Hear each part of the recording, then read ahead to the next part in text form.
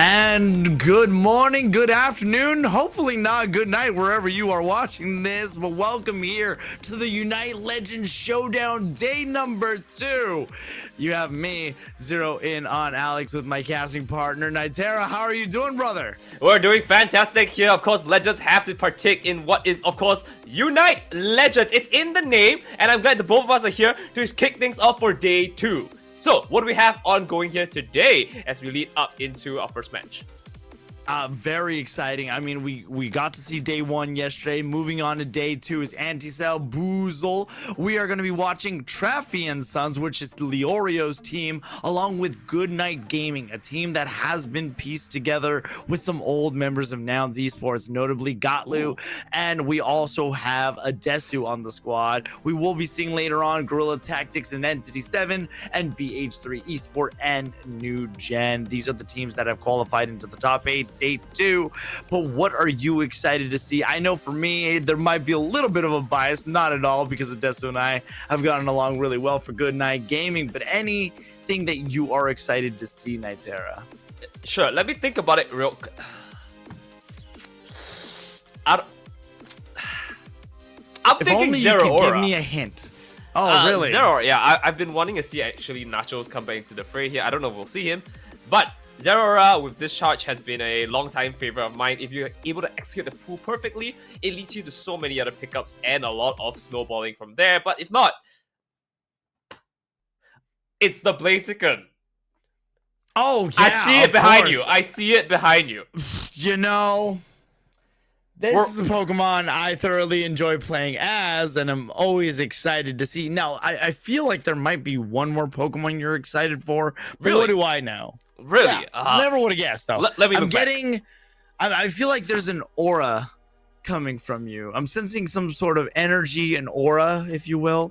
Maybe like some very powerful cannon. Like a mega? Aura can. Maybe. I mean, it sounds pretty mega to me. Right. To be excited for Pokemon Unite this Mega Charizard early in the X. afternoon. Yeah, of course. Of I mean, Mega course. Charizard X has just been so destructive. Even with the nerfs, it's still pretty decent, but it is still something that teams have actually opted, at least in North America. They still don't fear it as much, and they're able to handle it. Even looking back at other regions, they still are using and allowing it through the draft because they found ways that it's not absolutely overtuned. Still very strong, mind you, but it's a little bit more manageable than it was before. Yeah, I think that's all the Pokemon I'm looking forward to, Alex. I don't really think I'm missing out on anything in particular, unless you have something in mind. Absolutely not. All right. No, I think that was it. I definitely think that was it. But as we were looking over the bracket and everything, let's see a really quick kind of how they kind of got here. For the side of Traffy and Sons, this is the roster. Well, let's see how they got here. Why don't they? The rosters is in fact Nachos, Traffy, Qatar, Galaxy, and Mbach. Again, Nachos is kind of the notable player on that squad, and so seeing how they have been performing, it goes to show some of the achievements of EUL and UEC winners, so they are a top team contender. But any little extra info, during the offseason in the grassroots, Spraggles held a tournament called the Groudon Cup where they placed 9th overall. Hey, I was there. I remember. Exactly. We were there. And just see kind of the results and the bracket if you missed it. Match 1, they went 2-0 against the Apple Juicers. Match 2, they did go up against 2AM Gaming. They went 2-0. Match 3, 2-1 versus Exodia. And of course, right now, we need to see how it's going to go against Goodnight Gaming. And speaking of Goodnight Gaming, Nightera, why don't you cover what production has for Goodnight Gaming? You know what? That sounds great. It's appropriately so because it is 12:55 a.m. on my time. I think Goodnight just makes so much sense once we bounce over to that. But I'm kind of excited to see this match and how it pans out. I've already said I want Zeraora to come in, right? So obviously, it's gonna lead into that. So let's take a look at Goodnight Gaming and what they have to offer and their lineup. Heard there was a Gatlu there somewhere. I'm gonna be excited for that one.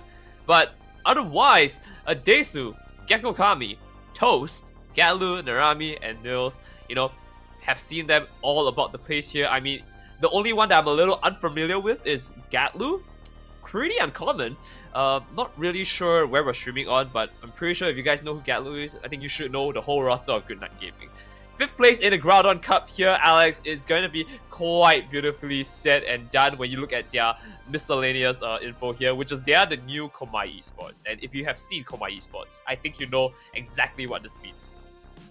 Yeah, I mean, when you're adding players like Gatlu and Adesu, it's so exciting. And let's quickly run over to see how they kind of made it to this point in the bracket. They actually went 1-2 versus Anti-Cell, but 1-0 against the underdogs, 1-0 versus 25 eggs in a box, 1-0 versus Mango Juicers, 1-0 versus SOB, 2-0 versus Exodia, and of course now they have Traffy and his sons. And that's the thing that's exciting about this. It's the simple fact that they early on went into losers bracket, not to beat a dead horse here, but this is the old story, right? The Nouns Esports, they are the kings of losers bracket, being able to fight their way back into top 8 and make the cut. This is kind of what they know. So honestly, let's jump over though, because we do need to go over some of these teams like Anti-Cell and Boozle. Anti-Cell is the roster of Imdana, Electroman, Nepsker, Yorch, and Mystic. They have placed 5th place in the Groudon Cup, and they are a team from Latam South making waves. Oof, definitely love to see that here. And mind you, 5th place in the Groudon Cup means that they are basically in contention with the new Komai Esports here. Let's take a look at their results here. 2-0 against Real Nexus. Match 2, we have 2-1 to Goodnight Gaming, who we'll be seeing in just a bit. So they've got big shoes to fill here. But of course, Capybara's team, they went 2-0 against them. 2-0 against All Roads. And right now, what we hope to see later on is Bills. Yeah, I'm excited to see how Boozle is able to kind of just go Boozle. up against this. But honestly, to see the two O's and the two ones. But speaking of Boozle, Big Uzi, who is on the team, it's always I've always pronounced it Boozle, but I know it's Big Uzi.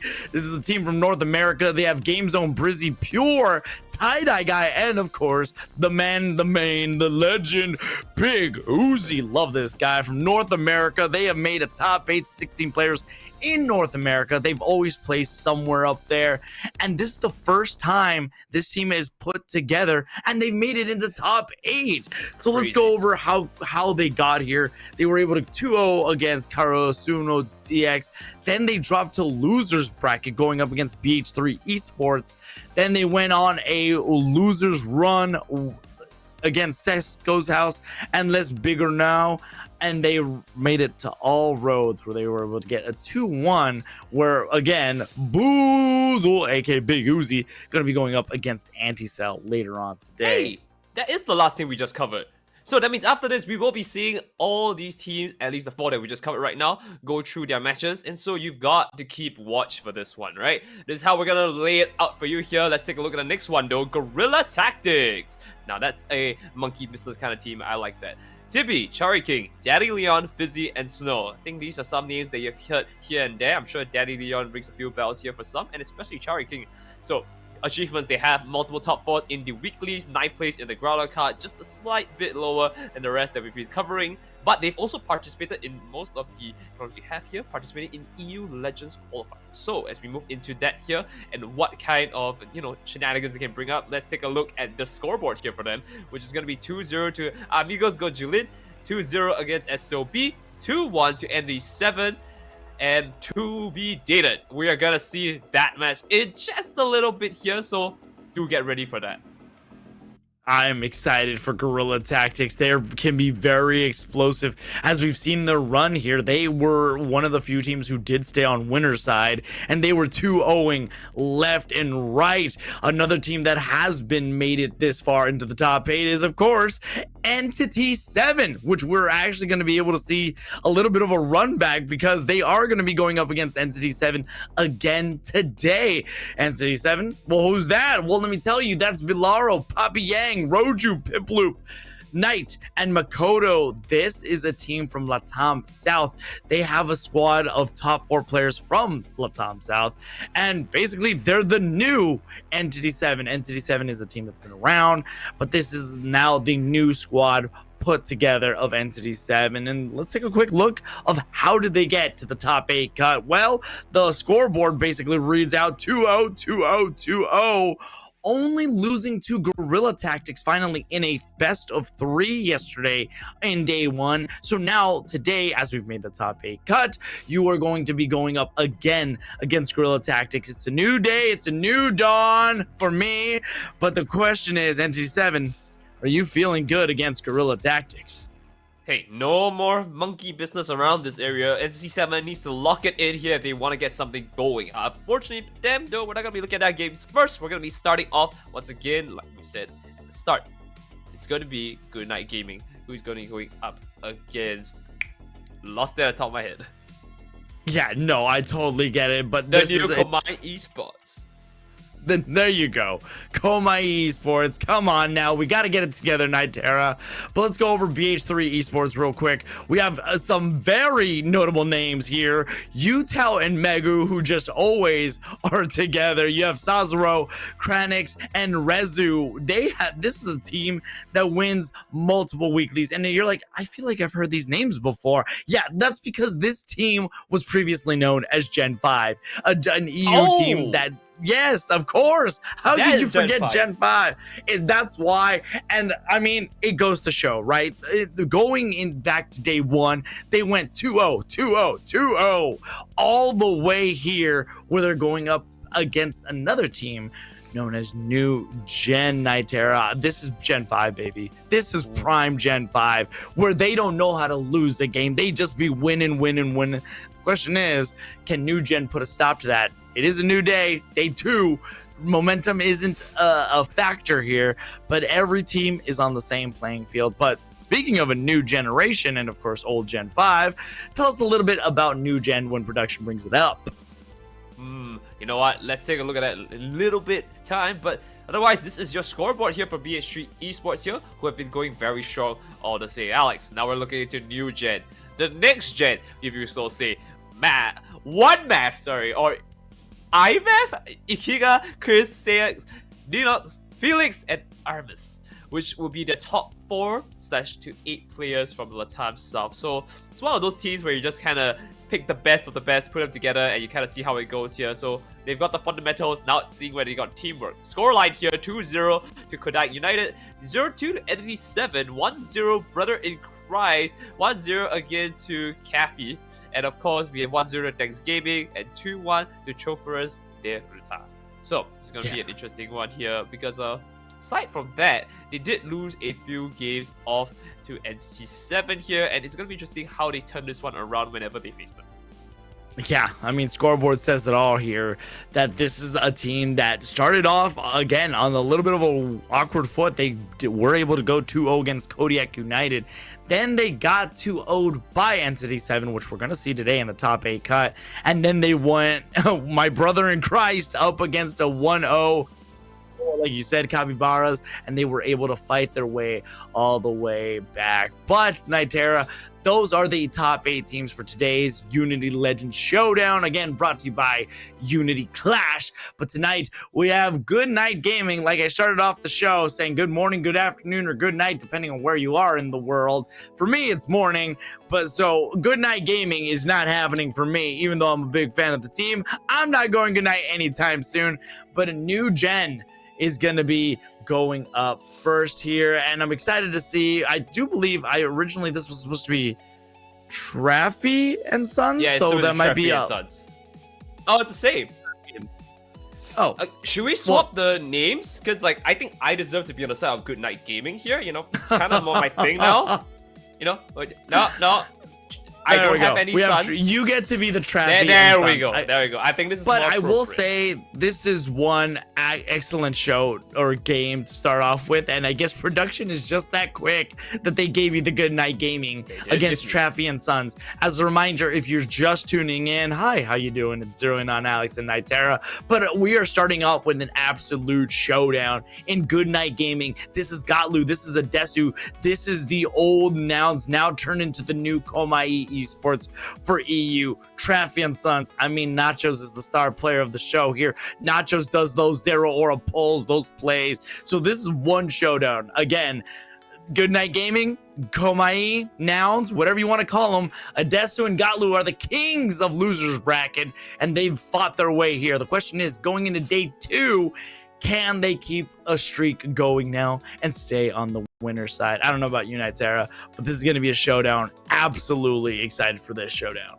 Hey, you know what? We're all here for Unite Legends Showdown. It's in the namesake here. They are legends coming together to see if they can take on the best of the best that we have to offer here. But right now, it's going to start off with the first thing of any match, the draft. If the draft doesn't go well here, if we see a Mega Charizard on one side, you know, a Mega Lucario on the same side, a Suicune on the same side, it's gonna be a little bit tough. Let's be fair here. So we're gonna see where they kind of go around this here, Traffy and Sons. They've got, I would say, priority picks in terms of the fact that they can pick out stronger Pokemon now, and they can build around the weaker Pokemons, or at least in the meta sense of weaker Pokemons, right? Zeraora, for example, not a very meta pick here, but a pick that most people would be like, yeah, we don't abandon this. So they have to fight on that regard. Right. No, absolutely. And it goes to show that like these teams are ready, and the draft is going to be a key piece. You know, I have seen, and that's the thing that makes Unite amazing, seeing how different regions counter certain things. Like I know in North America, Blissey is just considered, nope, we're not gonna even allow Blissey in draft. Meanwhile, over in ACL, they do allow Blissey through a lot of the times, and so you kind of see this weird balance of different teams, and that's the beauty of the Unity Legends Showdown. You have different regions coming together with different strategies, different mindsets, and different ways they want to tackle things. I have even seen it where, especially Latam, they like to purposely, if they know they're going second pick, they'll purposely, like for example, an example that I've seen that Latam will like to do is they will purposely, on the last pick, if Mega Lucario hasn't been banned, they won't ban it on purpose baiting the first team to pick it. That way they can take their 2 picks and they'll just counter immediately.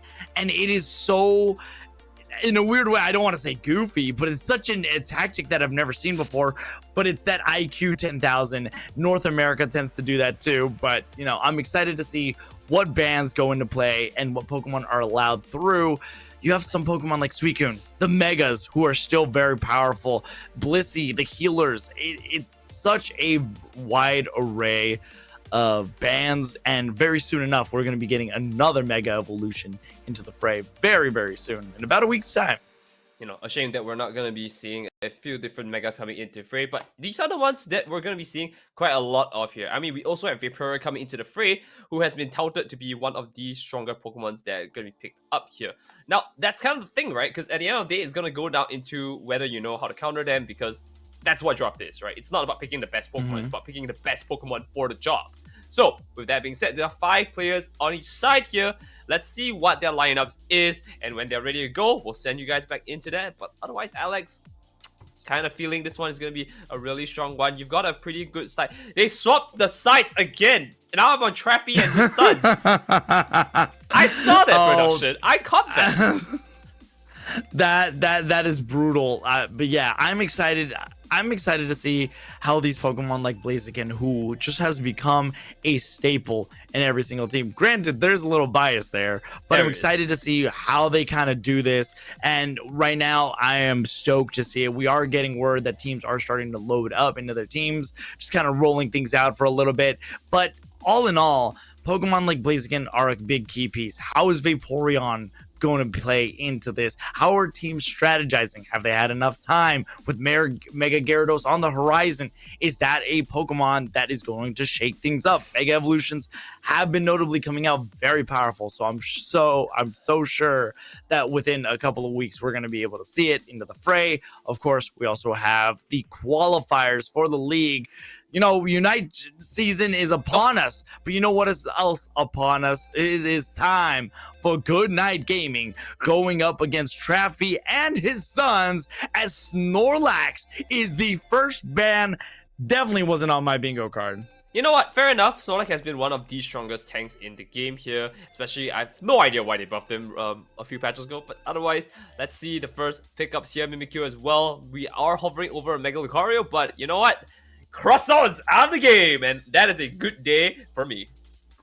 That is a double defender ban. No Crustle, Hustle, Bustle, no Snorlax, and Traffy and Sons going to be bamming out the Mimikyu. And this could be Mega Charizard. Finally, we're seeing a Mega. But Good Night Gaming, they are being very aggressive with the defenders, not allowing them for players on the side of Traffy and Sons to have it. And they're going to ban out Greninja. What are these bans from Good Night Gaming? Greninja, Crustle, and Snorlax, forcing Traffy and his sons to ban out the Megas, which they do decide to do. No Mega Lucario, no Mega Charizard, but this does give Good Night Gaming availability on who's still left on the table, which Blissey notably is available on the table if they decide to take it, but it looks like Suicune is going to be the first pick for Good Night Gaming. You know, starting to feel like, you know, in a certain season all over again. Suicune first pick, coming in very strong. And of course, we've said it before, all the water types that kind of lean towards the ice factors are very strong. Darkrai, also a prominent pick with Blissey as well. These are very strong early picks coming from both teams, I'll be honest with you. Yeah, I mean, Blissey and Darkrai for the side of Traffy and Sons are so good, but this does leave something like Miraidon still available. Miraidon, notably with its passive ability, just kind of shuts down anything that Darkrai tries to do. But no, they're gonna decide to go with Latias right now. Latias and Serena. Toast is gonna be on Serena, Nils on the Latias, and Ginyu says, I'm sorry, the hook is over here. Blitzcrank, is that you? No, that would be the one and only Delmise. Well, Traffy's just kind of hovering over a Venusaur right now. Oop, it is swapping in and out here. Are we going to be seeing the Fire Rabbit? I do not believe my eyes. Arguably touted. Okay, there we go. Arguably touted as one of the weaker picks, especially when we have Mega Mewtwo Y, and it's not even picked up. So, you know, go say a lot of things here, but there's the final pickup for the sides of Good Night Gaming here. They're hovering over the Espeon. We are going to be seeing a Psychic Slayer, and of course, the Sovereign Slide coming out later on. I mean, very interesting to go with Oh, my Empoleon lord. and Espeon. And of course, Oh. Traffy saving it for last, Cinderace. So when you look at this, things are getting mighty spicy. I mean, you have Goodnight 2022? Gaming.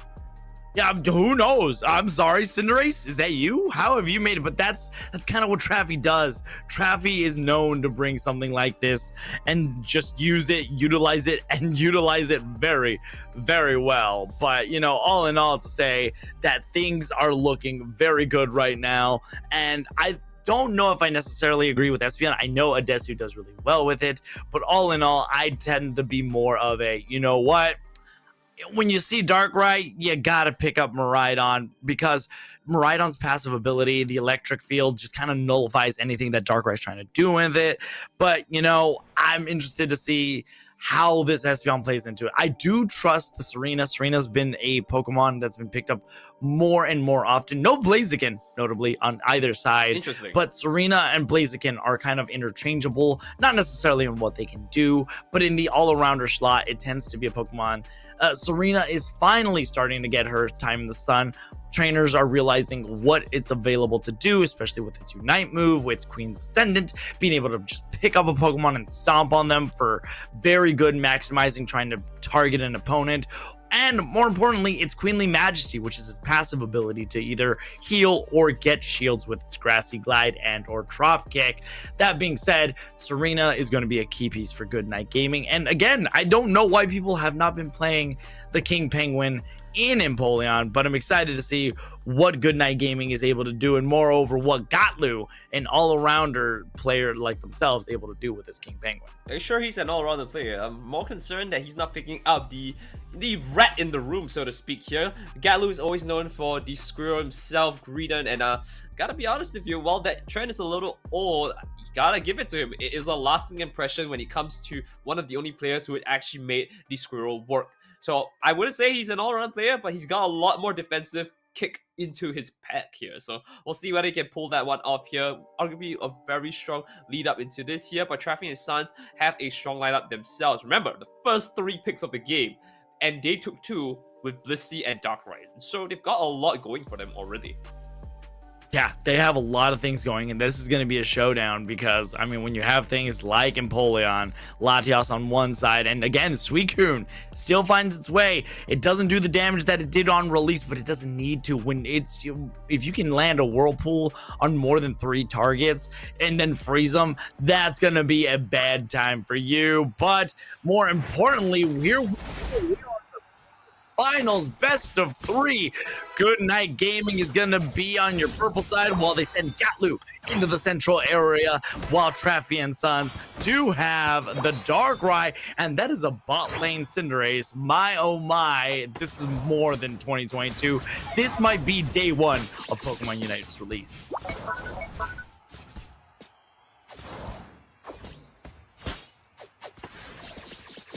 Okay, and Traffy is already still looking down here, and Mbach has loaded up on the top side. Again, Suicune with the EXP share is going to allow Toast to get a little bit more, but the wide range of Nachos on the hook shot, I mean, Nachos is notably really good at pulling in opponents, so having a Pokemon like Delmise available is going to spell a lot of trouble as Toast does get the evolution. Galu has already made their way up top, but so has Galaxy. It's time to go night-night, either that or act right, as Galaxy is using the Darkrai to push all of Goodnight Gaming back.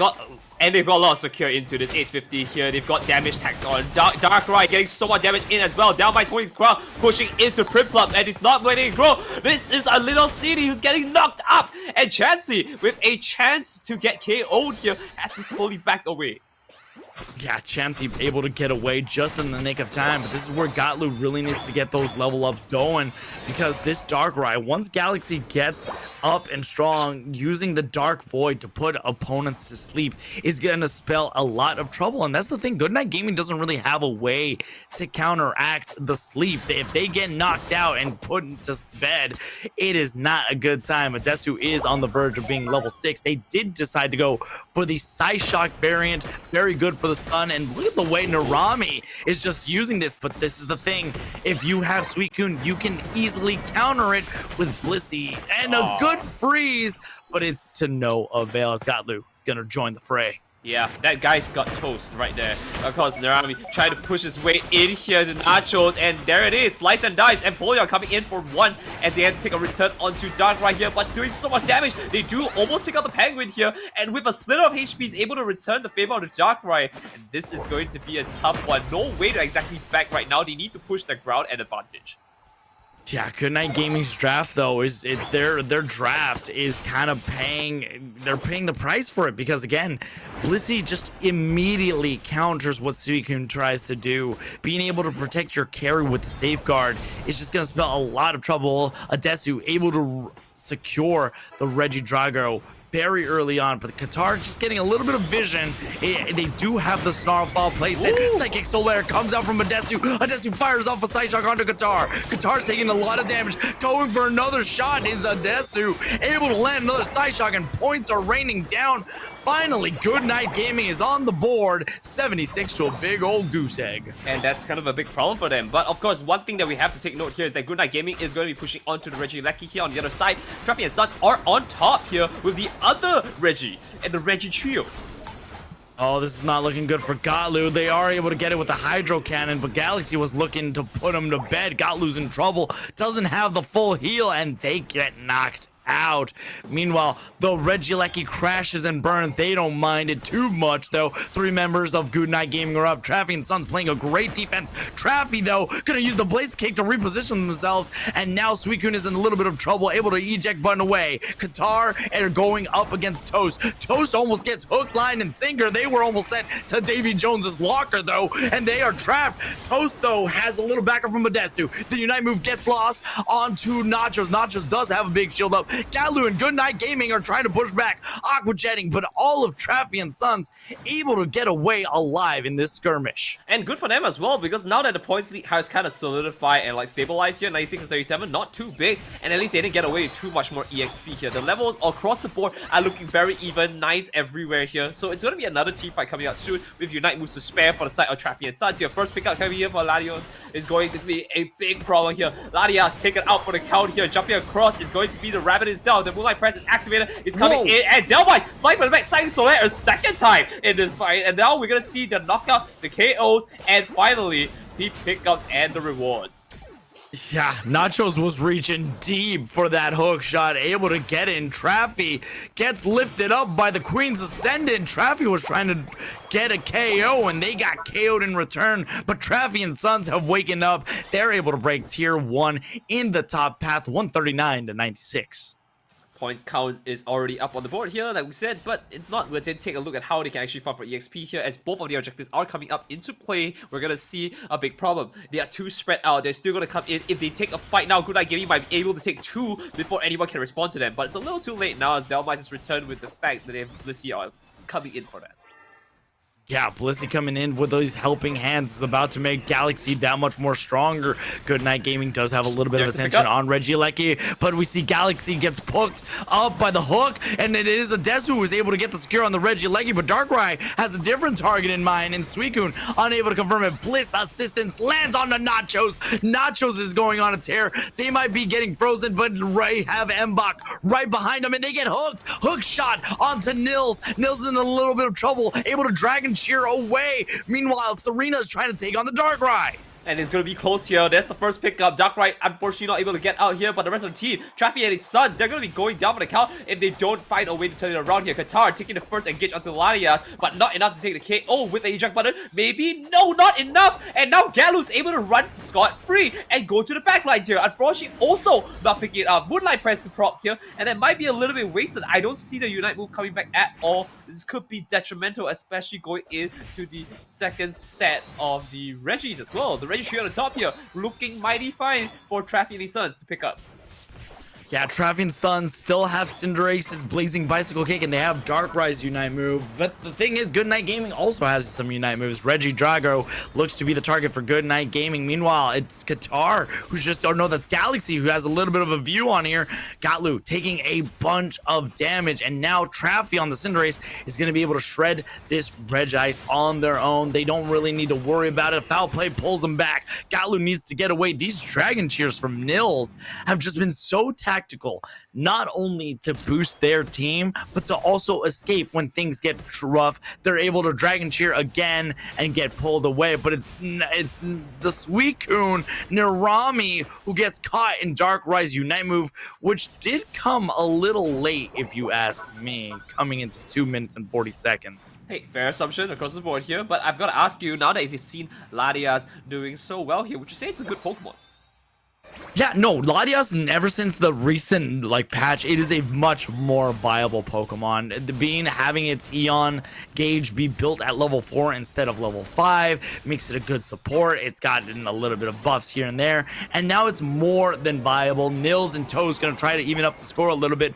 Well, Dunkin' Donuts time, 198 to 215, and it's time to Bangagon, get it on, because let me tell you, Groudon is on Thea Sky Ruin. That's my new favorite one. Tano, you're taking 2 L's later on, but of course we started off first pickup coming in. They get the kick, second Solaire to lock them down for 1. Umbreon is out of the down. Guitar can't do much. 8 anchors fight in there. Delma is taking a first swing at it, and Galaxy just taking so much damage, able to back away. But of course, we're gonna be seeing the Queen herself get knocked out by a giant metal anchor here, and this is gonna be a problem. Latias pushing back as Nils slowly makes his way. There's the Unite investment here, but no damage basically. That is so tanky. Yeah, safeguard plus the shields that Nachos is able to get on the Delmise is so absolutely devastating. 198 to 335, a minute and a half. Only 2 casualties were sent to the Pokemon Center. Traffy and Sons, though, look to try to make a play here, waiting for Nachos to get a hook shot on somebody, preferably Nils, who is in the front line right now. Time is running out for Goodnight Gaming. Only 1 minute remains on the clock. Somebody needs to make a play, and it is going to need to be Goodnight Gaming. Right. Now, this is the big problem they have here. If they want to make a play, they kind of need to just play it slow and then wait for someone to come in here. For example, Delmite's coming in here, punish that right away. But Galaxy's there to cover his behind, and now we're going to see the first. Katar knocked out. That's the start you're looking for. Galaxy all alone. Why is nobody else attempting to help it out? The Solar Slide does pick it up here. That is exactly why they don't need any help here. On the other side, though, we do see a Blissey trying his best to heal his team. Looking low as well. Nils on deck on it. And now we're going to see Traffy trying to find his way around the map here as the Cinder Ace, who's just slowly being chased down. There's the first nick here and there, and we're gonna see them being chased by Narami. There's the water, there's the spurt. Gatlu going down to Groudon. I didn't know we had a Groudon against them as well. And there it is, the 2 KO streak. Oh, this is so unfortunate. Goodnight Gaming were not good at all about their timings with 10 seconds left to go and nobody there to help Adesu. Goodnight Gaming looking like a little bit of a mess going into game 1. They might have won the fight, but they lost the war as Goodnight Gaming was just too focused on not letting Cinderace and Blissey score. They wasted too much time on making sure that they were KO'd, and then Gatlu got knocked out by Groudon. It was just a mess for Goodnight Gaming, and Traffy and his sons able to survive into game 1 in his first best of 3. You know, it might truly be Goodnight Gaming for them if they don't pick themselves up from this one here. Or they could do the pickups here, take the reverse sweep, and it might be Goodnight and lights out for Traffy and Sansu. So I'm gonna be holding on to my breath here. It's looking a little tight, but I do see a possibility. Yeah, I mean, Goodnight Gaming, I said from the right get-go that I wasn't the biggest fan of their draft. Having Blissey still available, especially when other Pokemon are still there to kind of help balance it, like Miraidon. I think Miraidon would have played a lot better into this team composition, not only in range. I understand having that confirmed that you can get with a Desu being on Psyshock, but Miraidon completely counters everything. But let's go into the replays. We see right here, this was like kind of the first engagement. That hook from Nachos really went in to try to make a big play, but that Bliss assist on Toast just did so much damage. And we can see here, this is when things started turning around and Goodnight Gaming was able to get the Sovereign Slide onto Galaxy. Galaxy finally goes down. Gatlu goes back. This is the moment I think they should have gone to try to get Groudon, but Traffy was on top of them. Gatlu was so low, and I think it might have been, yeah, look, they were still burned, had a shield, and this is where things just fell the wagon off. Adesu's by their lonesome, trying to take on Groudon, and they just did not have the time to make this type of play. Gotta give it to you. You're absolutely right. I feel like someone was talking about me. That's why I sneezed. You know, it could be the teams foreseeing that the casters are gonna say something amazing about them, and so it's gonna be this, right? The scoreline is now 0-1. Good Night Gaming needs to pick it up here. That's the story we're going with. Good Night Gaming is setting themselves up for success here, and it's gonna be a potential sweep. And they need to start it right with the draft. Remember, they're gonna be starting out with the first pick again. Now knowing that their first 2 picks for Traffy and his sons is going to be Darkrai and Blissey, you might want to ban that out or take it back for yourselves. Yeah, so Good Night Gaming decides to opt to take the Darkrai out. Darkrai is one of those Pokemon that still is very difficult to deal with. Mega Lucario. So far, the bans we have are Snorlax and Darkrai for the side of Good Night Gaming, Traffy and his sons, Mimikyu, and the Mega Lucario. So when you look at this as a whole, Greninja once again being banned out. They're not giving it up, and Traffy and his sons might be banning out the Blissey themselves. No Blissey, nor Darkrai, and Empoleon's still on the table. Suicune is still much more on the table, and that's an interesting ban by Traffy and his sons because they themselves decided to ban out the Blissey. And Good Night Gaming once again, Narami able to pick up on the Suicune, but they're gonna go back to what they know best, the hook, line, and sinker. They want to go on a pirate's life for me, as once again the Delmise is picked up, and Qatar is gonna opt to go. No, it's Merrick who decides to go over onto the Eldegoss. So again, the hook is here, and Nachos is gonna be piloting that hook. It's gonna be crazy to see, I'll be honest with you. I mean, at the end of the day, it's gonna come down to how they want to push in with Delmise here. And we saw how Nachos did it. Just so beautifully done. And now that it's going on, this is how it's gonna be. It looks like you got your wish come true as well. Blaziken, back onto the field. We might even see Traffy going into Charizard here. And mind you, I think they were hovering it so they can tell Good Night Gaming, hey, guys, Mega Charizard's still available, technically. Oh, yeah, it's still available. Nobody has taken it. And again, team, it's crazy to me. No, Gatlu decides to go with a Leafeon, and Odessu's trying to decide who their attacker is going to be, and it's going to be the Alolan Raichu. There is no way that I am watching a game where both teams have Mega Charizard X available and they don't take it. But Traffy is a one-trick baby bunny boy.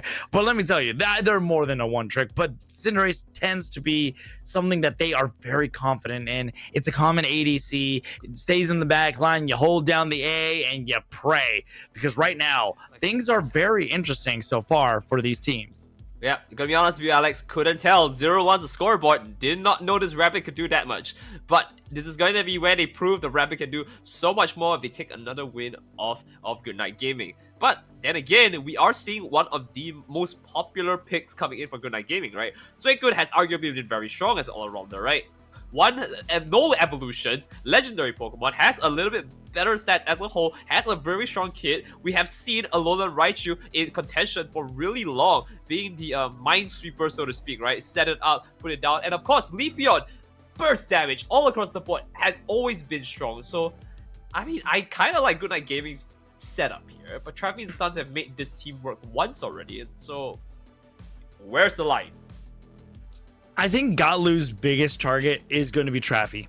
Get to the back line and get them out. The thing is, with Nachos being again on the Delmise, it is way too bulky. The shields that you get, you need to work together to be able to take down Nachos, because this is not a Pokemon that's easily taken down. Ginyu going to be on the Blaziken. Blaziken's passive ability recently got buffed in the recent patch, meaning it's able to get a little bit more health firing off its move. So it's actually Nachos there who is going to be on the Blaziken. It's actually not going to be them on the Delmise. Well, again, we're seeing the start of Unite as it first releases. Traffy at the bottom here, trying to make some headways. But on the top side here, something happened. Something really bad must have happened. They're like half and half here, and Galu is already running in to take the damage here. Nachos hoping to see if he can take that fire advantage against the grass type Pokemon, and it looks like it does scare them away. But now we have a Lone Torchic who's just at the bottom, just kind of waiting with Rabbit. It's like, what's going on? Yeah, I mean, that's one of those things that is just a lot more scary than it probably should have been. The fact that they went in and they almost got themselves KO'd. Galu, very aggressive, but Nacho's very aggressive too. Galu says, well, Nachos looked at that buff and said, I will take that back, sir. You took it from me. Now I'm going to send you a one-way trip, all expenses paid, to the Pokemon Center as the Blaze Kick from Nachos pulls out a Desu. Nils is trying to hold it down right now. Nachos needs to get away because the Galu has made it back. Galu able to get the good KO onto Traffy. And there it is. All that's left is the Suns. And of course, the Suns are trying to make some headways into this game here. They try to run it back. Qatar taking so much damage with the Snarl, trying to push his way out, but the HPs are looking lower and lower here. Nachos also can't afford to stay any longer, and that shield just might have barely saved him of that KO. But otherwise, here we're looking into a 28-22 scoreline here. Reggie Drago is going to be spawning in about 10 seconds. In about 10 seconds it will be, but we already see Galaxy who's going to be on the Delmize this time around. Without Blissey, this Suicune from Narami is able to do so much more because there's nothing really in the way of stopping its Whirlpools. They can Whirlpool and Ice Beam quickly, but now Nils is going to be in a little bit of trouble as they get caught out from the foul play. But we do have Tosh who's been able to pick it up. They're going to drop kick, slide on in there, get a stomp, try to get a KO. Adesu's right there for the backup. This could be a big convergence, boys. Galu's going to go ahead and score on in. They are level 8. They have used already their Emerald 2-step, but Galu is looking for more KOs. Mbok takes the damage. The Emerald 2-step is back. Qatar gets taken down. And Gatlu trying to stay by Adesu, making sure they get out safely. And this is going to be where they start to see they can turn it around here. Scoreline 101-22 here. Good Night Gaming sitting really good at the bottom lane here. Ready to respond and pick themselves out the Reggie. Now the question is, which Reggie is it? And which one do they actually want? Do they want the Reggie Trios? Do they want Reggie Lecky? It's going to be a big toss-up. As we take a look now, it's gacha time. What do we got? Blaziken, that's what they got, and they have Nachos already set up on the top side. Reggie Lecky's going to be a top priority for them. Godlu, meanwhile, was able to kind of solo up against the Reg Ice. Big freeze coming out, but the overheat from Nachos able to get the secure. Galaxy is going in. They've hooked themselves on a Narami. Narami's able to push them off with a Whirlpool Ice Beam combo, kind of putting them up, and Adesu setting up a couple of Electro Balls to make sure that Traffy and Sons doesn't try to make a little sneak attack, and Godlu's going to go up against Qatar again. And it's going to be a big problem, right? Even at level 6 here, Umbreon's very tanky here. You're getting a level 7 added as well. So no matter what happens, it's going to be tough. Blazing Bicycle here is invested here, and Nils barely takes a single point of damage considering how thick that shield was. And they're able to get so much mid control here, but not without having to take on against Nachos here, who's looking really low, and there's the pickup. Suicune finishing it off here. Qatar going down next as well in return. And so right now, Traffy and Sons looking a little bit dicey here. Traffy lost 2, and now there's going to be one more path that's going to be taken out. Oh my gosh, and a 39 overcap to break the top path. The math just worked. 220 for Good Night Gaming at the 5.5 minute mark against 53 for Traffy and his Sons. But more importantly, something to note is that it's Galu running the X attack on their Leafeon. And when you attach a Dragon Cheer on top of that, that does so much damage. But Galaxy's trying to hook themselves back into the match, trying to send Nils to an early watery sentence, and that's Narami who's able to hold things down for the Suicune. Right now, there's a big problem on the map, and that's the fact that the scoreboard is really big here. I don't even know if they've been counting, but if they have been, it's gonna be tough to king this one back up, right? They have like 4 times more than, of course, themselves. And Traffy needs to pick himself up. His boys also need to pick it up here. Next objectives coming up. Where are they positioned right now? Good Night Gaming does have a little bit of a split push here. Narami, once again, able to hold their own against Traffy and Mbok. They are just not afraid of anything. Nils is also just kind of mapping around, and that's kind of what Good Night Gaming is good about. They already secured the Reggie Steel for the bottom path. Nobody is at Reggie Lecky's side on the top side. Meanwhile, Toast has taken over the central path for the side of Good Night Gaming, trying to get the buffs, and Narami is already early positioned to try to get this Reggie Lecky. And already we're gonna see the first problem here, and that's the fact that even if you're there early, can't really do much without a team, right? So as you can see, the first ones to respond here, Traffy coming in with his team here. That's a 5 at the bottom side. They get a nice engage. We're not seeing it at the moment, but there's a start here. The Queen herself walking in here, Eon Blast blasting it through. They take a lot of damage here, and there's the kicks to send Downlights back home. Pushing it forward here, we are gonna see Qatar build a tail headway out of here. Traffy picking himself up on Regieleki in the chaos here, and it looks like they now have to commit into defending this, and Goodnight Gaming's kind of split, losing Narami in the process as well, and now there's not really much you can do. The next pickup coming through is going to be the quickly matched Seasell Serena. Moonlight Prance invested here, and Toast is going to be knocked out just like that for Traffy. Turning it around here, they are not going to let go. Qatar still pushing them back here, so they can get a massive fat 50 on the top side here. That's a beautiful overcat if I've seen one, but not without taking down 2 more for the sides.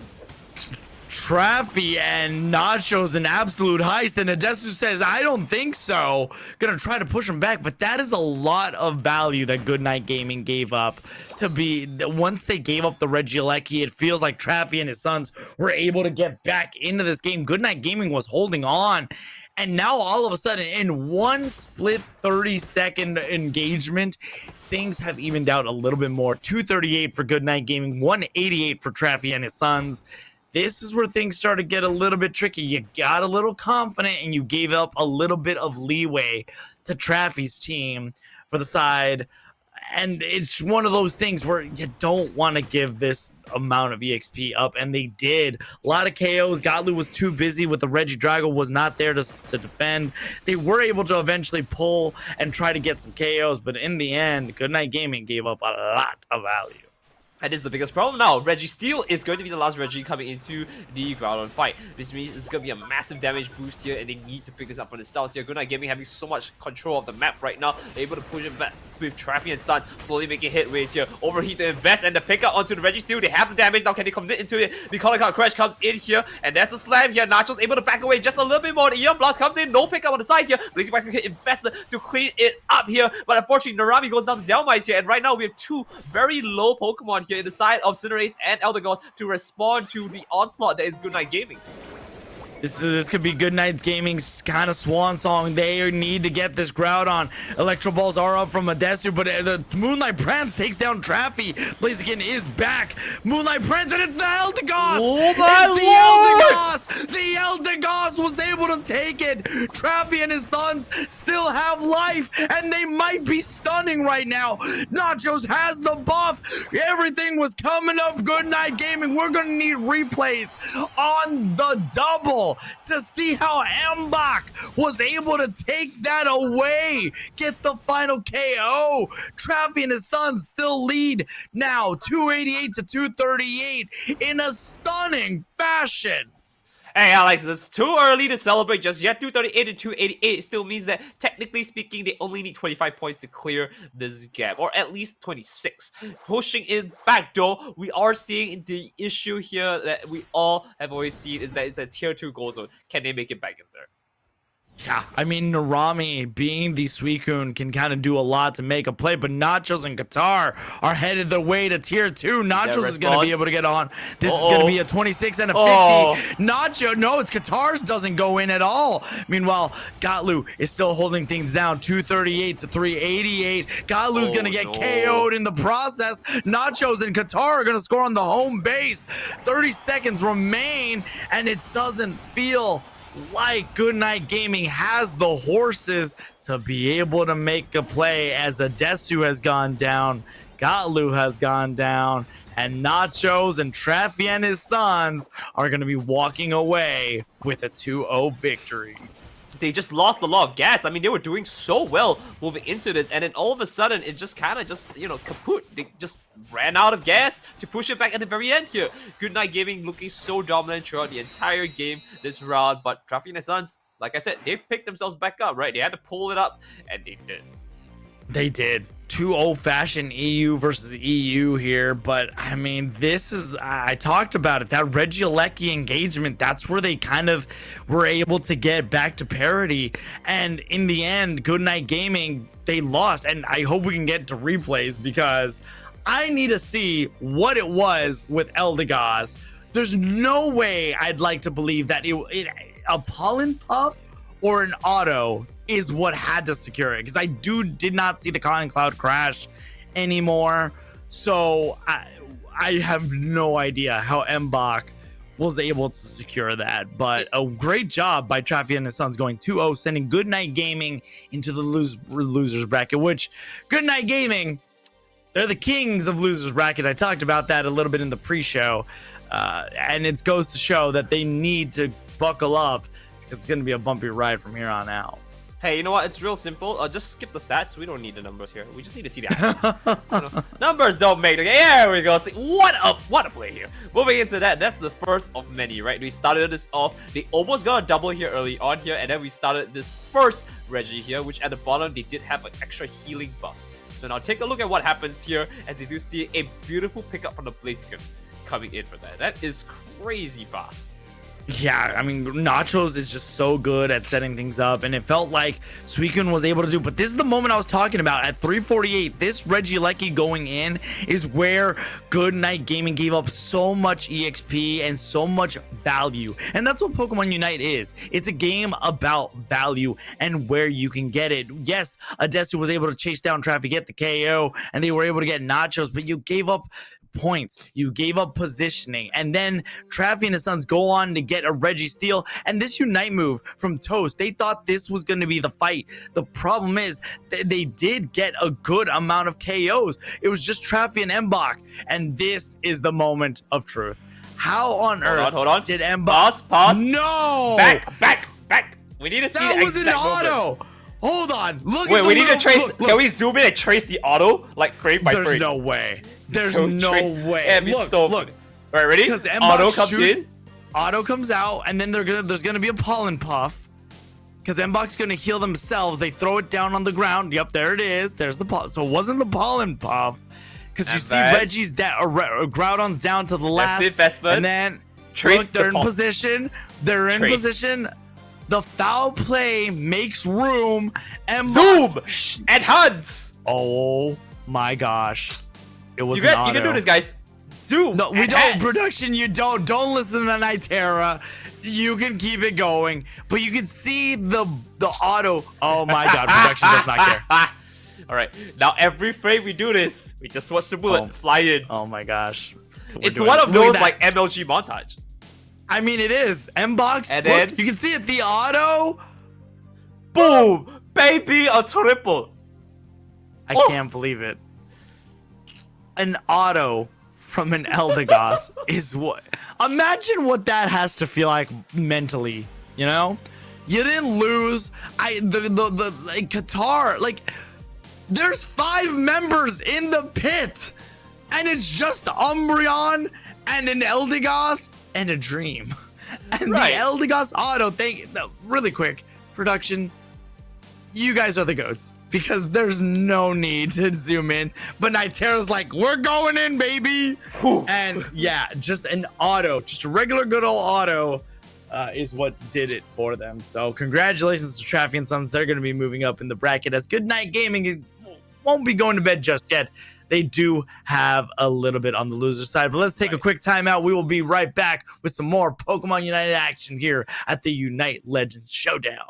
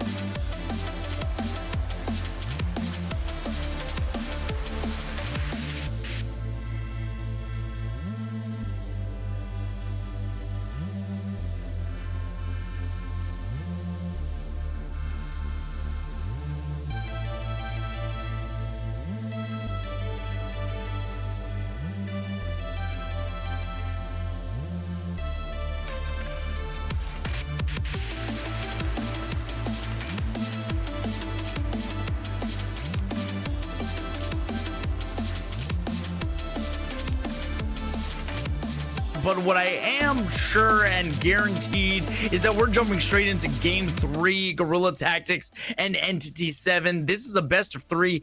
Entity 7 and Guerrilla Tactics have already won each one game, but we're jumping into Game 3. We did not want to make you guys wait for forever till you heard our legendary voices again, but I am not here by myself.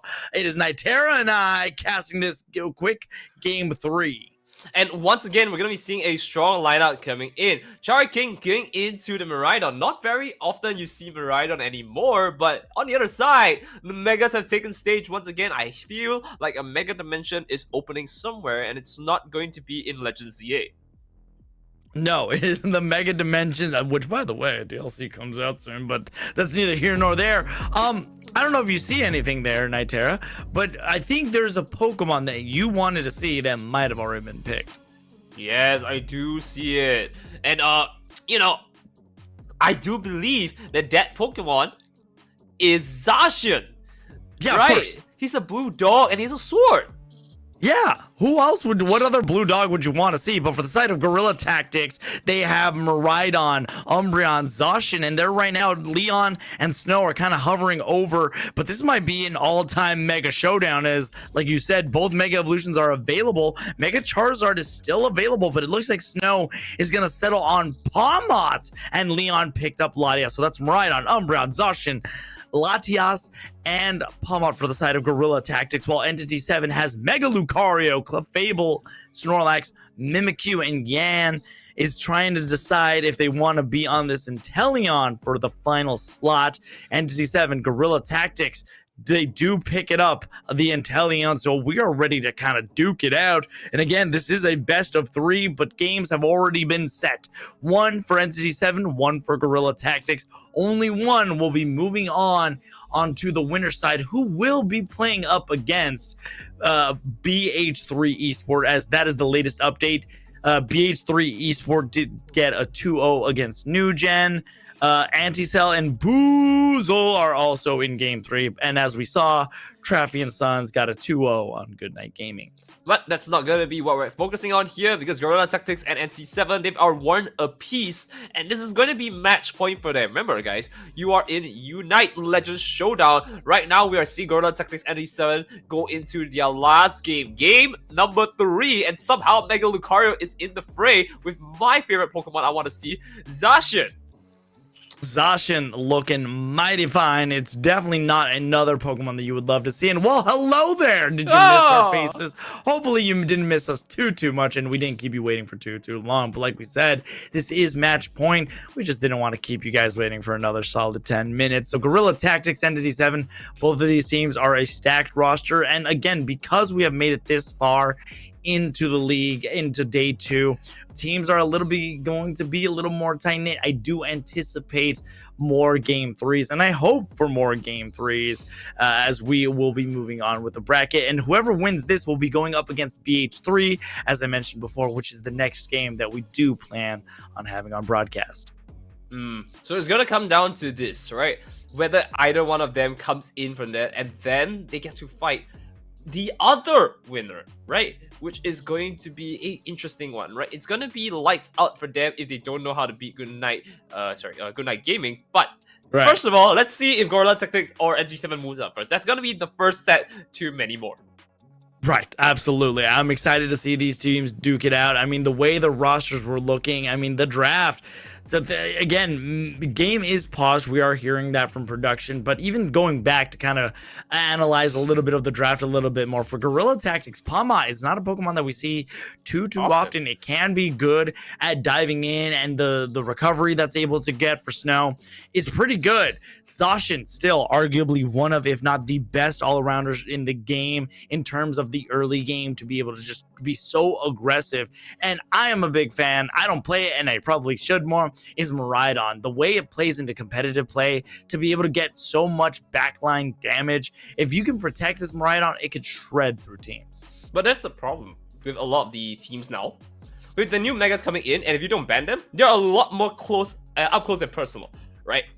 And so a lot of these Pokemon that we are mentioning that used to be really strong are Pokemon that can be easily like jumped on and take a huge chunk of damage. And that's why maybe Palma is a pick that is much more favorable because you're kind of fluffy, you're kind of squishy, and you're kind of in melee range. You don't really need to be afraid of getting crashed on because if you could get crashed on and get KO'd, then really you were not supposed to be picked up in the first place. Right. And it does look like we might be the old Showdown standoff because let me tell you, it's time for a showdown in a best of 3 guerrilla tactics going up against Entity 7. Hey, you know, like a white tiger once told me, our battle will be legendary. I don't think I got it. I was kind of, I was like, I don't think I know that one. But Umbreon's going to get the back line. They want to get a good early score, getting potentially those stacks early in as they do have the attack weight. I got to imagine those, if they decide to opt to go to Wish, those wishes will be plentiful and health. And E7 does have this Mega Lucario up against Latias and the Zacian. Well, it looks like there's going to be a little bit of an issue here because the Dragon Warrior is going to be oppressed by this Mimikyu, which is waiting to come in from them, but not before the Umbreon goes down. Palma coming in to give a 1-2 Kung Fu, and not enough damage is being dealt though. They're going to be able to back away fortunately enough, and it looks like at least it's settled for now. They do settle for now, but it does look like Fizzy was able to leave a mean look a little bit, so this is probably more than likely going to be a mean look Wish Umbreon. Ooh, and that's gonna be rough for them. Again, Mr. Dragon Warrior trying to make some headways here. Has the electric field up, but not enough. Easy Knight is going to be a big problem as well. Now, at least with a Clefable, maybe a little bit more to work with here. He does pick up the Citrus Berry just to play around with it, but getting caught up by Snow as well. There's the pickup. Knight is going down here, and unfortunately, this Mega Lucario not so mega without level 7. No, it's only level 4. It's not even level 5, so it doesn't have all of its moves. This could be some guerrilla warfare, but Mimikyu is here to kind of counteract, and now they get their level 5, meaning they now have access to power up Punch. Yes, and now this is going to be the first of many. They still need the other one. The one that gives you a lot of combat close-up personal here. If not, you wouldn't have the damage. But they're able to pick up a good chunk of EXP in the middle here and maybe even respawn down if they get the Regidrago. Yeah, Regidrago is going to be very pivotal for Entity 7. They're trying to get things going. Ooh. And already they did give it the extra EXP and scoring power to the Lucario. It is a team-wide EXP, and right now they want a little bit of everything. But Rhydon being level 7 is going to be really good for Guerrilla Tactics to be able to kind of make sure that if Entity 7 tries to do anything funny, they're going to have a little bit of some extra shred.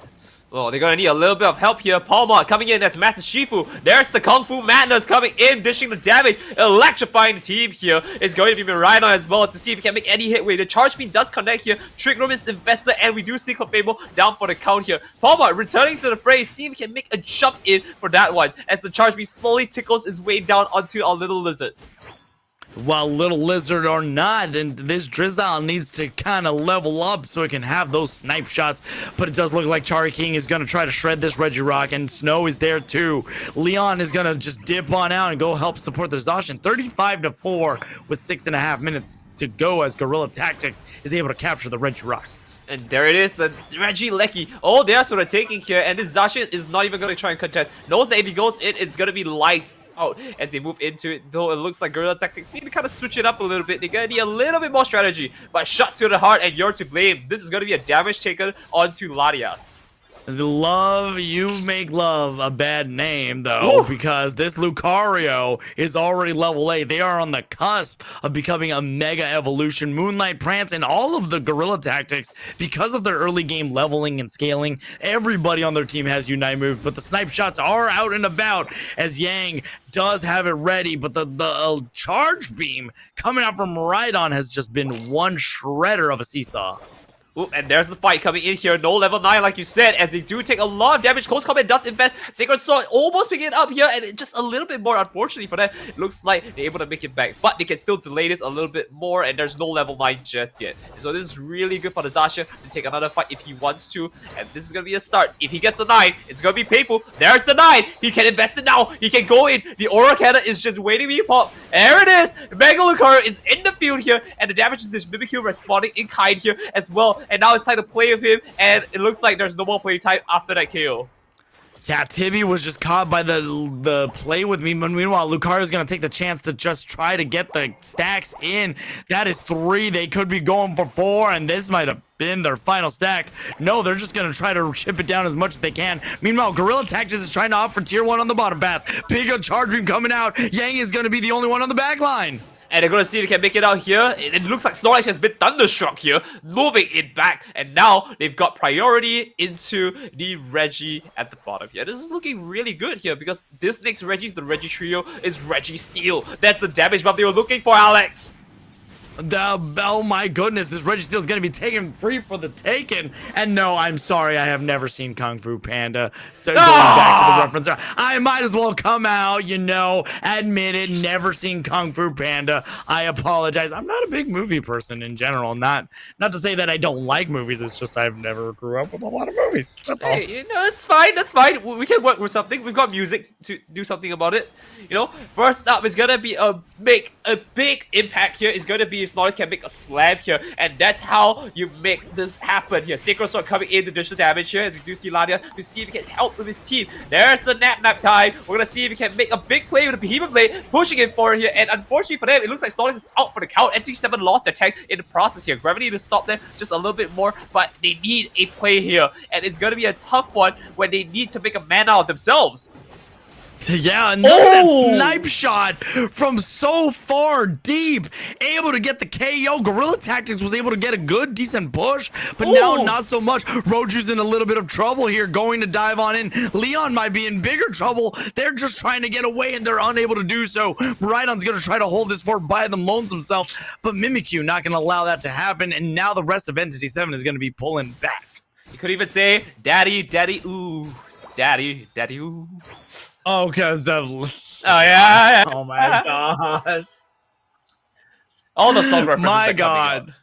Yeah, 129 to 114. Gorilla Tactics holding onto a small lead. A minute remains before Groudon lands onto Thea Sky Ruins. But right now, it's kind of going either way. Leon getting good vision, though, doesn't want to commit too much as the power punch. Yang is looming within, and Fizzy does have, in fact, the Wish Umbreon along with the Mean Milk. But look at these snipe shots landing onto Tibby. Yang is escaping a good distance away. Tibby taking a little bit too much damage, as now the rest of Entity 7 is trying to regroup. 45 seconds remain before Groudon.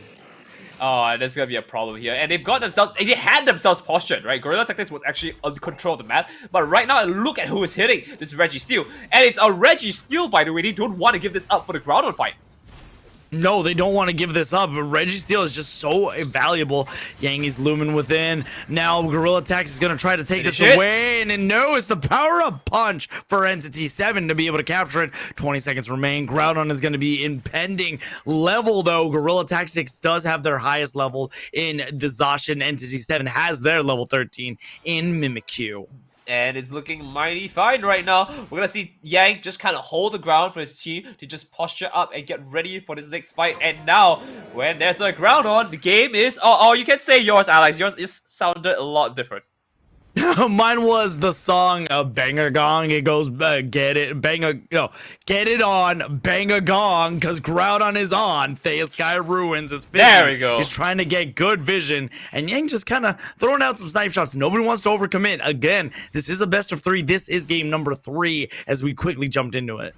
And already they're just kind of sitting and waiting. The scoreline isn't that big. I don't really feel like you're gonna be playing for Groudon. You just kind of play to see if you can get good hits here. And there's a good start to that here. So it's time for them to see if they can stay back just a little bit by that time and let Tibby do a lot of the work. Or we'll see the opposite here. A lot of snipe shots coming in and doing damage. Oh, Groudon is at about 50%. These snipe shots from Yang are really good. Big engagement from the heavy slime. Here comes Mimikyu going in with the trick room, trying to get onto Tibby. Tibby is able to take him out, though. And then just like that, Mimikyu is able to survive on a sliver. Groudon still living on about 50% HP. Umbreon goes down. Unite move coming out from Rhydon, trying to get 2 KOs onto Entity 7. And Teleon gets 2 KOs of their own. But Leon able to get another KO. This is is it. This could be it. Mega Lucario is all that stands for Entity 7. No, not so mega after that one. He has one chance and one dream though. If he walks in with that power punch, we know it's televised and they have only one opportunity. But it looks like they've opted to not do that. And instead, the 50 is going up to the top side here. Do you see that Lucario going up for the 50? They're contesting and no one's there to defend. And one Hundo Burger goes in, another Hundo Burger goes in. Gorilla Tactics is still leading by a whopping big fat 6 points. This has been a very low scoring game. Well, the question is, I don't There's the point. It did not matter. Gorilla Tactics had the lead. No, that is true. Yeah, Entity 7 by 6 points, Gorilla Tactics. So Entity 7 just never had any more to score. So 6 points is differentiated them. But the thing is, at that point, they did not know where they were at. It was a very tight-knit game. So being able to get those extra points just was extra security for Gorilla Tactics. Yeah, we're gonna need to zoom in on the points later on the 6 differential. It's gonna be a little bit tough to see, but I'm sure production can zoom it in later on. Otherwise, let's take a look at the stats here.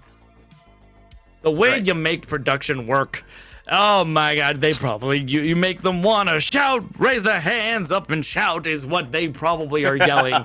But to be fair, production has been doing an amazing job. And again, Chari King was able to do so much with the Miraidon. It just does so much. And Yang, for the side of Entity 7, was just snipe shotting left and right. But in the end, those jumps was what really helped Gorilla Tactics win. As a reminder, Gorilla Tactics is from EU, while Entity 7 is from Latam South. And that's kind of interesting because at least we're not seeing an EU versus EU fight again. But first, taking a look at the replay here, Yang starting it off with a beautiful shot in, and afterwards the Azure Spy where it's going to come out to see if you can dish any damage. But you can see how spread out they are. Yeah, they were really spread out, and you can see that Umbreon went down, but look at the way they were able to collapse on them. And then we see right here Leon using its Unite move to take down Yang there, and then Villaro was just kind of stuck here, and in the end, Gorilla Tactics had the Groudon. That's all she wrote. Again, this was a quick game that we were able to jump into game number 3. Gorilla Tactics moves on, which they are going to be facing off against BH3 Esports. And if you want to see them, stick around because they're going to be up next on our broadcast. We're going to take a quick time out here at the Unite Legends Showdown.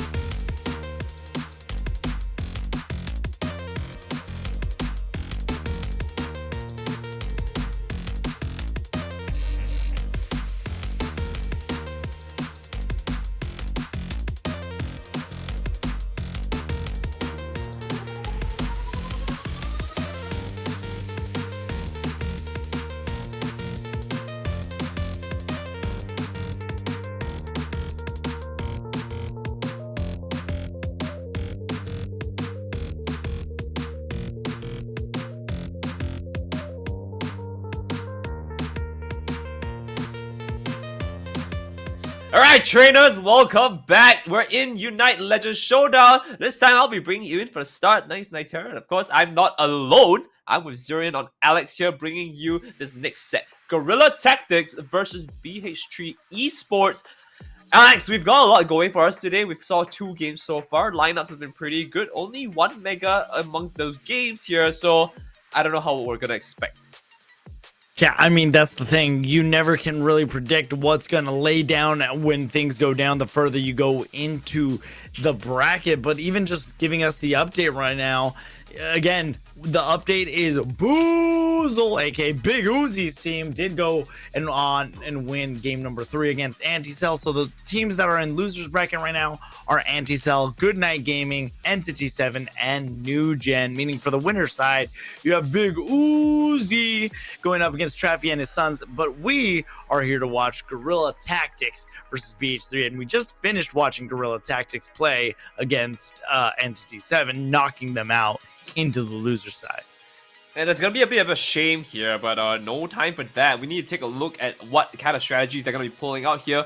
No monkey, no foul. As we do see, the chicken goes out. We are gonna be seeing Azumaru be hovered over, but Zacian also knocked out for the side of BH3. Yeah, I mean, Blaziken, no Zacian. This is some big early gaming to go up against and not allow any like all-arounders, big confirms. Blissy's going to be the next one for Guerrilla Tactics. So we have Blaziken and Blissy, and it does look like BH3 is going to try to ban out the Mega Lucario, and Guerrilla Tactics going to try to get rid of Suicune from what it looks like, and Serena might be the last one for BH3. Again, Mega Charizard has been left on the table as they do eliminate Darkrai, but nobody seems to be picking up the big dragon. I don't know if it's a big dragon, if it can be countered easily. We've talked about this strategy, right? Letting them pick it up, and after that, everyone else just kind of lock it in. But one strategy I do absolutely adore here, and I'm going to have to give a minor shout out to Kelsaurus, because I saw it from her, is just having 2 Charizards on the field here, which is really funny. Because you know what happens when you press 2 Unites on the same person? Oh yeah, it's just back to back to back, just going and tossing them. It's a good time. As a reminder, BH3 is the old Gen 5 with Yutao, Resu, Kikuchi, Megu, and Sazero. But we have Guerrilla Tactics who have opted to go with a Delmise, Talonflame, and Buzzwole to start. Did not expect a Talonflame. We are seeing a hover on the defender side of things here. Going back to, again, are we in like day 1 of Unite here? Slowbro coming back into the fray. It's going to be an interesting one to say the least here. Haven't seen that slow beam hit anyone in a long time. Yeah, slow beam is just so good. Locks down an opponent, doesn't let them move, says you're probably going to be taken back to the Pokemon Center really quick. Already, we're going to start seeing Cherry King hover over the Delphox here, and we're going to see Leon hover onto the Hoopa, but I think they don't really need the healing, right? They have a Talonflame, they want to just dish damage fast, but instead, maybe opting for a Leaf Tornado might be a crazy idea. Yeah, ending up with a Delphox and if it were to be Leaf Tornado, which I would be hard-pressed to believe, on the Eldegoss is going to be really good. But overall, I like what Guerrilla Tactics has. They are very frail other than Fizzy, who's going to be, from what it looks like right now, I barely noticed, it's going to be more of a support Delmise with the EXP share instead of the Brawler. It is the Defender class, but we have seen players opt to use it more as a damage carry or a big brawler all-arounder more than they have as a support, but it is in the Defender class, attack weight, focus band, and the EXP share. I have no idea what you're talking about. That background looks absolutely purple to me. Definitely means it can do both defending and attacking.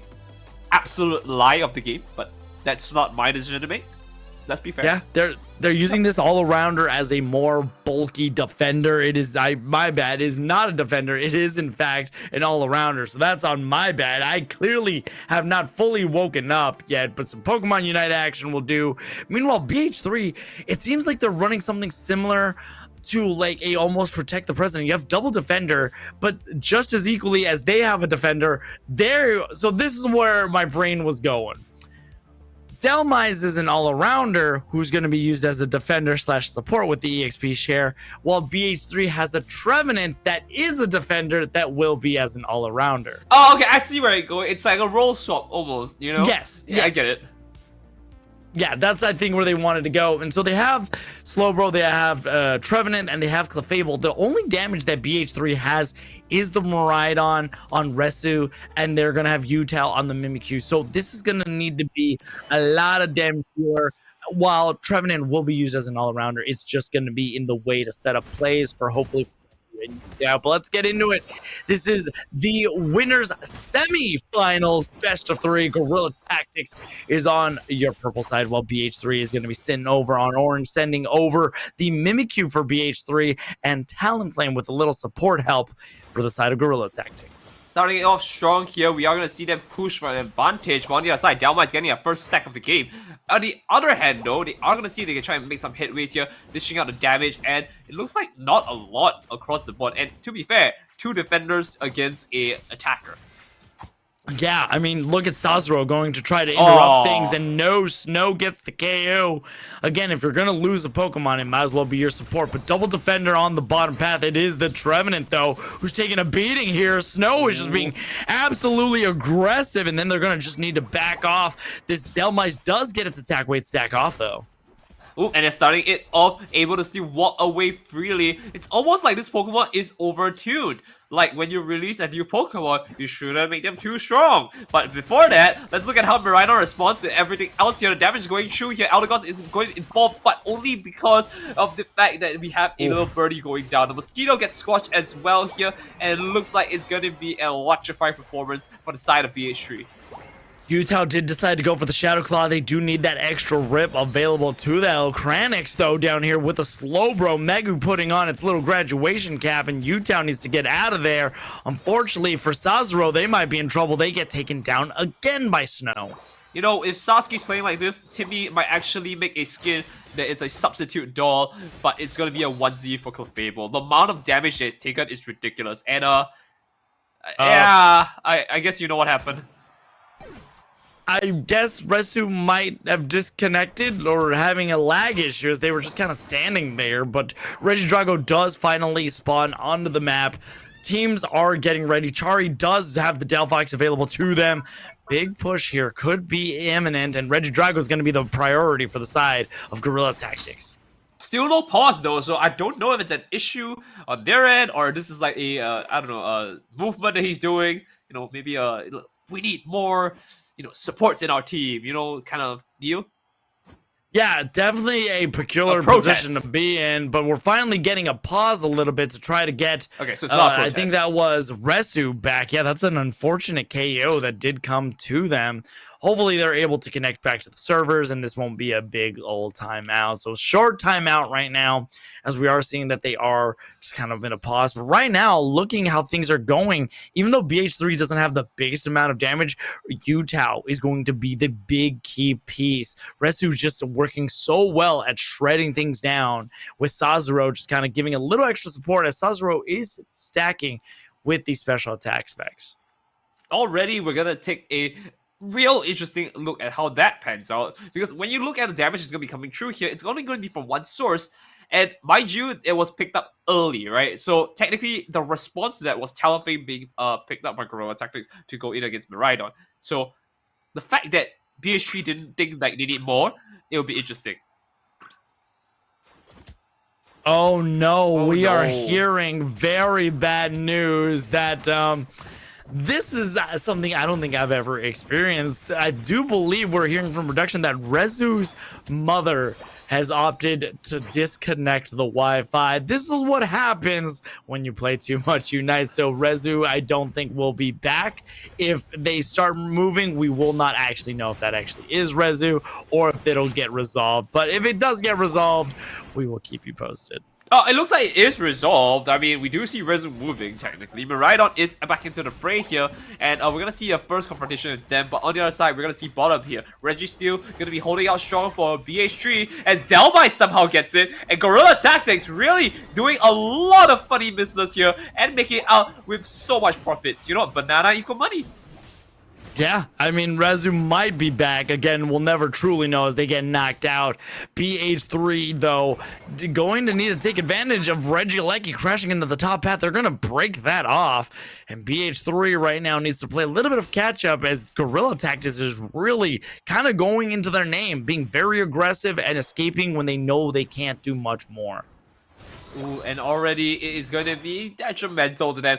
BH3 is going to be playing from behind, basically, right? I mean, they technically have like 4 players. I don't really know how they're going to do this, considering one of their damage dealer is the one that got out, right? And so this is going to be a problem. Yeah, things are not looking very good right now. BH3 is going to try to make a little bit of a play here, though. The fanciful fireworks do go up as a bit of a defense. Now they're going to be able to push back on BH3. Megu's looking not really good. They get tossed around like a salad, and now they're going into a convergence. And no, I don't believe that actually is Resu. They are not coming back because they are on the top path scoring. And right now, Guerrilla Tactics is just looking absolutely powerful. Hey, don't rest on your laurels here, Team Guerrilla Tactics, because in any case, these 4 players are still very strong. We've talked about their profiles, we know what they can do, so don't let out just yet because they lost Resu, right? Because now, scoreline 2-1-4 could absolutely change if they make a very strong fight. Yeah, a big, strong fight is kind of what they needed to make happen here. Snow is just kind of lurking right now in the wings to try to make a play. Fizzy has been really good on this Delmice, just being very aggressive. Leon trying to find their teammates to give them any little bit of extra support, but all of BH3 Esports, they are just kind of grouped up together. 2-1-4 to 65 as we get halfway through this match. Already starting it off strong here, I would say, is going to be the side of Guerrilla Tactics, but we have to say that they are losing 2 players to the bottom lane, and one of them is in the middle. So it looks like if we look at the top side here, there's 4 players who can respond to this Mosquito and this little Pollen. So maybe there's a chance they'll actually come around to it here, as we do see Talfei coming in to pick themselves up onto that. And now it's going to be a huge upset here as the tree calls in the Undead Forest. And there it is. The damages are flying here. Mosquito is going to put a little suck on Resu here. And now Regieleki is walking down. The Regieleki is making their way downtown, walking fast, faces past. The question is, will they find a homebound or not? BH3 is already here to answer that call. Utah is going to try to do the trick room. Let's get tricky. They get sent back to the Pokemon Center just as they were ready to be on release. Oh, and I need you, and I miss you, Resu. And they're holding on. They're really holding on. BH3 trying to make some headways here. 256 to 65 points. They still have ground on. It might not just be over just yet, but it's looking very tight. Oh, there's Resu. Hi. There's Resu. Well, you know, we were saying we miss you and I need you, and now I'm wondering why that this team is just not forfeiting the game and trying to get a sub, which I gotta imagine that's what BH is trying to do right now. They're gonna try to get a little bit of a sub, hopefully in time for game 2. Well, to be fair, let's put it this way, right? If they don't get a forfeit, they don't forfeit the first round here. To be fair to them, that is sportsmanship, and I gotta give it that they will fight to the end. Yep. Right. Or the maybe I wouldn't say the more likely scenario, but you know, could be just buying time so that their sub can get ready. Right, absolutely. I mean, again, you got to buy some time, try to find a substitute to be able to get them. We are hearing that this game is still going on, but again, without having that 15 member, it's one of those things where it's all but lost, especially when that person you lost was your other big damage dealer. Right. So with that being said, though, we are moving to Groudon. I guess, yeah, let's make some song references while we're waiting.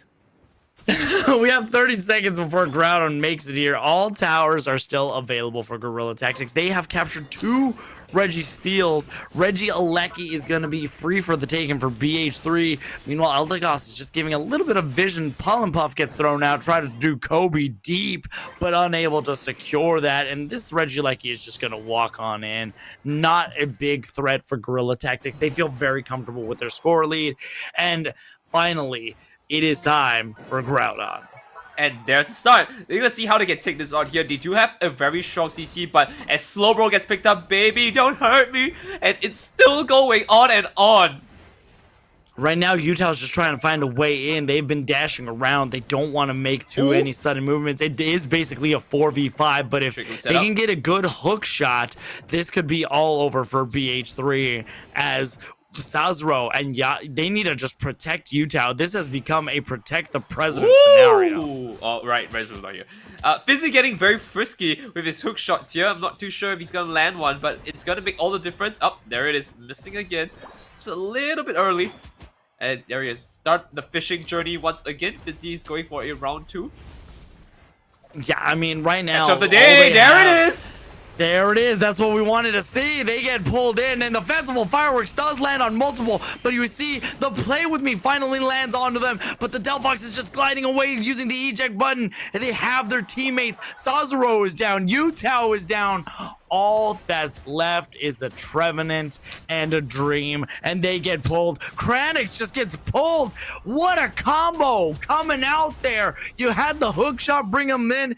Tibby was able to just push him, shove them with the superpower and a quick white flag because BH3 needs to turn the page as Guerrilla Tactics wins this without an issue. I don't think we need to see the scoreline here. I do believe that Miraidon's a pretty strong Pokemon, but I don't think we'll be seeing damage on him. Unfortunately, no. Miraidon, while powerful, again, this has just been an unfortunate turn of events. Right. So I don't think there's much to say here on the battle report. In fact, if we want, I don't really think there's any highlights here to take a note of. But what we can talk about is the next pickup here, because this next sub will determine how they pan it out here. Which again, unfortunately, Rezu has to bow out of the tournament for just maybe or a bit. I don't know when it's gonna come back, but hey, at least we'll still get our games going. Oh, so right now they're trying to find a substitute, and that's the thing that makes it difficult, because even if they're a good player, that doesn't necessarily mean that they're gonna be, you know, have good chemistry. When you have a teammate like Resu, who you have played with him, this is your old team member of Gen 5. You're just under a new brand name. And we're hearing Resu is actually going to be back. Who needs a substitute when you have the real deal? You know, sometimes you got to look at your mom and say, Mom, it's Unite Legends Showdown. I can't let them down. And so hopefully we'll be having Resu back and everything will be fine for BH3. I was going to, you know, offer my services. Look, that was my time to go back to esports. Nitera, unfortunately, today is not your day. You will not be invited to BH3. It's not you. It's them. I'm sure is what they're saying. They're saying it's not you, Nitera. It's me. It's us. It just wasn't meant to be. It's okay. My nose is actually really blocked right now, but you're right. That's okay. Right. And it's fine. I know. It is heart-wrenching. You watch me, this loss for BH3. What? You watch me. I watch you. I cast with you. I hear you. I'm here for you. Yeah, right. So, you know what? Anywho, who's this guy? Who they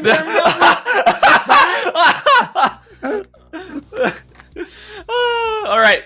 Here's the scoreline that we have right now. Guerrilla Tactics is at 1-0 here. They took a game off them because, obviously, you know, being one man down, not exactly the easiest way to, you know, fight back here. But BH3 is still in the game here. They just need to get a 2-0. And you might even say, with this going down and them actually, you know, playing it out, they might be confident they can still win this regardless. So, could be a BM, could be a statement. Yeah, absolutely. Without a question. I mean, you know, this could be... Regardless of the situation, Guerrilla Tactics does have a 1-0, which means BH3 would need to go back and get a 3 or a reverse sweep and a 2-0 to try to be able to move on. And it looks like we're already getting back into the draft. Woo! No need for a sub, but what they do need is a dub. Right. So let's see if they can get a dub from this here. Early on, we did see that there was no pickups from the Mega Charizard, and truthfully, it could just be a respect from both teams saying, ew, we don't want to touch this mon. It's so busted, so disgusting. You know, could be that. But otherwise, it's going to come down to your first two picks again, right? First time we had a Miraidon come in, and in response was a Talonflame. I'm pretty sure that they should have gotten another damage dealer after that. But if not, well, it looks like we're going to lock in the first Mega and Delmise. Delmise gonna not be involved in this showdown. It definitely does feel weird to not have them here, especially with how comfortable they've been. But yeah, it's a Pokemon that can be very difficult to deal with if you're not careful. Utah's gonna opt to get rid of Mimikyu. So for the side for BH3, no Zacian, Mimikyu, or Darkrai, and Gorilla Tactics is saying no Blissey, Delmise, or Mega Lucario. Once again, it does seem like teams are opting to leave that Mega Charizard isn't even ban worthy. Right. As Megu quickly picks up Suicune. I mean, it's a good first start. Suicune cannot go wrong. In fact, it's been one of the most priority first picks you've seen when especially you're Team 1, right? Because like it's a solid pick that you just like, I guess I'm picking the first. This is strong, not any real counter plays because I can freeze everyone, I can walk away, and technically I'm very strong engager. On the other side though, we're gonna go back to Charking onto Miraidon here, and again, there is the Blaziken that you're looking for. Yeah, Blaziken, so good at securing. I like that Charking went onto the Miraidon, especially with no Blissey around. Megu's going to be able to do really well with the Suicune. Yeah, and this is going to be a great start. Now we do see Sas again back onto the punching bag of a Pokemon, Clefable, and Kranix going back into Buzzwole. Now, why is Sazero a punching bag, or is it just Clefable? No, I think Clefable just taken one too many damage just now. We saw a lot. They tried to invade and they were met with a Talonflame from Gorilla Tactics, and Gorilla Tactics going to be opting to take, it looks like, Latias. No, they have Hoopa still available. So Leon's going to hop on to that, and Fizzy's going to be picking up the Trevenant. Utah and Kranix are going to be big damage dealer. Rezu going to be picking up the Mew. They do not have the Miraidon, so Gorilla Tactics is going to be taking it away, and that is definitely going to be a Scyther for the side of BH3 Esports. Suicune, Buzzwole, Clefable, Scyther. I know we talked about this. Do you even mention Scizor? Yes, it's like the cover. It's like Pokemon, right? Like Miraidon, like Zekrom, Reshiram. Like that's the kind of thing that we're looking at. This is the cover art. Like Scyther is a DLC. I mean, the difference is that Zekrom and Reshiram aren't evolutions of each other. Scyther evolves into Scizor, and this is the only Pokemon that we have that kind of does this, and it's a little weird. Yeah, I mean, technically Zeraora does that too now. I mean, Mega Evolution. That's still Mega Evolution. This is an actual trait evolution with like an item and the license. But the point is, it's going to be a Scyther. So they have a little bit more damage this time. I think BH3 has a better composition all around, and Gorilla Tactics is going to round out their team with Miraidon, Zeraora, Trevenant, Hoopa, and of course, Blaziken. Mark my words, they're going to pick Scizor, and it's going to be a shocker to everyone. But otherwise, that's your draft. Let's take a look at it later on again. But I've got a good feeling on BH3 here. They've got quite a good showing across the board. And again, Rizu's back with a very versatile Pokemon. Mew having so much in its kit here with coaching. I gotta be honest with you, Alex. They've got something going. Yeah, they got something cooking. I think BH3 has a way better composition this time around. I think having Suicune, Buzzwole, Scyther to be able to cut things down to size. Gorilla Tactics is going to need to be very careful the way they play this next match, because the force of BH3 is going to be in full force. They have Resu back. They have a full squad. Kranix is going to be the extra damage dealer there in case things go awry. But it's no time for as we get into game number 2 here at the semifinals and the best of 3 at the Unite Legends. Okay. And already, it's a great day to be going into this here, as we do see Zeraora back into the fray. I was hoping to see that one just now, and already a great start. We're seeing Zaz go in to the bottom here. I'm interested to see whether Zaz is going to go and respond to any. I think he's going to respond.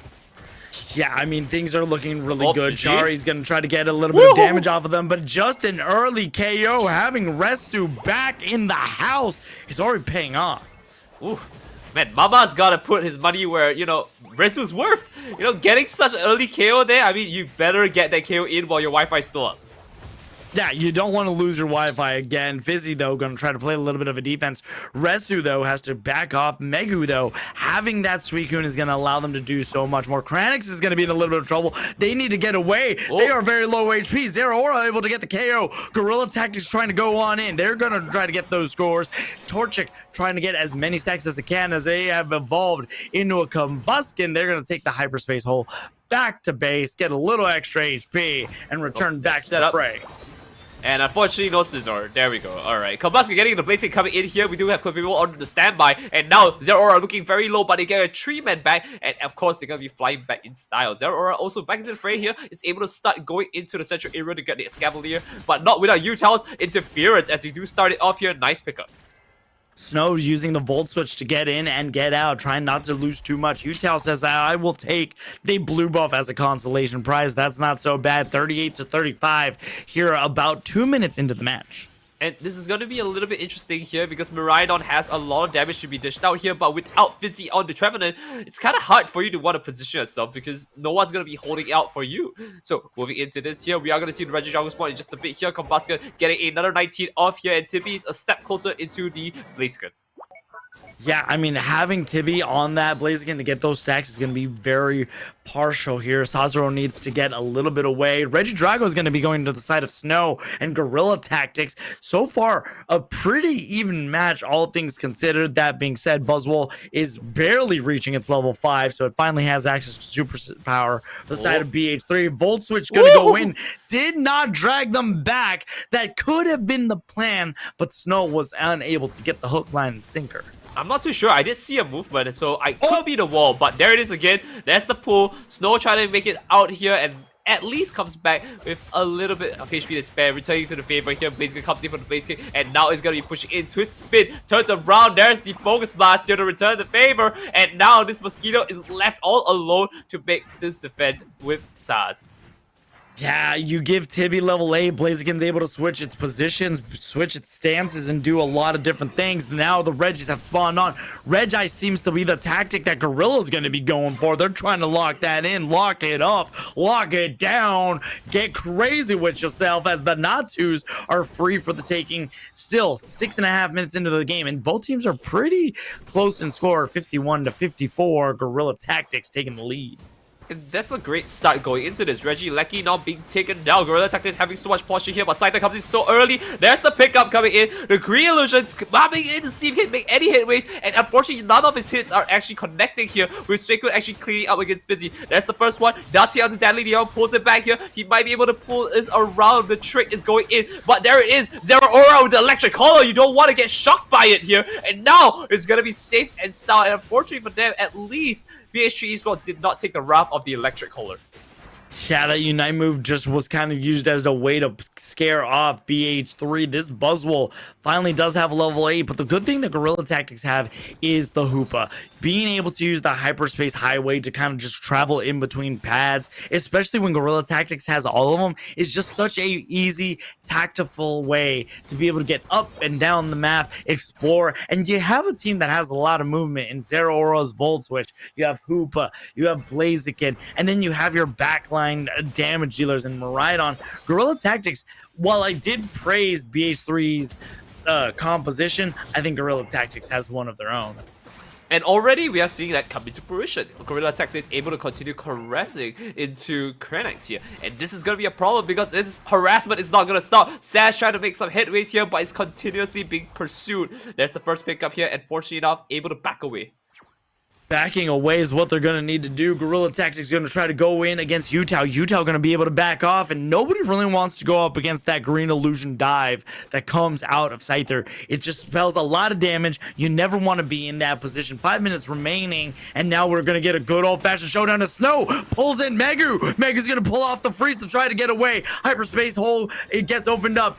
And unfortunately for that, Tivy goes down, and now BH3 Esports is going to try to go for the Regirock. Rings are unbound by Leon. They're trying to get the Regirock locked down, and no, it actually goes to the side of BH3 as Utah is able to get the final secure. Tibby's back into the game. They're going to try to be pushed up against the wall. Big Freddy Charge Dream comes out, and right now BH3 is pushing them back. That's 2 KOs for Resu, 3 KOs. They're going for more, and now it's time to go dunk and scoring. But right now, that is Chari King holding down the defense, 67-54. Oh, mama! Have you seen Rezu coming back into the play? It's gotta be one proud Mama Rezu right there. Mama! Yeah! Ooh. Just kill just slay the Pokemon, send them to the center. Now you must score all those points. And now we see that now the Kranax, though, finally has their level 11, gets a little bit more. But right now, even though BH3 is leading by 67 to 54, they need to be able to just push a little harder because the defense is so close.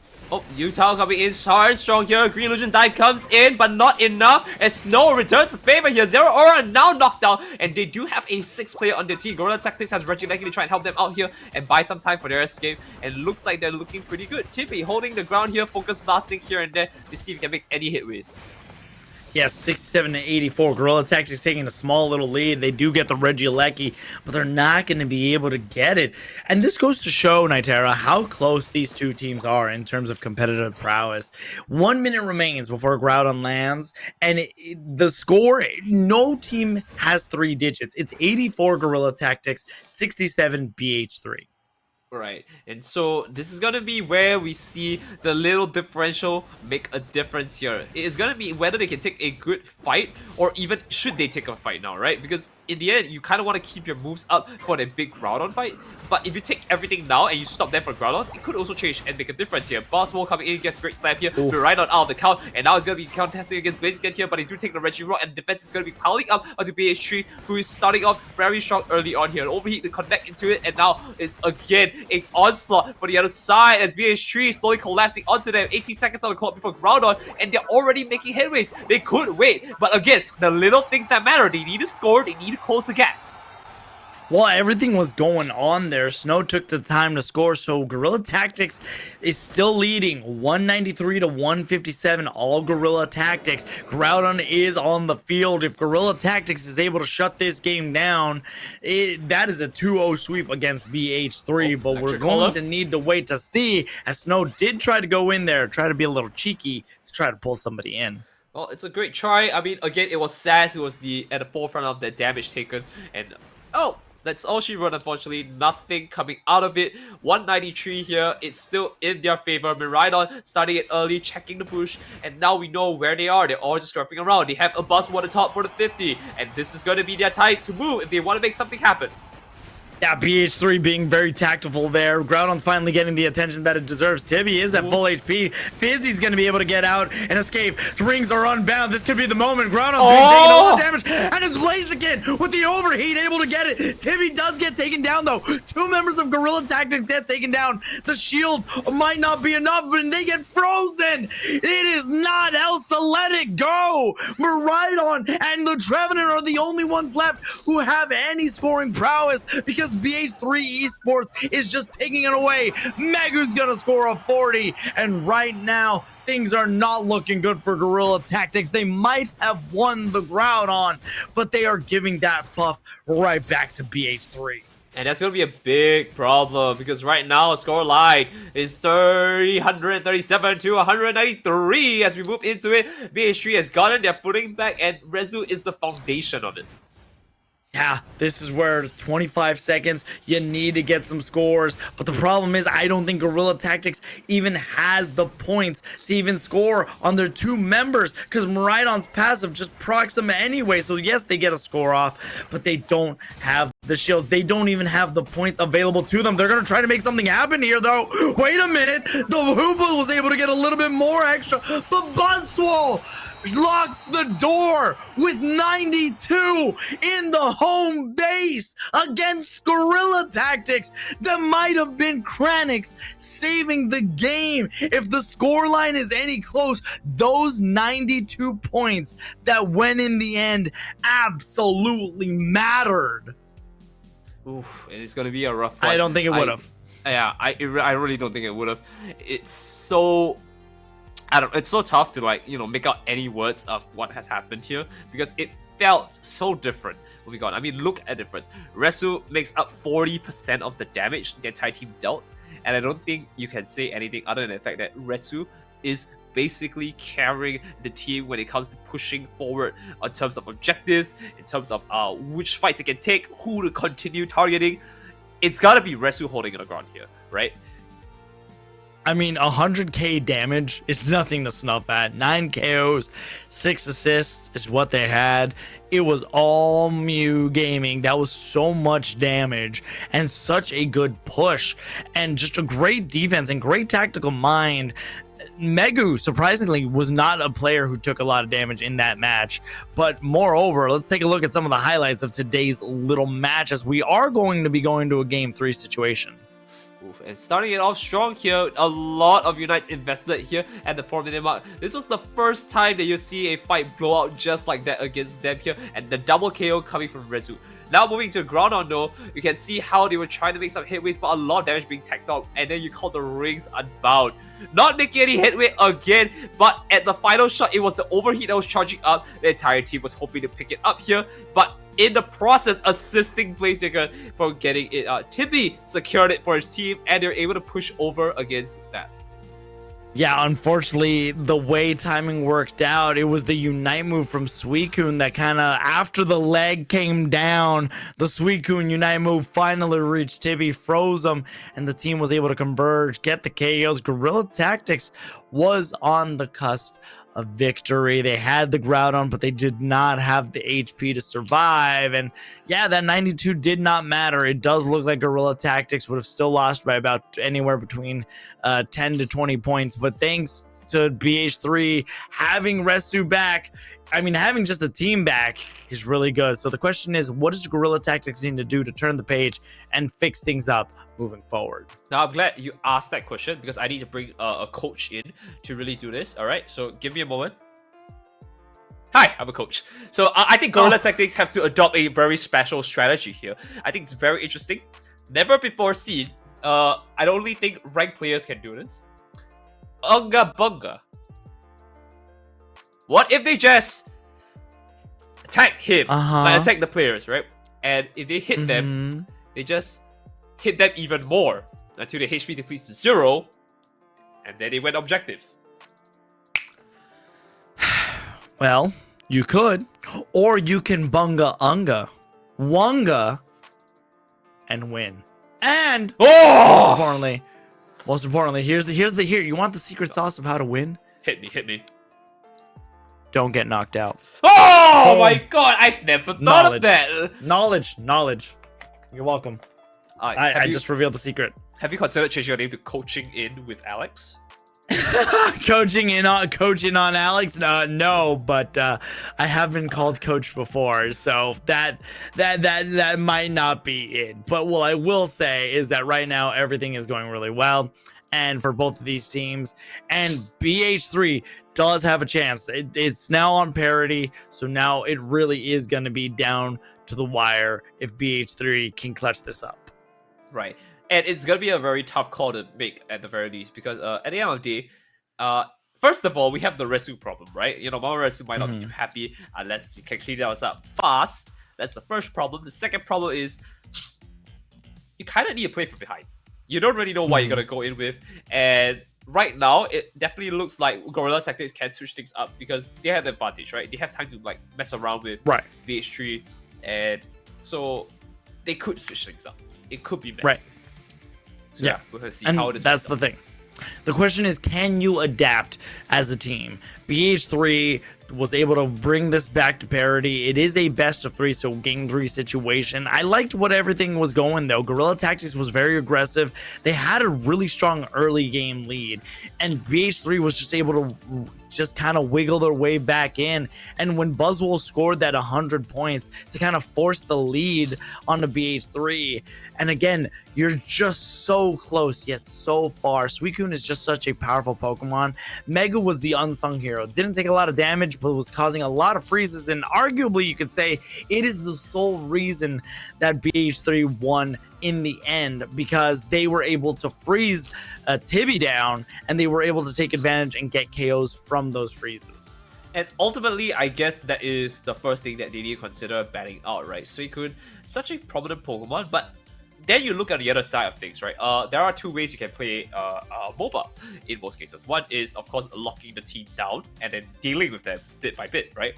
Of course, that's the other side of the spectrum, which is, what if you just walked up and hit it till they got killed, right? One good power-up punch could like secure it. So that is another consideration, and it might be the reason why Suicune is still prevalent when it comes to escaping the bans. Right. Yeah, no, that makes a lot of sense. And here we go. Blissey and Zacian not allowed in Guerrilla Tactics. I talked about it right now. How Megu was a powerful force with the Suicune. Suicune is just such a good Pokemon. It just is. It just is at the end of the day. And Utah is going to take out Mega Lucario. Right, and I mean, great start going in. Zacian and Mega Lucario both are blue doggos. Of course, Suicune as well. All have made stunning performances in the game. Blaziken, of course, has been doing so much as well. And Blissey, Darkrai, those were two Pokemon we saw picked up almost immediately by another team before, and somehow they walked away scot-free. So obviously you need to ban those. Yeah, they ban those easily. Fizzy's going to go back on the Delmise. PH3 doesn't have the Suicune this time around, so they need to decide. They're going to go put back what they decided to do in Game 1 and have Resu on the Miraidon. Megu is trying to decide what defender they want to take, and it does look like they might be locking in on Umbreon. Right, and now going to the other side here, we did see Leon go in with Latias before. Could we see it a second time here on a different set? It looks a little close here, but might be champion time for you. So time to lock in your picks here. 7 seconds on the clock. It looks like it's gonna be locked into Latias here, and this is the next time we're gonna see. And so real quick, haha, Tano, I told you Latias would have been good at one point. Haha. And it is. It's actually a very great support. It enables a lot of things, gives a little extra support, and if you're tactful about it, you can kind of move around and just do a decent amount of damage to your opponents, especially, again, just changing that to get your Eon at level 4 instead of level 5, especially as a supporter, is just such a massive difference that you need with Latias. And Sazero going to go back. Clefable has been their choice, and they're going to go with Blastoise. This is the Blastoise that's become very popular in the Hydro Pump Rapid Spin build. Oof, it might be interesting case, of course. We're gonna have to take a look whether that's gonna be the lock in here. On the other side, Chari is gonna go into Delphox again, and I guess it has been looking pretty I guess we don't have the data to actually call it out here because the first round was definitely messy, but we're going to be seeing Timmy go onto Metagross, who has traditionally been a very strong bruiser Pokemon. And so this team is pretty lined up, right? Delmise hooked them in. Timmy doesn't need to do too much work. He just needs to press one button when Delmise hooks it in. We even have Leon for support. We even have a backline mage with Chari King. They've got a lot going for them. Yeah, no, what I like about Guerrilla Tactics is they are so bulky with the shields. Metagross, especially if you go Gyro Ball, the more opponents you hit, the bigger the shield you get. And Fizzy, we know how good Delmise can be in bulk. So they are definitely going for a bulk. Utah, though, going to be looking out for Chari and Leon. Those are going to be those two targets for Utah. But that's the thing, right? Because when you talk about shields, the one thing that comes to my mind is not a Pokemon, but this caster named Matt Mashko. And he always likes to talk about, like, they're gonna bring in Tinkaton when they see a lot of shields. And we are seeing a lot of shields. We're not seeing a lot of Tinkaton. That's the problem. So yeah, it could just be a case where Tinkaton is just not that strong. But on the other hand, it could just be that Utah on the Leafeon just does so much damage to out-damage the shields that they gain. I can say North America likes to be funny sometimes, and what they've used to counteract the shields, you're not going to believe it. Do you want to take a guess at what North America has tried to do to counter the shields? They just beat it harder? No, that might be the America way, but no, at least North America has they've been confident enough to know that Tyranitar has true damage. So they have used Tyranitar to Sand Tomb them, keep them there, and then does true damage back to them. Urshifu is also a good counter, but not a lot of people are playing single strike Urshifu. They're trying to go for the water bear. But again, Tyranitar is a fun, fickle thing that North America likes to do. And of course, they are just so wacky with Tyranitar. But it works. I can't knock it works, I guess. Yeah. I guess. I'm not gonna, call it out. That's like a back tactic. If it works, it works. If it's broke, fix it. If it's not, don't. That's how it goes, yeah? Yeah, something like that. Something like that. Yeah, whatever that, I'm sure it was Socrates' philosophies, some sort of Hakuna Matata, as Rescue is going to be heading down bottom against Chari, and Fizzy's just going to go straight to the bush and get a good early cap to be able to get those attack weight going. Now, Fizzy, the problem is you're not against Resu, who's back on Miraidon here. I'm not too sure if you really want to force that one score. Was it really worth it for all that damage? Well, he thinks so, and they're going to continue doing so as well. Top side though, we're seeing a lot of problems as well here, which is going to be the fact that they're so pushed in, but with response on Mimikyu, it could be a very different story. Right, absolutely. Right now, There it is. though, there it is. Mimikyu is just so good in the early game, especially with that early game flank. The Shadow Claw just does so much damage, and the later you get more life steal out of it. Right, and it's not even a speedster, by the way. It's an all-rounder. Could have been a speedster. I mean, that's the thing. When it comes to Mimikyu, if you play the Trick Room build, it does tend to be more of that all-around classic, get in your face, do a lot of damage. It's Shadow Sneak that really turns it more into a speedster, being able to just dash on opponents, take them out, especially if you play rough. All I'm saying is we only have technically 4 speedsters in the game. You know, that roster's a little small.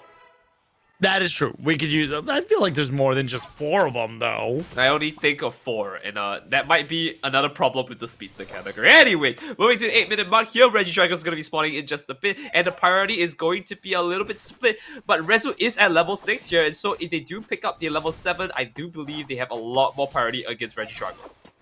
Yes, Regidrago is going to be pivotal here, especially because right now Guerrilla Tactics is looking really good, especially with that Mimikyu. Utah is going to need to be able to do it here, but again, Tibby, the shields that Guerrilla Tactics have is going to be hard for Utah in the later game, and Mimikyu's going in, but they're trying to bring him in with Megu. Here comes the Trick Room. Utah is trying to dash around them, or the Snow actually, they're trying to dash around Utah, and they are able to do so. Utah was unable to catch them, but they do get a KO, and Snow able to get away, but Utah is about to have the Emerald 2-step.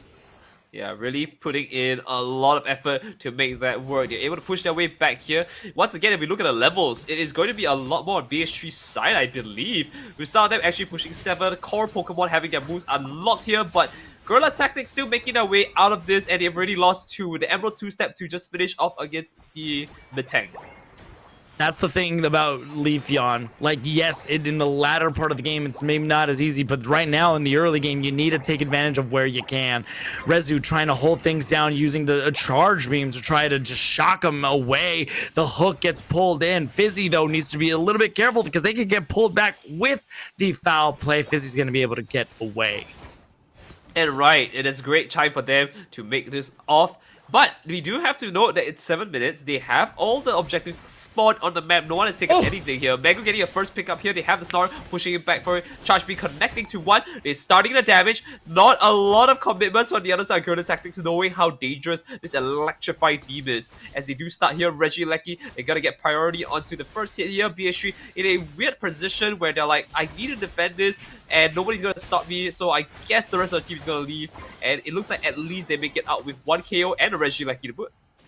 Yeah, Basement Reggie is Regieleki. It gets captured by BH3, and they also send Blastoise up on the top side to get the Regice. Regieleki finds its home in the tier 1 in the bottom path. Scores are going in, and now it's 82-145. BH3 is leading the charge right now. Once Kranix is able to get to level 9, they're going to have their Hydro Typhoon, and there we see the Emerald 2-step taking out the Delphox.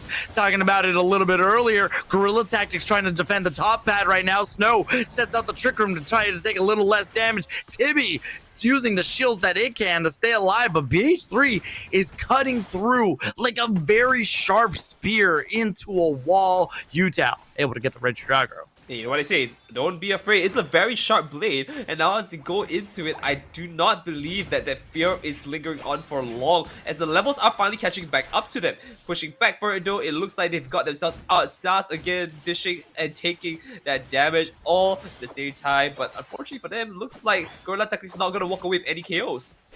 No, they're not going to have any KOs to their name. None at all. Great defense. And again, BH3 is holding things down. 148, 5 minutes into the match. Utah finds its prey, though. They're going to try to make a little play here as they try to go after the Latias there, because Leon's going to be in a little bit of trouble. We see the Trick Room get set up to get away.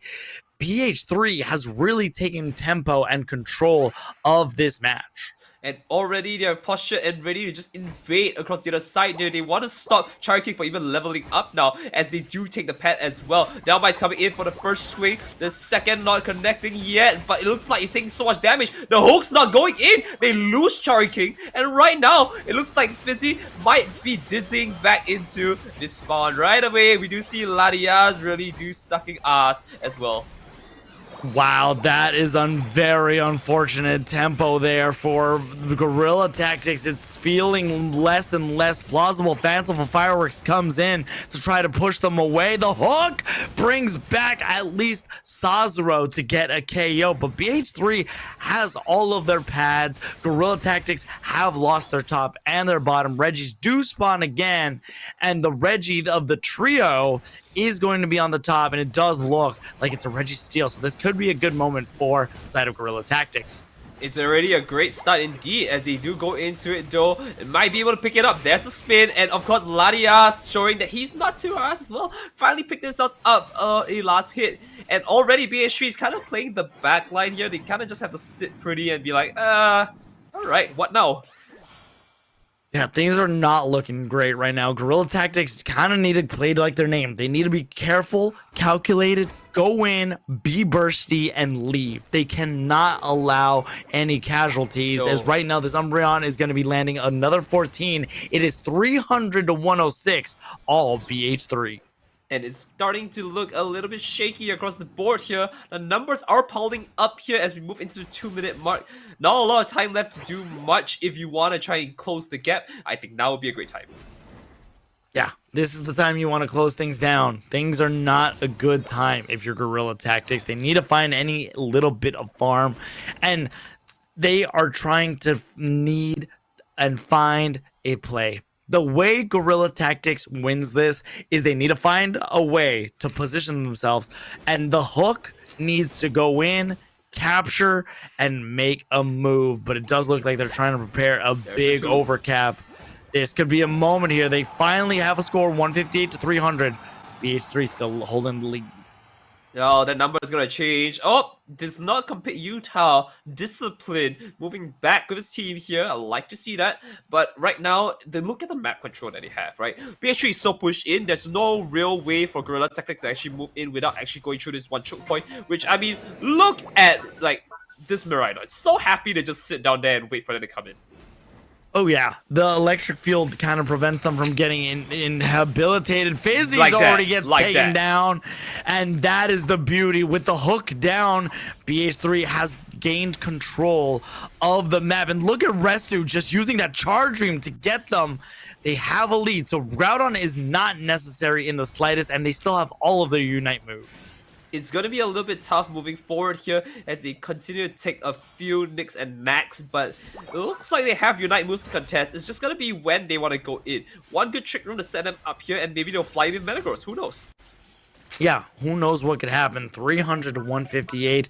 PH3 has just remained in control of everything. Fizzy has a Snow nearby to try to hook him, but here we go. Trick Room is gone. They can't get in, though. Hook grabs absolutely nobody. Fizzy has failed. 1 minute still remains, and the Charge Beam is going to start shredding.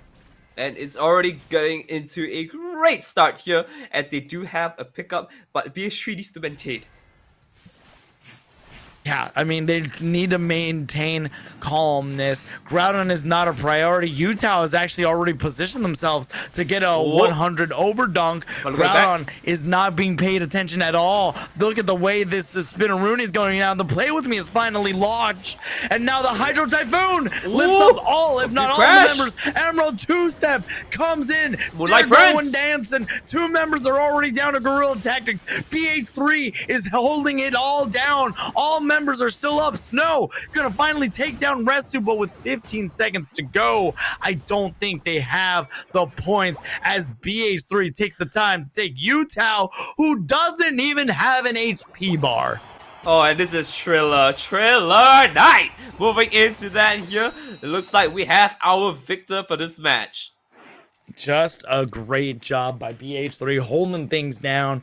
Guerrilla Tactics unfortunately gets reverse swept into this, and now Guerrilla Tactics gets sent to the losers bracket. Turns out it really was the Rezu diff, but Utah was just on top of it all, doing so much damage and just 13 KOs. They were the carry this time around, but Rezu, rest assured, was doing their part too, along with Kranix, Megu, and Sazero. Things were just not going the way Guerrilla Tactics planned. It's going to be a tough one to say the least here as they go into that. I mean, first of all, GG's to both teams. They make such a great start. But let's take a look at the replay to see how it could have done differently, or maybe they can even get a few, highlight reels. That's the first pickup coming in here. Yeah, I mean, that's the thing that you had to do. Shields were abundant and plentiful, but BH3 was able to cut through them. The way that they were able to capture things with Megu using foul play to pull them back, and you had Resu always with the charge beam at the ready to do massive amounts of shred. They maintained control of the map the entire match, and that's what it takes to win Nitera. Right. Ultimately, of course, it is going to be sending them back down to the loser bracket. They're not out just yet, but again, GG's to BH3, who unfortunately had lost round 1 here, and it could have been a 2-0, but it's going to be crazy. So, Alex, I think it's going to be a quick break from us before we go in. So, let's get into that. But I do believe we're going to be switching out the casters just a little bit. Yep. We got to get a nice change of pace and taste. So, Alex, let's get a goodbyes in before we bring the two casters in. They're going to introduce themselves, Don't need that. Yes, absolutely. They'll introduce themselves, but listen, they will have their time to shine. And let me tell you, it's some powerhouse casters on the horizon. But it's been a pleasure always to do things here with the production crew. Shivam, always working with him, and I love working with you, Nitera. It's always fun here at the United Legends Showdown, for me at least. Yeah, and of course, once again, thank you so much for having us here in United Legends Showdown. We're gonna be sending off to a break. Alex and me, we're gonna be heading up. See you guys at the next set.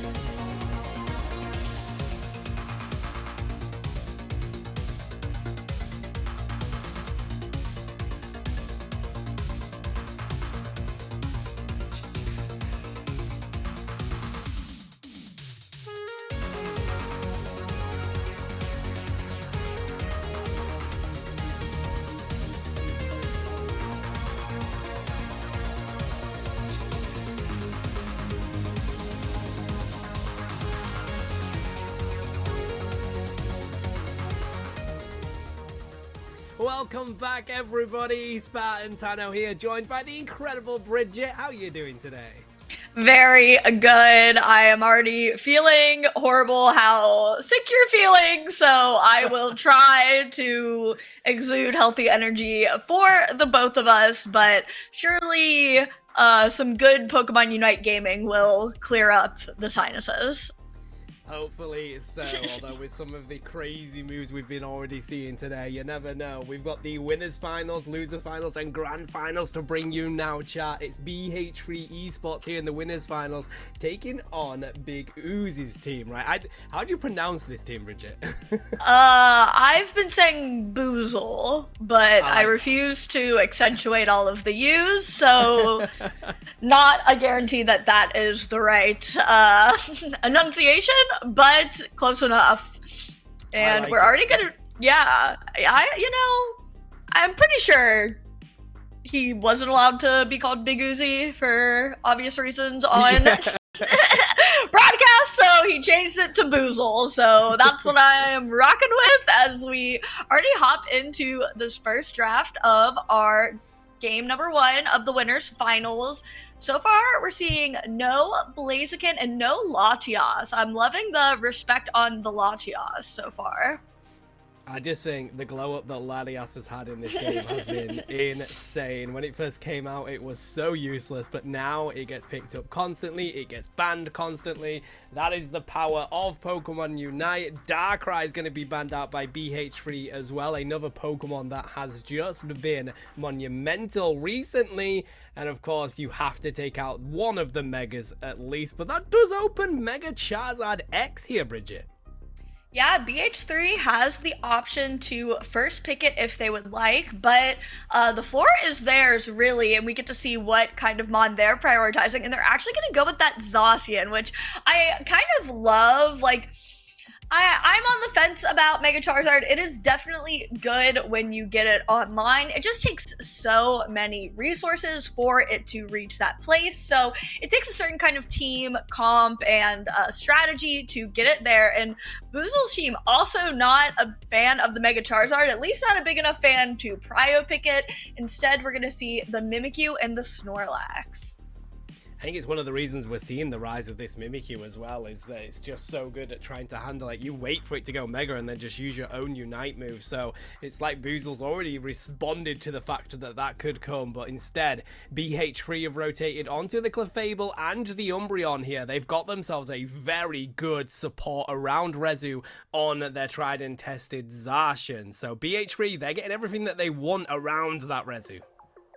Yeah, it's kind of been a game of chicken. Who is going to pick the first attacker or ranged mon? So far, we are all brawl, all support, all tanks. So attackers are definitely in a very interesting spot, especially without Miraidon on the board. We can see Yutao finally grabs an attacker in Alolan Raichu, which is definitely strong in its own right, but we've definitely seen some teams opting for no attackers whatsoever, so we'll be curious to see if Boozle will want to match them with an attacker of their own or stick with this almost brawly death ball type of composition. It does look like they are going to grab themselves that Mew, but really interesting to see the lack of priority in that attacker role, especially if I feel like if there's a Miraidon then you prioritize it, but other than that it is not as appealing. Yeah, it's quite interesting the way that both these teams have built these comps right now. I mean, you do look at that Mimikyu, definitely more of a pseudo speedster, but they have heavy damage on the side of that Blastoise as well, a lot of crowd control, so a lot to really protect their range on both sides realistically. So it's interesting to see who will win that ranged battle, but the thing is, Mew is so much more than just a ranged attacker. The utility you get from that Pokemon gives so much to your team alongside crowd control as well, so I think I'm preferring the way that the comp is built around Big Uzi's team here. Yeah, I do think Mew sets up some really interesting plays. I feel like We have seen Mews pop off, of course, in the past, but I just feel like lately the Miraidons, the Raichus even Armarouge have been kind of the star of the attacker role. Mew being almost a little more of a support with those smites from that Electro Ball and that huge damage from the Solar Beam. Doesn't quite rival that of the Miraidon ranged damage, but its Unite move offering a lot of utility by being able to kind of sneak out your entire team, making them untargetable, which can be really pivotal in those team fights. And I just like Mimikyu as a demon right now. That is such a good pickup, and I think very smart to prioritize. Zacian also great as well, but I just think, man, the Mimikyu snowball is really oppressive currently.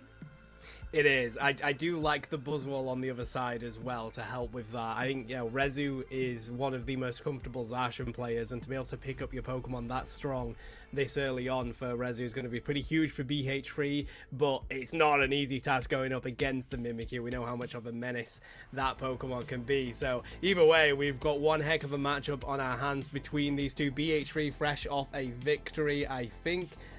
We've just paused at the moment while we're sorting out a couple of things, but BH3, that was a long-winded previous set that they've just had, so they've not had a chance to even breathe at the moment, Bridget, whereas on the other side, they've been waiting a little while for this matchup. Yeah, kind of had time to study up on their opponent. I definitely think there's pros and cons either way.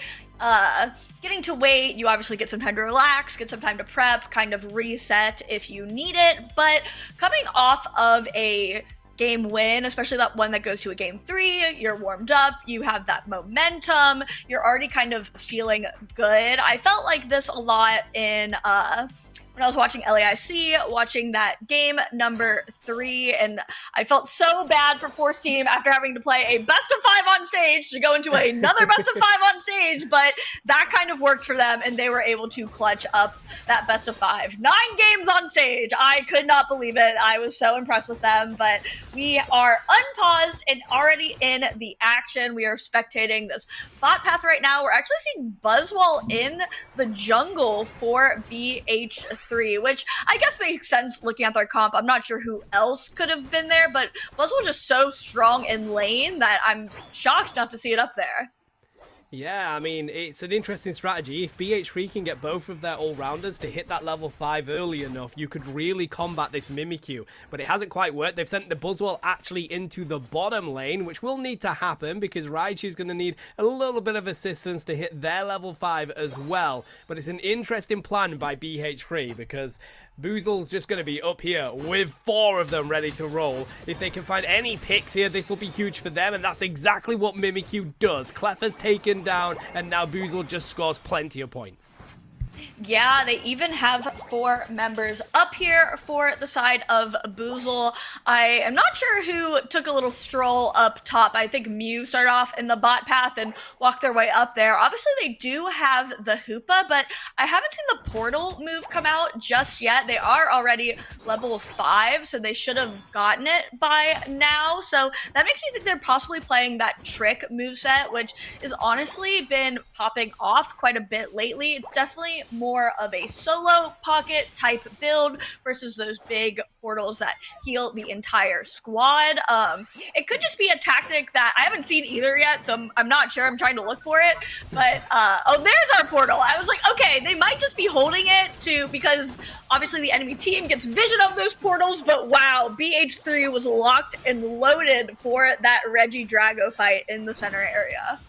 Yeah, Kranix is already showing why they are dominant on this Buzzwole. They lock in the KOs. They now break that pad after getting the Regidrago. And what an interesting early strategy from BH3. They sent the Buzzwole into the central area and then into the bottom lane, knowing that Boozle were going to send all 4 top. And it kind of alleviated that pressure here, Bridget. I like this approach from BH3. Yeah, absolutely. Hey, as much as a demon Buzzwole is in that top path, I would not be happy to see that guy walking in my lane with both of those buffs equipped. It just makes it so much more annoying and oppressive, and a Buzzwole loves to get online fast, which is what they've been able to achieve. 2 level 9s already on the side of BH3. That's 2 Unite moves at their disposal if they want to use them. But Boozle going to put all their eggs in this top lane basket, getting this Reggie Alecki. Meanwhile, BH3 was able to secure that Reg Ice in the bottom path. Just lets that Regieleki walk in as well, just a 6 overcap, and opens up even more experience for Rezu to go and get on the side of Zacian. Now, right now though, Uzi's trying to see if they can find a good pick. Play with me does go through here, but they don't find the answer just yet. Buzzwole with the Swole Slam is going to take down Mimikyu as BH3 Esports. It's got 2 pockets around this Buzzwole right now, and that seems to be way too much of a wall for Boozle to handle. Yeah, I have to call out Saz on that Clefable rolled the explosion, which is the rarest one you can get. I almost never see it, so I get a little hype when I see that big explosion out of the Clef. It was, I don't know if it was the most impactful thing, probably just needed to pop their buddy barrier, I would imagine, but still, rare Unite pull out of the Clef. That's good RNG, that means good luck, surely. Yeah, it's the way that they will be looking at it right now, although still a very close game between these two right now, trying to see if they can catch Clefable out. X-Speed's going to be used, Movement Berry as well, good Heavy Slam coming out here from Snorlax, but they do get out of there anyway. Look at all the farming still going on by the Rezu on this Zacian. All the time you see any of these yellow dots up, they are going farming. They've hit level 10 now. They really want to keep these all-rounders fed on the side of BH3. Yeah, I feel like these teams have done a good job keeping an eye on one another. They both need to play a little bit forward to kind of try to steal that lane farm that each side has, respectively, on the top and bottom. But it looks like most members from most teams are in this top path, ready to fight for this next Reggie Alecki of the game, paying no mind to that Reggie trio in the bot path. Zacian already looking to rip this thing apart. Hoopa goes unbound. We see the Blastoise Unite move as well. It is no holds bar as Boozle tries to rip through this enemy team. They get the KO on the Buzzwole, but Raichu hits them right back, KOing that Mimikyu. It's 1 HP, and I thought the Zacian had secured it, but it is that Alola Chew for BH3 that snags that Reggie Alecki. I'm not even sure how BH3 came out on top of that one. It felt like they had it so long. They found the pick and then the HP bars were going on the blue side, but all of a sudden BH3, they find a couple of their own picks. It was only Buzzwole that went down. Now Raichu has, but they've taken the objective. They find the KOs. It is backwards and forwards between both of these teams in these fights, but BH3, as soon as they have Buzzwole in there with any kind of support, it's too much for Boozle to handle. Yeah, I do feel like we're seeing why BH3 priored this Zacian. You hit the nail on the head. Rezu looks nasty on this sword doggo, and it is definitely paying off in this matchup. Boozle did a great job on that defense there, not looking like they even want to opt for this Regice. Instead, Hoopa trying to get some sneaky backcaps, secure the farm on their own side, playing it a little safe. Pure doing a great job holding the center area, getting vision for his squad. It's really important to even just know where the enemy team is so you can kind of plan out your next move. Pure looks like he is a bit caught out using that big block, getting that shield, trying to just waste their time and give his team some space to maybe implement a different kind of strategy. You can see Mimikyu, they've been trying, I think, to sneak some dunks in that tier 2. This Drago is still up for grabs. Boozle does not seem interested in it. BH3 is going to come back and snag it for themselves. So right now they have control of the game, but still very close as we're about 35 seconds away from Groudon taking to the field. Rezu's getting a little bit cheeky with things at the moment. BH3 are gonna show face for this top Reggie that has come through. Rezu's going straight for the rip onto it anyway, trying to see if they can lure in Boozle here. This might be the engage for the Groudon fight. They're going for the rip. The claws come through. Raichu is going to take it. I mean, the T1 pad is still up, so they're not getting much but a Mimikyu Mimikyu for their efforts. They will be back just in time for Groudon, but what an advantage they now have as they look to find Pure as well. BH3 will not be stopped. Yeah, and look at this aggressive positioning. Yeah, there is that rip and flip. Tie-Dye busting out that Hoopa Unbound, but we're already on 1 HP! And it's Tie-Dye who secures it for the squad! 3 members down from BH3. Wow, I mean, that Groudon was gone in truly less than 10 seconds. I could not tell what was happening, but excellent macro from Tie-Dye on that Hoopa. Not only getting their squad back up, but getting the Groudon secure. I'm sure that big stun from their, boosted Unbound form moves, does do a big AoE stun, so maybe that just kind of messed up the secure on the side of BH3, but quick end game there as BH3 throws in the towel, wants to just move on to this game too.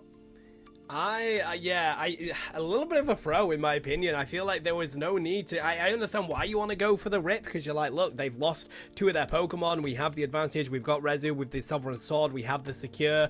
I just don't think it's worth the risk. I think take the fight, get more KOs, and then go from then. In my opinion, Bridget, I don't think it's worth risking them getting some sort of secure like that, and then all of a sudden, within the blink of an eye, the game's come. You've lost all the advantage that you've literally just got at that moment.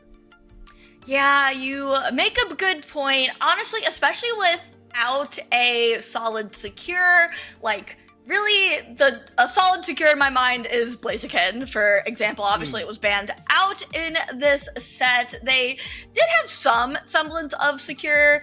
Zacian Unite move is pretty decent. The Raichu was honestly securing quite a bit throughout this game, but it just, I think that I will be curious to see on the replay of that Groudon secure what exactly happened, but I have to imagine the Hoopa knockup just kind of threw them for a loop. So we shall see. Here's that top engage where Boozle's team was kind of on the right track here, but I think Uzi going down on that Mimikyu set them back a little bit, and it just left room for BH3. There we see, oh yeah, the big fists move comes in. But I can't tell, like, I can't even, like, see what's happening. It's, like, too bright. I don't know if you got anything else from that, but... Well, the thing is, the Sovereign Sword connects, and that's what you're using as your secure here on the side of BH3, but it still wasn't enough. There was too much HP, and it was too risky. Thank you so much, production. Look at the HP on it as you charge the Sovereign Sword. It's too much, and I feel like right now, look, you've got Snorlax down. Go for the KOs. You do not need to rip this like this. And as soon as Sovereign Sword connects, it was on 1 HP. That's a little unlucky, but just unfortunate for the side of BH3. They did have their secure tool ready to go, and it just wasn't. That's tough. Hey, but if you go for the rip, you have to be confident in the secure. That's definitely the trade-off. And like you said, they definitely could have gone for the fight. They had a number advantage because of the early KOs they were able to get. It does look like Uzi on the Mimikyu was able to make it back in time, but it was very much in their favor if they had just kind of gone for a different macro choice in the end there. But other than that, I will be curious to see if either of these teams decide to pivot at all. We're still going to see no Blaziken on the side of BH3, so that secure device is off the table, but there are some... I don't really feel like there's anything that compares to Blaziken necessarily, but there are some other reliable secures. I mean, that Zacian Unite move is really solid. I feel like Dark Bear is kind of a thing of the past, but Big Punch still kind of nice if you are in that kind of situation. Yeah, I mean, looking at BH3, they're probably going to be quite comfortable trying to get back on that Zash. And Rezu, it's one of their most played Pokemon. They're very comfortable on it, and it works for them so well. I mean, you do have Boozle allowing the Mega Charizard to be free yet again. But, yep, it is going to be the Zacian here for BH3 Esports. And to be honest, I would not be surprised if they want to run it back here, Bridget, because, like, it felt like they had more control in that game. So Boozle takes that Buzzwole away from BH3. Yeah, I like this a lot. Just at least force them off something they're comfortable with, and that did have a lot of advantage going in that first game. Pure grabbing the Umbreon this time as well. We saw him rocking that Snorlax with Megu. They're basically just gonna flip-flop, and BH3 gonna grab the Hoopa this time. So I love seeing how teams kind of, not only how they ban, but how they decide to pick stuff away as well. I think it's kind of fun and cheeky to do. We're gonna see Tie-Dye grab that Psyduck, which I think has been, I would say, kind of underrated, but it's definitely been seeing its time in the sun once again as of the past week or so. I just think Psychic and that little pull it's able to do is extremely strong, and we're gonna see Boozle grab that Leafeon this time around. Okay, so giving themselves a great early game here on the side of Boozle. Utah's going to go back to the Alolan Raichu, and Kakushi's going to pull out the Mega Charizard X. You've mentioned already how it can take quite a bit of experience. It looks like that might be the Pokemon they send in the central area. In fact, it definitely will be. And Boozle looks like they're going to range it out with a Espeon here. We reckon Stored Power with that one? Perhaps, but this is such a brawly team they're going into. I'm kind of a Psy Shock. Oh my gosh, that sounded so weird to say. But I am kind of a Psy Shock believer. I think it's really good into like brawly comps that don't have like a ton of dashes, but obviously the all-rounders on this team do kind of have some dashes of their own, or at least like in a certain sense of the word, not like pure dash moves, but moves that enable them to move around kind of quickly. So I'll be curious to see what Breezy opts for. I mean, you just get so much damage and CC with the Psyshock, but Stored Power is really nice for hunting down those really mobile Mons, which could be useful if Raichu opts to go for Psychic, because it just gets so much mobility, or with that, I believe it's actually Stored Power, the stars, it gets so much movement with that moveset, but we did see them go for the electric build in this previous game, so who's to say what this Espeon is about to bring to the table, but I like this choice, really strong early game. I think Boozle is gonna need to put a lot of pressure on that Charmander, and we'll see how they are preparing to do this in this game number 2.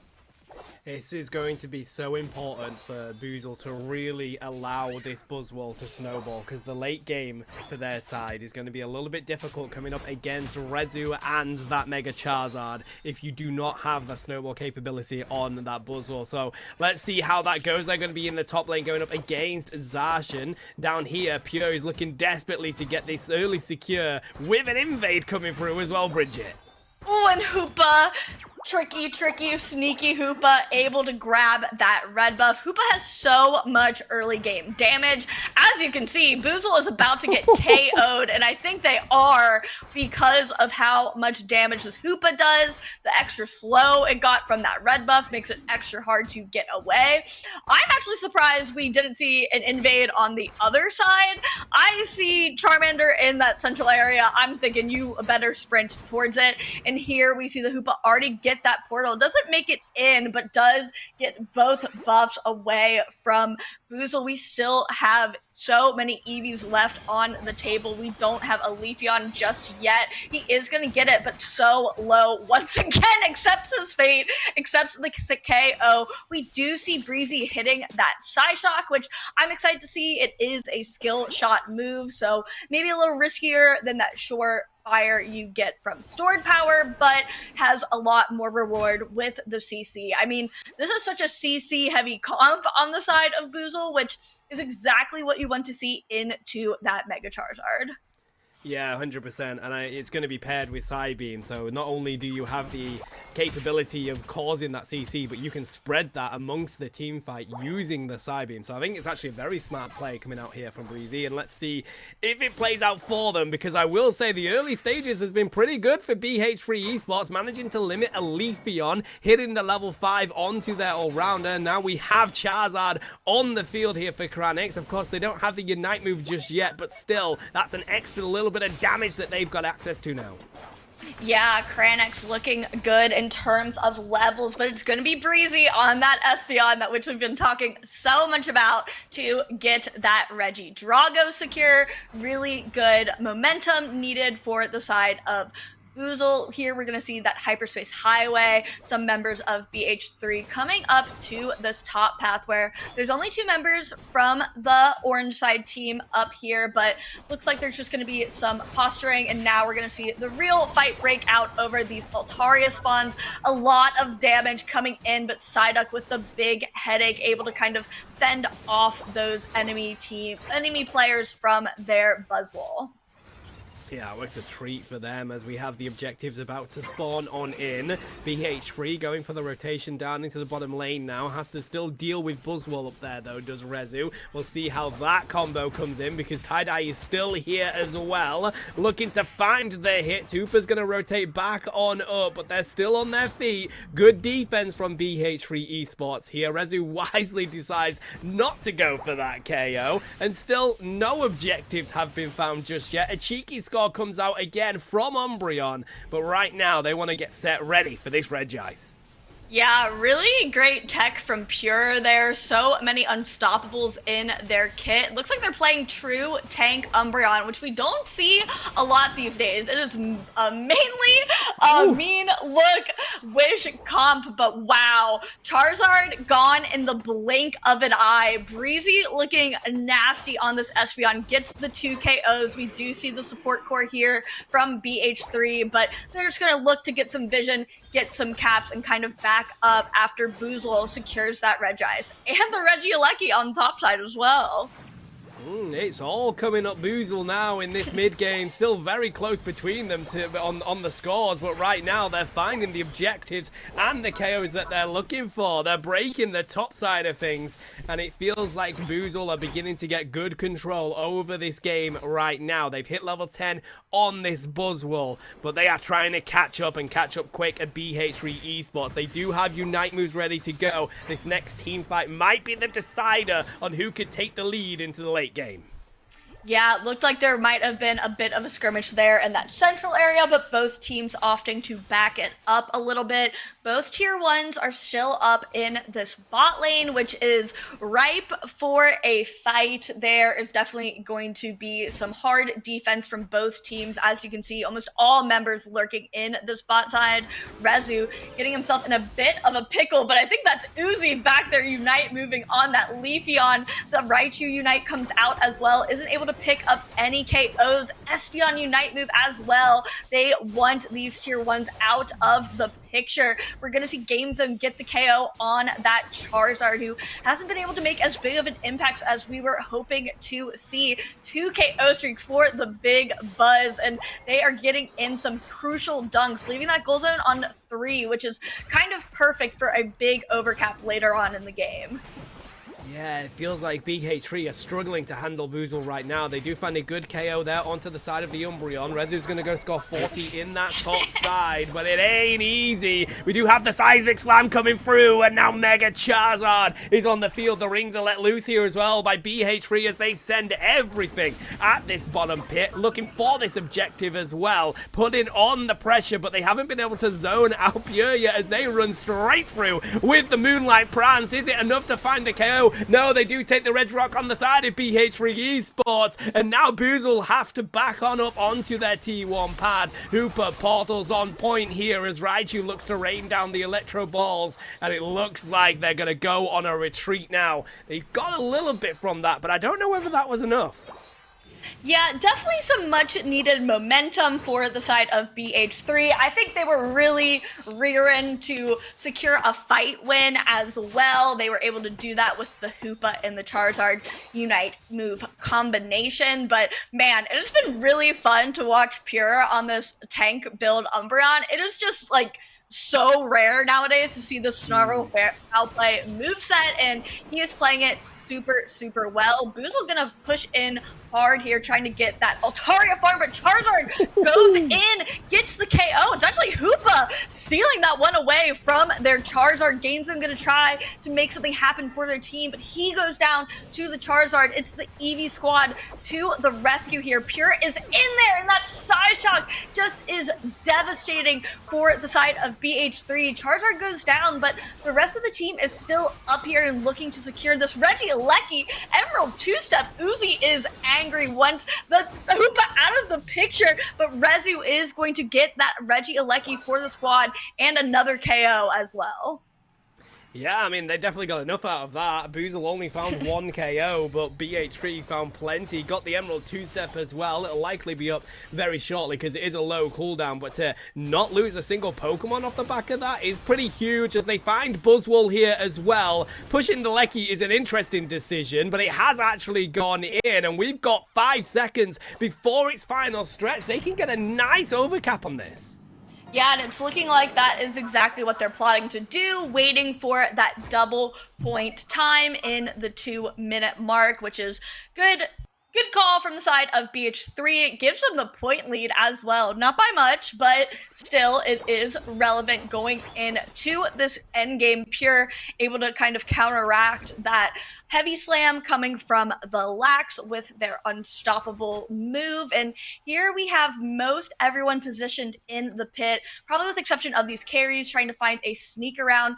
Big Uzi is really close to that Alolachu, but doesn't seem like he has vision of him quite yet. And it's going to be Megu who takes a bunch of damage and is knocked out. Boozle is going to be looking for this fight now. Yeah, they were trying to see if they can lure in BH3 as well, trying to get the damage onto the Groudon. Difficulty is you've got to wait for that Unite move to be used by the Charizard to really be able to take this next fight. Pure's waiting just for that so that they can use the Moonlight Prans, but instead, Rings are let loose here by Saz. They're going for the rip here as Rezu's down it. There's the Thunderstorm Aerial, Psychic Solaire looking to come out. No, it's a full power Psy-I-I, but it is going to be the Seismic Slam that works a treat here for BH3 Esports as they clean up Boozle one by one. Leafeon and Psyduck left against the world. Is it going to be enough? Emerald two-step comes through, but no, it's the power of the Mega Charizard that comes out for BH3 Esports as they take the Groudon, and they're already in the lead, Bridget. Yeah, and here we have the white flag in the other direction this time around. Boozle now just wants to head to this game 3. I honestly feel like going into that end game, Boozle had a great hold on the momentum, but yeah, they just didn't seem to have an answer for Cranex on that Mega Char there, especially once Uzi got caught out on the top side. I would imagine by Yutao getting vision of him before Uzi got vision of them. So having that assassin out of the mix and having no one to kind of deal with the backline of Yutao made it really difficult for Boozle to get their footing in that endgame. 77k out of that Alolan Raichu as well. So Yutao doing an excellent job on that Electro Ball build. Yeah, that was brilliant. I will say, I did feel like Boozle had some great control over Cranex in that game. I think that more plays into what you were saying, Bridget, where it just takes so much experience to get that Mega Charizard online and really get it going. It definitely felt like it took a while for BH3 to find that, but it was the decider in that final fight, and that's what I was talking about when we came into this game. It's all about the fact that Boozle have to get a good snowball going on with this Buzzwole, because the late game, that's the only thing that's going to save them against the strong all-rounders that BH3 had.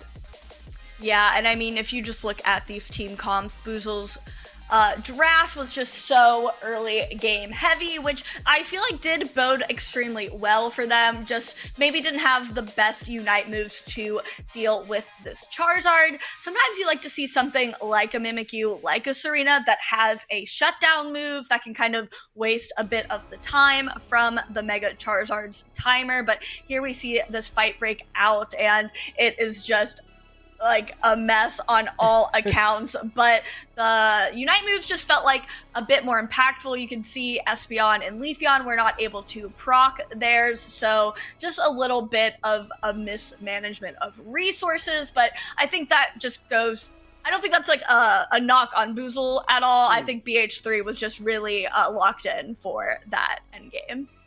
Yeah, I mean, I did feel like Breezy was absolutely cooking in that game, Bridget. I was very impressed with the Espeon. I think the Psyshocks were absolutely on point, and they were really, I mean, even the Unite moves as well, the amount of times that they saved their team with that. So, very important to me. Tell me a little bit about this Psyduck. How impactful did you feel the Psyduck was in that game? Because I didn't see a great deal of it, but you did see some good disruptions come in here and then. Yeah, I really enjoy the Psychic pull. Like, if you land a hit with your Psychic, then you're able to pull them in any direction, which is like a hindrance similar to a Sableye CC. So it can be really impactful, which I do feel like, I believe Tie-Dye was on the duck, was doing a good job with, but I don't feel like the team really was able to capitalize on them very much. And the Psyduck Unite move can be really strong as well. I could tell. So when you use the Psyduck Unite move, obviously you get like the repercussion rings, which are kind of like damagey. I don't think they're CC. I think they just do damage. But they also reduce the amount of damage that the enemy team is able to do. So I could tell Tie-Dye was trying to hold it for when the Charizard had Mega Evolved, but it was just kind of a little too late by the time the Charizard Mega Evolved. He was able to cast it then, but it was just the team had taken too much damage at that point. So I could definitely see them perhaps switching to a different support, perhaps, but I by no means think the duck is bad. I'm a duck believer though, so that's maybe some bias. Fair dues, it is adorable. Right now, BH3 shaking things up a little bit. They're actually banning out the Zacian, so they've got a different plan that they're doing coming into this. This is a little bit crazy. Your most used Pokemon, you ban it yourself. I can't wait to see what they go for. The Miraidon on the field, and Utah is going to take that. Yeah, so Miraidon escaping ban, jail, and replacing that first pick. It is an interesting choice, but probably just to catch Boozle maybe a little off guard. It is going to mean a different draft for BH3, but we're going to see some consistency on the side of Boozle. Uzi opting for that Leafeon once again, and they're going to grab that Buzzwole as well.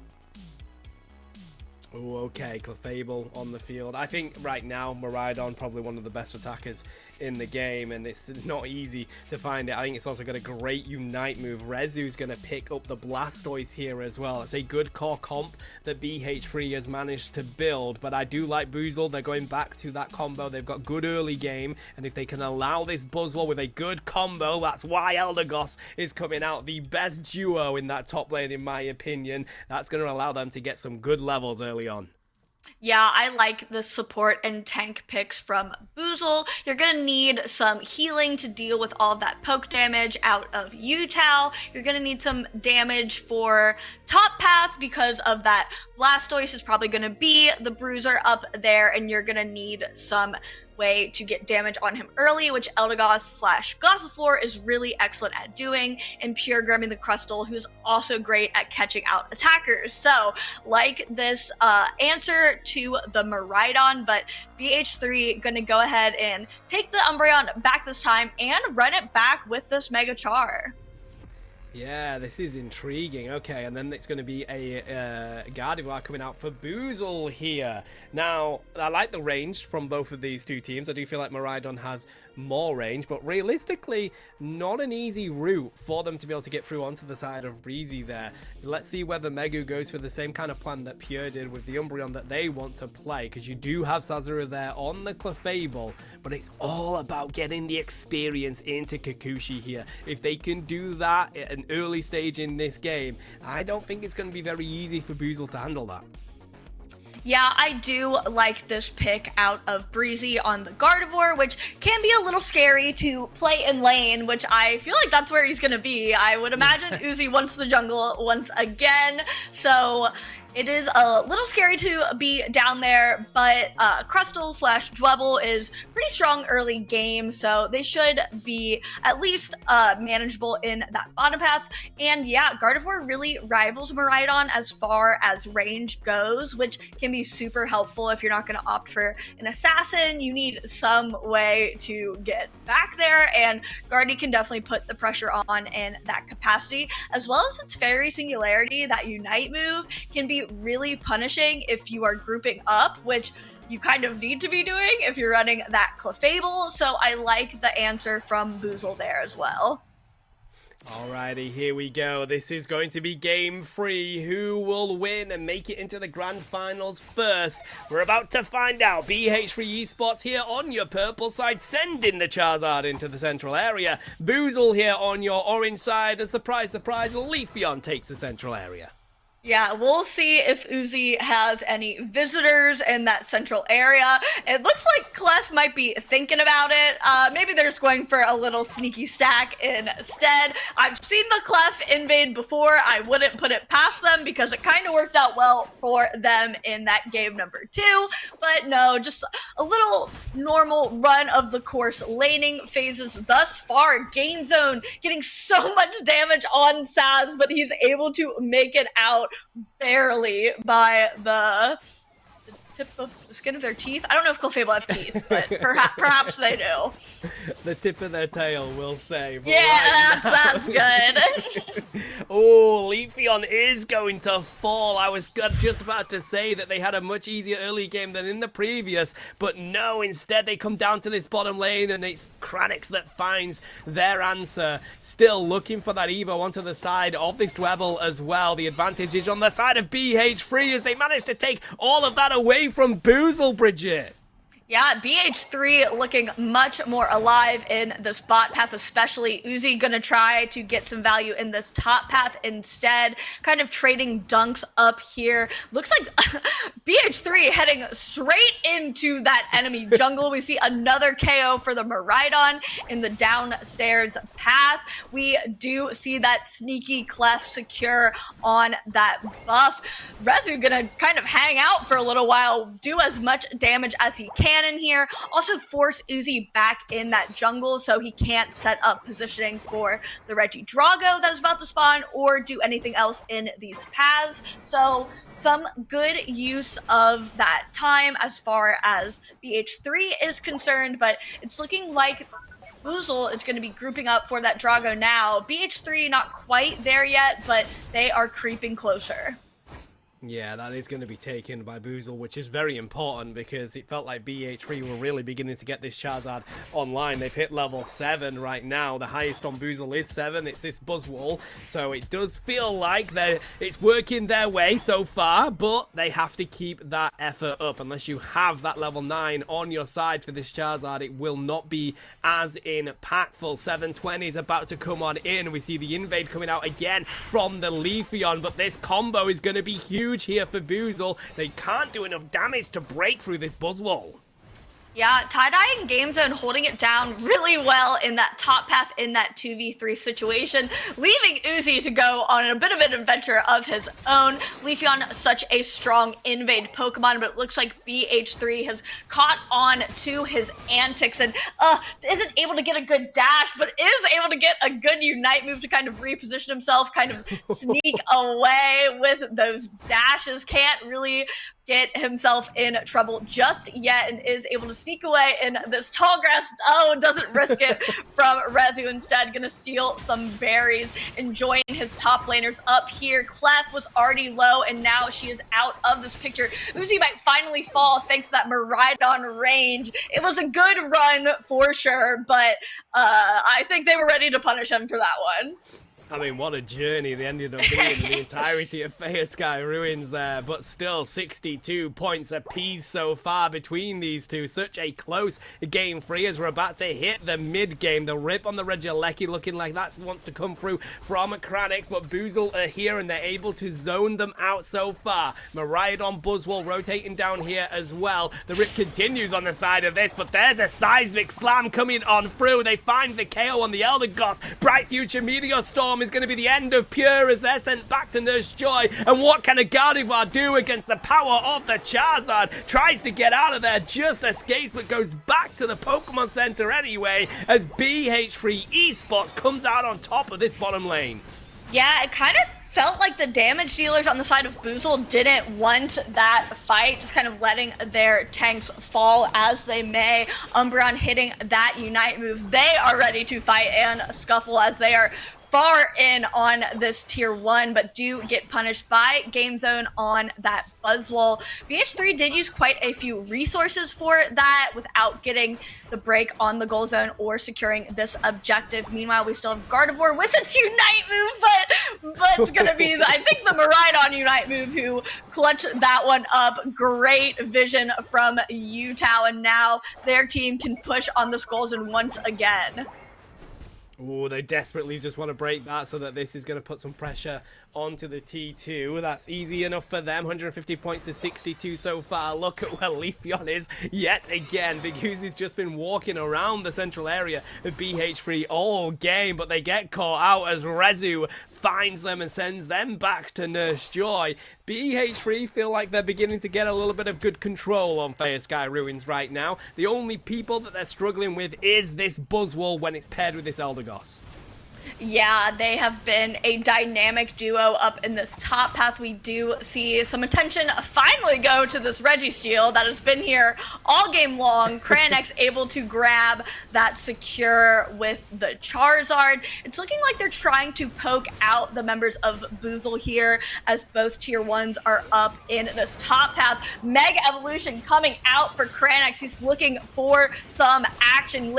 Gets the KO finally on that Leafeon Buzzwole Unite moving. Gardevoir falls once again without using their Unite move either. Game Zone able to get some something moving for Boozle, but it's not quite enough. Utah, the 2 KO streak, and we are about to see a massive overcap for BH3.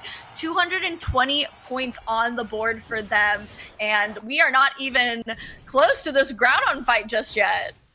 No, it does feel like the late game has just been working so well for BH3 Esports. It felt like we hit a level in this game, a moment where the pressure has just gone to the side of BH3. And right now, Boozle, they're struggling to see if they can get themselves back into this. We do have this bottom objective about to come on in. They've got the zoning ready. Pure's here trying to see if they can just keep their attention while they go for the rip on the Regieleki. A 50 dunk in the T2, though. They're going to be very happy with this BH3. They're not bothered about this Lecky.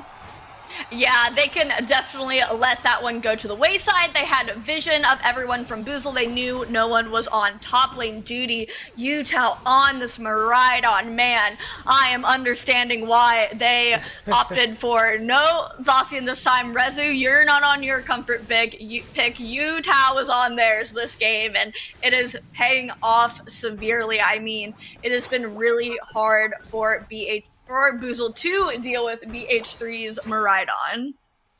But as we've already seen with these sets today, despite how confident teams may be during the first 8 minutes, it's all about this ground-on fight. And right now, that's what Boozle knows. They need to regroup, they need to get in for this fight, and they need to win it. Trying to see if they can find a pick, just getting any little bit of experience that they still can get all these Unite moves online, because we're still looking for that Fairy Singularity. Still don't have the Emerald 2-step yet. BH3 has all the advantage so far.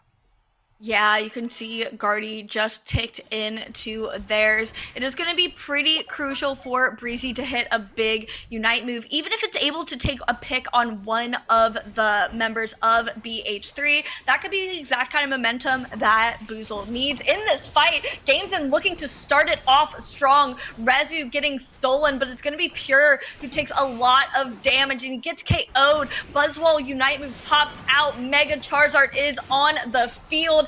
But it is going to be Miraidon who secures that Unite move. Huge Fairy Singularity from Breezy. No more Megas on the field right now. Uzi 1 HP. I don't know if he can deal with Rezu. He can't. He is knocked out. We still have Guardy and the support core for Boozle.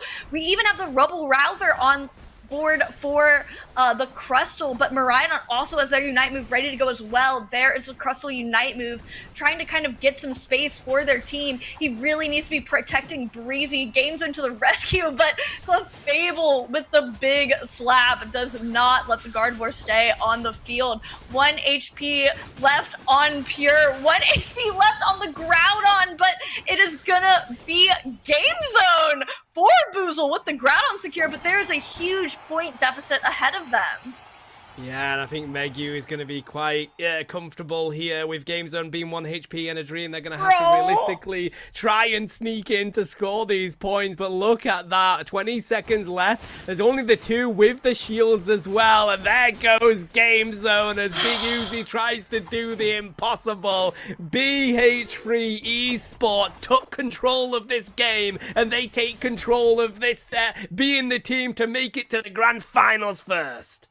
Wow, really, really fun set from both of these squads. A big shout out to GamesZone for getting that secure on the Groudon, but BH3 had their macro in check. It just goes to show how crucial that point lead going into Groudon is. It is not an insta-win, as we have seen time and time again.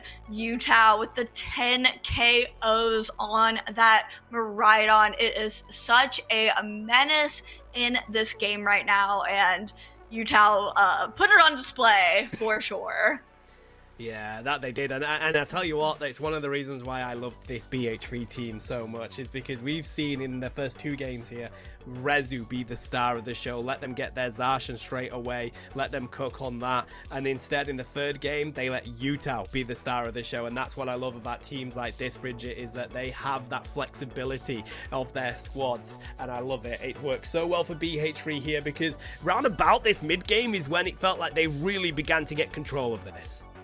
Yeah, absolutely. You can see so many of these skirmishes go the way of BH3. It felt like they finally kind of understood how to operate this Mega Charizard and make sure it got as much value as it possibly could. I mean, it is just such a mid to late game menace, as you can see here, but the support around it is really what enables it. You can see with the Umbreon KOs and the Clefable KOs, even in some of these fights. We did see some good comebacks on the side of Boozle. They were definitely not out of it yet, but you could just see, like, I could see what they were trying to do. They were really hard targeting Cranex on that Mega Charizard, which you have to do to some extent, but it just kind of doesn't come to much avail if the rest of the squad goes down too early. As you can see there, Breezy did have a great Unite move on the Mega Charizard. It was just kind of already after so many members had gone down. Here we see Pure Prioing getting in that Groudon. Nice slow-mo from the team. Uzi actually able to catch Utah there, but man, Saw's on that Clef just wreaking havoc. 2 KO streak, and they have the little border. I respect anyone who has the KO streak border. They're so cute. So you guys get points for me for that one. And yeah, this was quite a close secure. Miraidon definitely has their charge beam all over it, but you can see GamesZone with that smackdown. I think slams either Umbreon or Clefable right on top of the Groudon to secure it, but with only 2 members up, and Rezu with that excellent macro, getting that back cap in, which I don't think they needed, but just in case any dunks went off, they were able to combat them with that.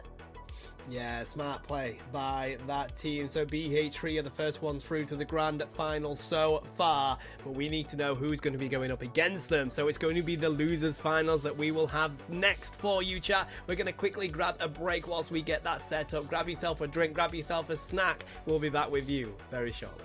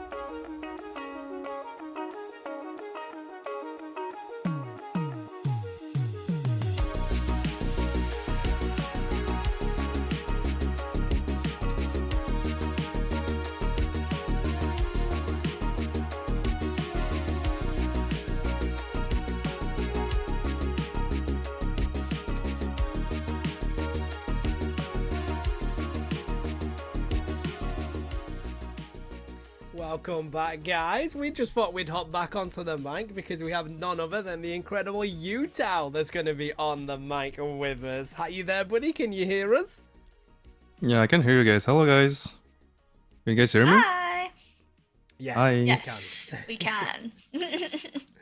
A huge congrats on that win, buddy. That felt like thank they you, really thank you. pushed you to that final one there. But yeah, we'll ask you a couple of questions as we go. I'll kick off and then Bridget can take the next one. But tell me a little bit about, because in that set, obviously, Rezu goes straight for the Zacian for the first 2 games. But that third one seemed like a straight lock-in on the Miraidon for you there, Utah. Was that the plan straight away? Yeah, I mean, we had like the plan to first pick Miraidon. That's why we banned the Zacian. So like we have like the range advantage, and I mean Miraidon is just very OP. So Period. we just jumped. We just jumped to that one, and yeah, I'm pretty happy that it works. Good. Yeah, you guys, well, you were playing it, so you looked great on it, but your team played around it extremely well as well.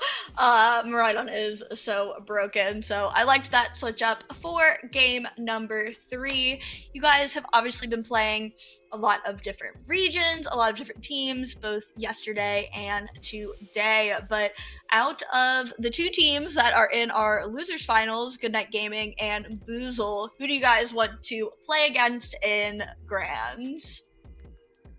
I think Goodnight Gaming can be fun. I mean, we never really play against them during the day 1, so I mean even the Okay. day 2. So yeah, Okay, some I'd say Goodnight a Gaming. fresh new set. Yeah, fresh new set. I mean, we're playing on ping as well, so it's kind of a Yeah. bit annoying. No ping. Yeah. Hey, I mean, I'd be happy I with don't that. mind if we play on EU, Showdown you for know. the final game. That would be pretty cool. Yeah. Okay, we were just getting some confirmation there, so it is going to be BH3 versus Goodnight Gaming. So we do get the Okay. EU. You manifested it. Wow. Huge fan of that. But Utah, tell us a little bit, because we know that obviously you guys are going to be going on into this league. 1, how excited are you to kick it off with the UCS leagues this year? And 2, how does the preparation even begin for that? Because like, do you even know everyone that's going to be in it? Like, how do you even prepare for that? Yeah, I think during the off season I feel different in this team. I feel like I have like Kranix, Rezus, like new young players that are very talented. So yeah, we just work every day, watching like even ACL, like the other regions. We have like a lot of staff that helping us. Yep. Nice. So we'll end up seeing some Dodrio then if you've been watching some ACL. I mean, okay, fun fact, Rezu wanted to play Dodrio, but he's too hard on teams. That's why. He's in Zacian jail. Hey, I haven't seen any Mr. Mime, so Oh yeah, we like Mr. that Mime is as well, apparent. but yeah, it's pretty hard to put off. So maybe one game we can. yeah, I will be on the lookout for it, but super excited to see you guys in Grands and in the league, which will be kicking off. I feel like I know the open qualifiers are in like less than 2 weeks, like 13 days. Yeah, I think so it's I'm 2 sure weeks, the yeah. league will be kicking off soon It's very, after that. So it's very exciting. yeah, I'm stoked. It's been already so fun with ACL, and I'm actually pretty excited we're getting leagues in the western regions too. So, yay! Yeah. Onwards and upwards for Pokemon Unite. Well, Utah, thank you so much for being on the mic with us, buddy. Yeah, and, thank you guys. Good luck in the next game, buddy. Thank you. I'd say we're rooting for you, but of course we're not allowed to be biased. But nevertheless, give us that Dodrio action, eh? If you pick the Dodrio, we'll root for you. Yeah, we'll think about that Mr. Awesome. Mime. So yeah. Yes. All right, Cool. chat. We're You gonna guys. head to a quick break while we get the game ready to rock and a roll. It will be BH3 Esports taking on Good Night Gaming. We'll be back with you very shortly, guys. Grab yourself another drink, another snack. We'll be back soon.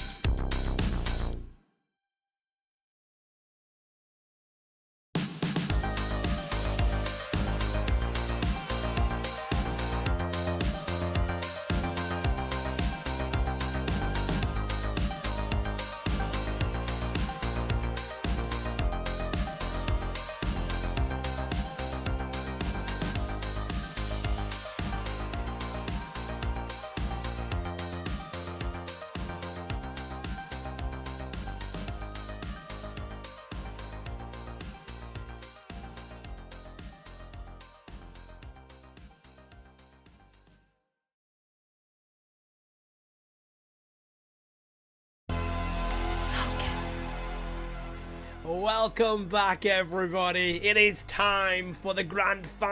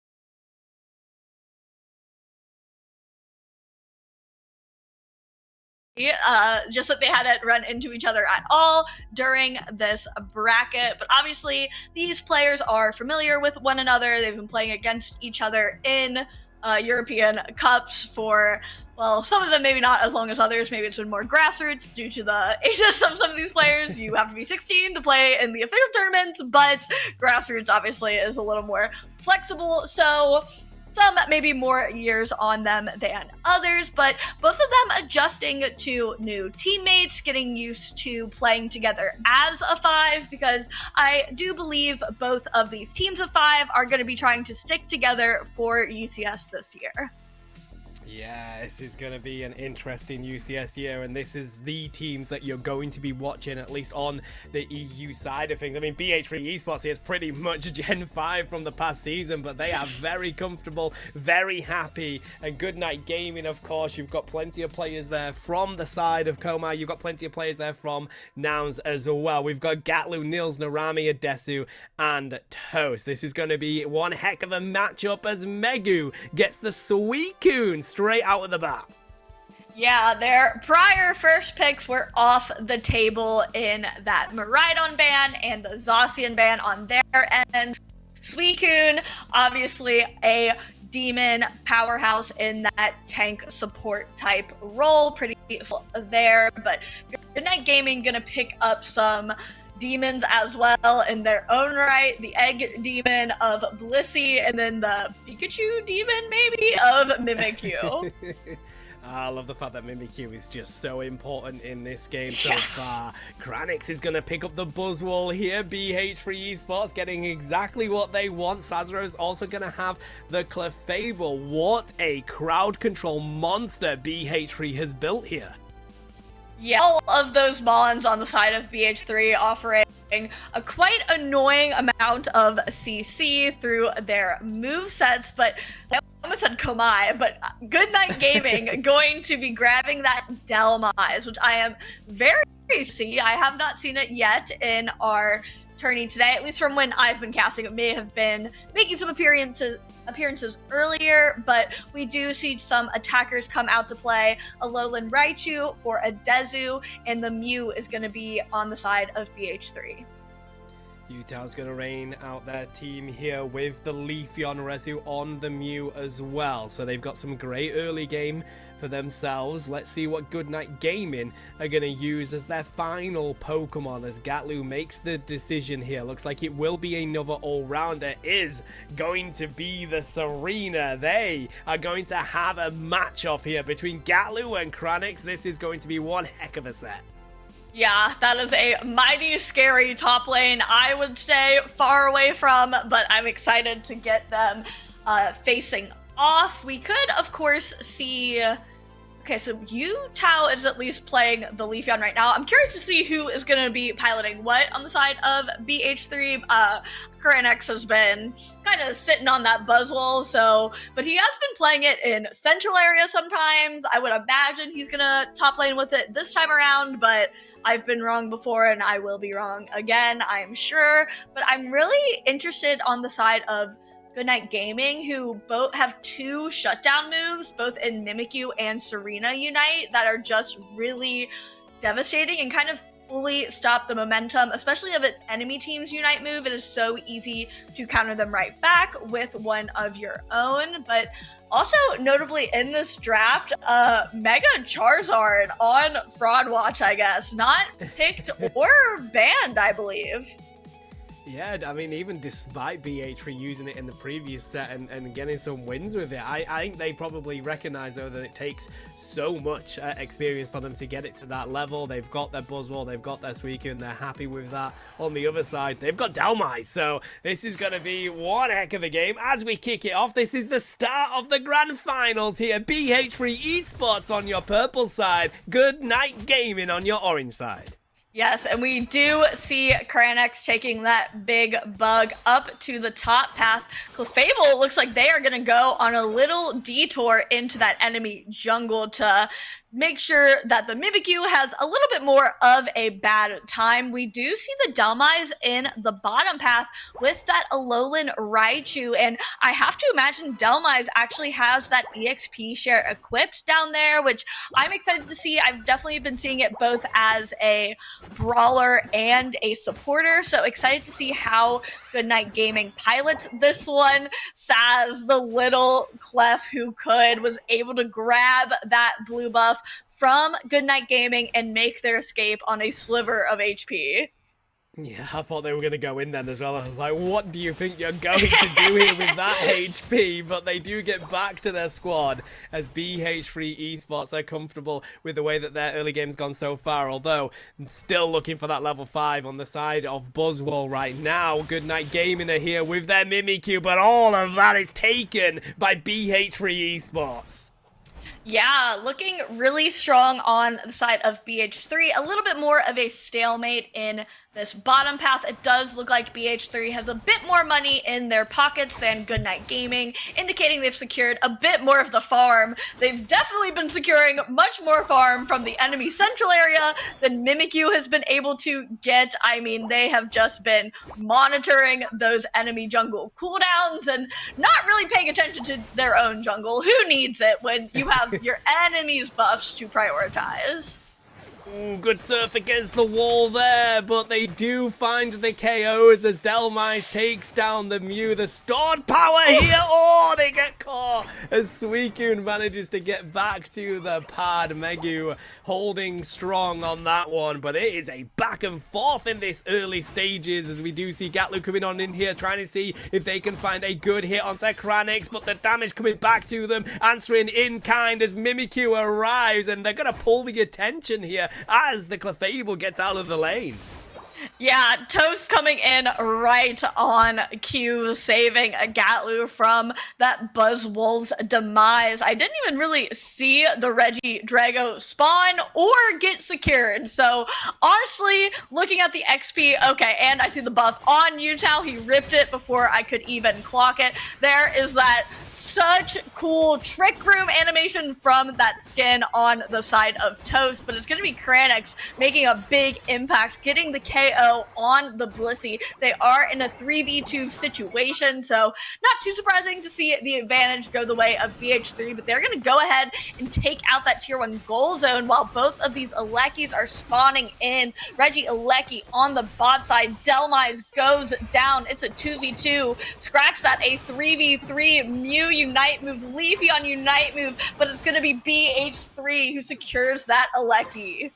That was an effort and a half. BH3 here taking control of Fire Sky Ruins. They're going to bake that into the pad, score plenty of points and extend this lead even more. 158 to 15 so far. Goodnight Gaming on the back foot, grabbing all the experience that they can from their side. But It is a late game comp, Bridget. That's what it's about. As soon as they have this Serena online, as soon as they have some Unite moves, that's when the team fights are going to look to be going their way.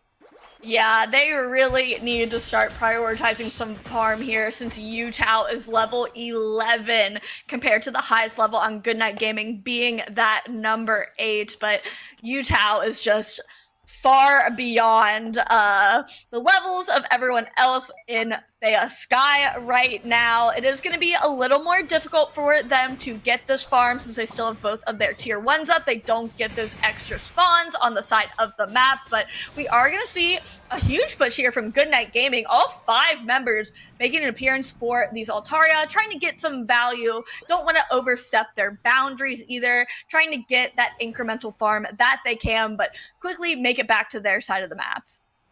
And I love how right now they're just going to set up shop in this top bush on the side of Kranix, waiting to see if anybody wants to take the bait, if anybody wants to go and find some food on that goal. They're literally right now, BH3, all they can do is just try and block any route that Goodnight Gaming wants to come in on. They're not being as aggressive as we're used to seeing them being. Usually they would go really into the central area, look for some KOs, look for the farm, but this is quite passive from BH3 Esports.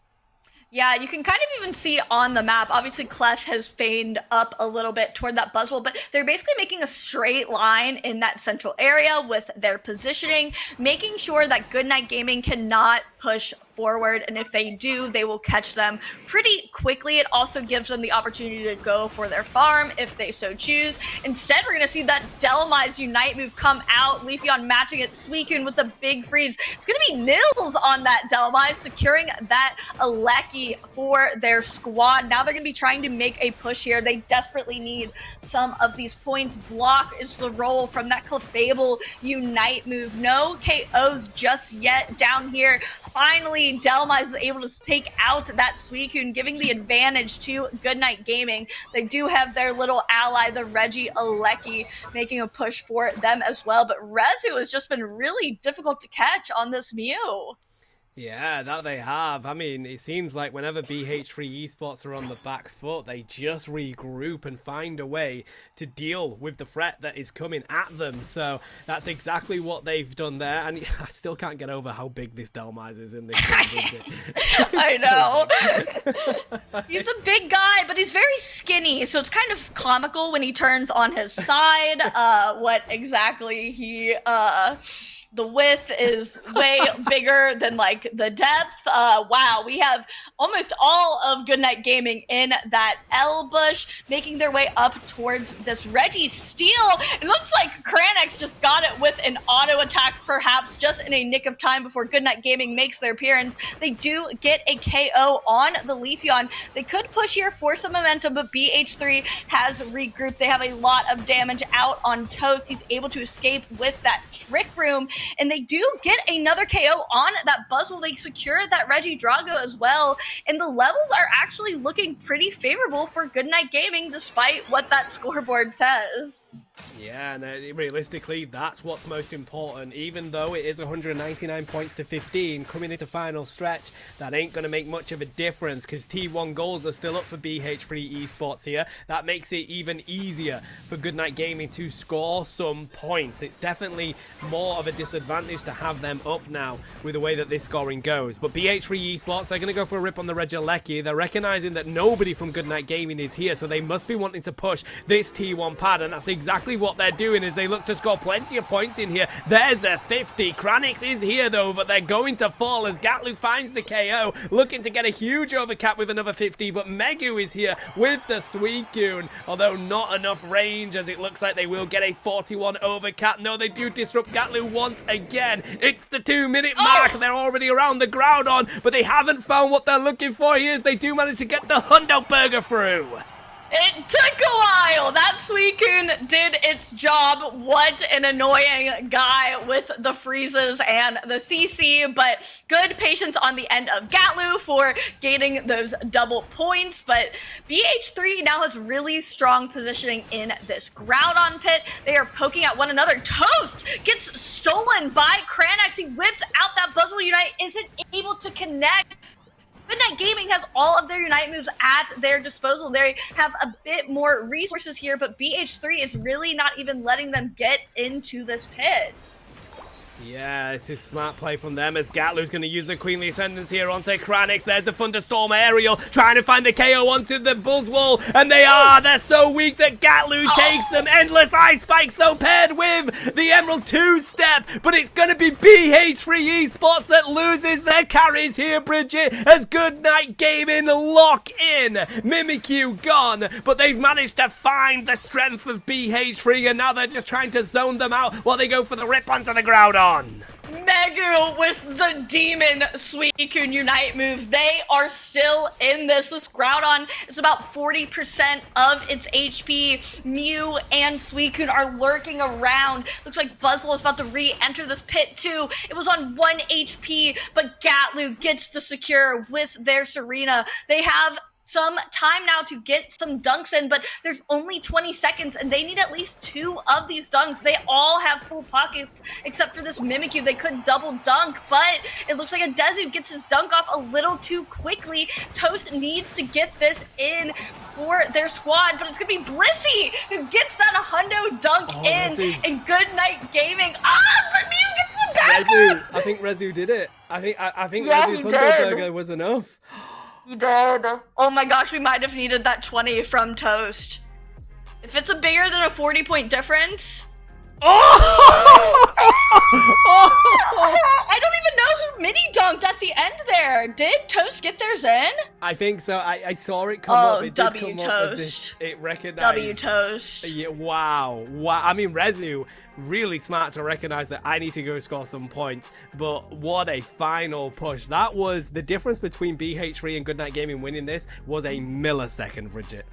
I am a bit gagged. I am not gonna lie to you. I actually thought Rezu clutched it up. I totally missed that Mimikyu dunk, but really great stuff from the rest of the squad. I mean, they got that Groudon out in a nick of time. Narami, 132k recovering. That is some big egg gaming from that Blissey. I mean, holy smokes, that is a beefy number. That is a lot of eggs.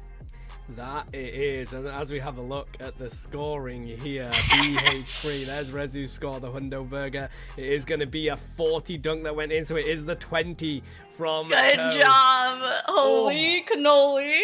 Oh, what an effort. And now technically it's one apiece in this, because of course BH3 came into this best of 5 having 1 game advantage being here from the winner's side. Now it is 1 game apiece for these 2 players. Wow, I mean, what a game 1 for our grand finals to have, what, a 3-point difference in that game. I mean, really great effort from both of these squads, playing until the very last second, trying to squeeze just everything out of this game that they could. I mean, it really felt like BH3 was in a strong position. They were obviously a bit split during this push right here. We also see that Clefable dunk before the 2-minute mark, before that Regieleki was able to get in, so they could have gotten double points, which would have won them the game. It is just so wild in situations like that. Like, if you had just picked up like 5 more points at any point throughout the game, or like optimized the overdunk a bit more, like that is the difference maker for these kind of games. What a way to respond by Goodnight Gaming. It was a there you got effort. it. There we go. That's just sneaks Literally that is crazy. That went off. That is crazy. That is a buzzer beater. I can't if we've believe ever that. Seen one. That is absolutely insane by Toast. But hey, it's now 1 game apiece in this best of 5. Let's see how they want to shake things up, because I gotta say, it felt like BH3 Esports were very comfortable in that game, Bridget. Yeah, I would not blame them if they wanted to run that one back. They had a strong time throughout that game. It just felt like maybe there's a bit of a disconnect during that Groudon fight where Goodnight Gaming was able to get the advantage and get the KOs they needed to secure that Groudon. And I actually do think it was kind of smart of BH3 to back it up instead of like trying to sprint to do the hero play and secure the Groudon last minute. They just wanted to try to be smart, not get KO'd in that moment so they could fight as a squad further back on their goal zone. So I actually thought that was good patience on the side of BH3. Just wow, a very crazy way to end that one out. But we are already in our game 2 of the series with BH3 obviously coming in with that point advantage. And so far, nothing too different on these ban screens. No, not yet. Looks like they're sticking with a plan. BH3 Esports going to continue to ban out the Zacian here, not allowing Rezu to take it. They've got a plan. Let's see, the Latias is going to continue to be a ban here as well as Goodnight Gaming looking to see where they want to show their attention for their bans. Was Miraidon previously. Looks like that's not going to be the plan here. Just keeping us on our toes. Clefable. Okay, makes sense.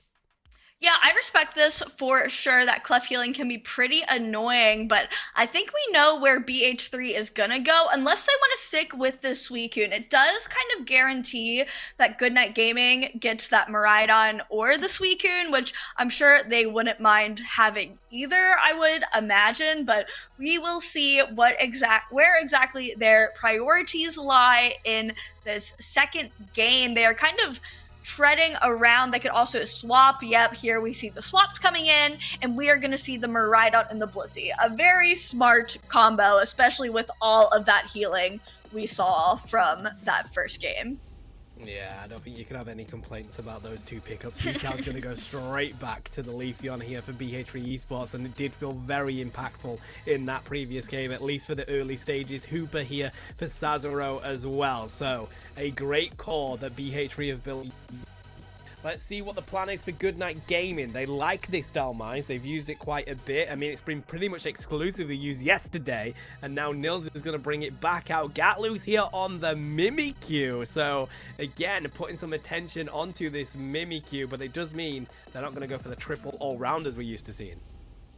Yeah, fair enough. I do feel like Miraidon is worth slotting in when you can snag it. I'm excited to see Saz on that Hoopa once again. He was putting in a lot of work in that winners finals with it, so I think it's a really strong pick here. And we're gonna see this Mega Charizard come out after kind of abandoning it in that first set. They have decided they'd like to prioritize it yet again. They've built a really strong comp around it so it can really carry their late game, and we're gonna see Goodnight Gaming round out their comp with this Scyther. It's not going to be a Scissor. I will eat my sock if it's a Scissor. So I'm confident we're seeing the Scyther, which I think is a smart move. I always say it feels pretty good to combat a speedster with a speedster of your own. And it feels like we've been seeing quite a few Leafeon Scyther matchups across the board, even in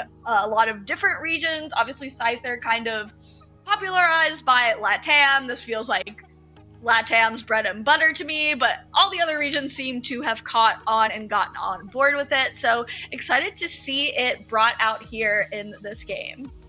Yeah, especially with it being one of Toast's strongest Pokemon as well. I cannot wait to see Toast cook on this one. It is going to be a difficult matchup against that Mega Charizard, but it's going to be perfect at trying to take down the Leafeon, and that's the biggest threat that BH3 have for them in the early stages. So this is the state of our second game that we're going on into here, and technically a lot of melee, a lot of brawling coming out from both of these two teams, but I like the added range of that Miraidon on the side of Goodnight Gaming here, Bridget. Yeah, absolutely. I'm excited to see what Adezu is able to do with it. He has been rocking it on that attacker role, obviously having some different looks over the years, but he is so dynamic in that spot specifically. So here we go. We see both of these speedsters entering that central area, and Mega Charizard is actually going to be the top laner against Gatlu on this Mimikyu, which might be a a little scary to play into, but we have to imagine that Leafeon is going to be making a quick trip up in that top path to help their buddy out. Yeah, I would expect Toast to go there as well, down in the bottom lane. This is an interesting matchup as Narami looks to get away with 1 HP, but they're going to run into Utah anyway. And that is the first KO there as BH3 Esports looks to pick up where they started with the previous game. Toast is here, but has to retreat as well. Yeah, Utah doesn't even go for their other buff. I think they maybe had the comms that there was a Chansey on the loose, 1 HP nearby, so they veered up for it, trying to secure these middle Natus. Don't forget about the middle Natus. They deserve some respect. I always love seeing how much comp players prioritize them because my solo queue players seem to forget they exist. So don't forget the Natus. Yep, facts here with Bridget all day long as the bottom lane is going to continue to brawl it out. It's such a good lane down there for both sides. So right now, though, they want to put some pressure onto Toast in their own central area. They might be a little bit too late here, though, as Utah's going to come on in. They do have the assistance, though, of Rezu on the Mew. Now we've got 20 seconds before we see that Regidrago coming through. Gatlu was ready for it, though, and now they're going to go their separate ways.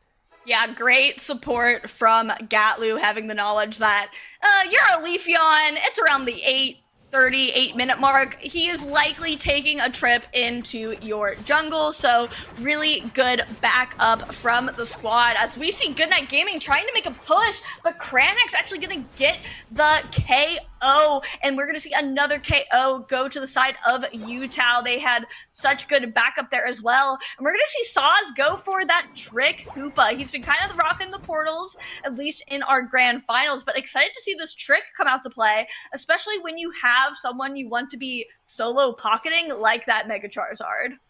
Yeah, it's such a good combo. I really enjoy it as well. And it does mean that BH3 Esports just has an added way of getting even more damage over to the side of Goodnight Gaming. You can dive on in, use that Unite move. It's going to be great for them here. As we see Goodnight Gaming trying to push back against BH3 Esports. Doesn't find it though, as we do see the Evo onto the side of the Charizard. Leafeon continues to cook for them down in the bottom lane as they say goodbye to Nils. Up here though, Toast looking to see if they can find the KO onto this Charizard. Kranix is going to try and pull their team over to this side. How are they still alive? Green Illusion Dive has to be used by Toast just to take them down. Toast had enough of their shenanigans, and I get it. I love to see that solo Unite move come out just to make sure he doesn't get away. Wow, they are also able to secure that top side Reg Ice for Goodnight Gaming, but BH3 going to trade by securing the Regieleki in that bottom path. Regidrago, notably not getting any love, has been wandering around all by his lonesome in this central area. Scyther finally going to be able to get the KO there, hitting level 10, able to match Leafeon in levels, and we have a bit of a better even playing field for this EXP as Goodnight Gaming is looking to make a push on this bottom tier 1. Freeze is going to come through there. It's the Mystical Mirage as well, and it's going to be enough for them to find the KO onto Mimikyu. Desu's going to fall as well. Toast looking to see if they could go back to their home pad, but they have to continue to retreat here as Narami's going to be frozen. BH3 Esports with a huge defense finds some really good KOs to even extend their lead. 179 points to 31 at the moment, but looking at the levels, Goodnight Gaming here trying to see if they can keep up, not too far away from it as well. They have the Unite moves, and that's what's most important at this stage in the game as they stick together as a 5. Yeah, BH3 has just done such a solid job in both of these games of our grand finals in defending their goal zones. It has been incredibly hard for Goodnight Gaming to get any points on the board prior to Groudon especially. So really strong work defensively from BH3.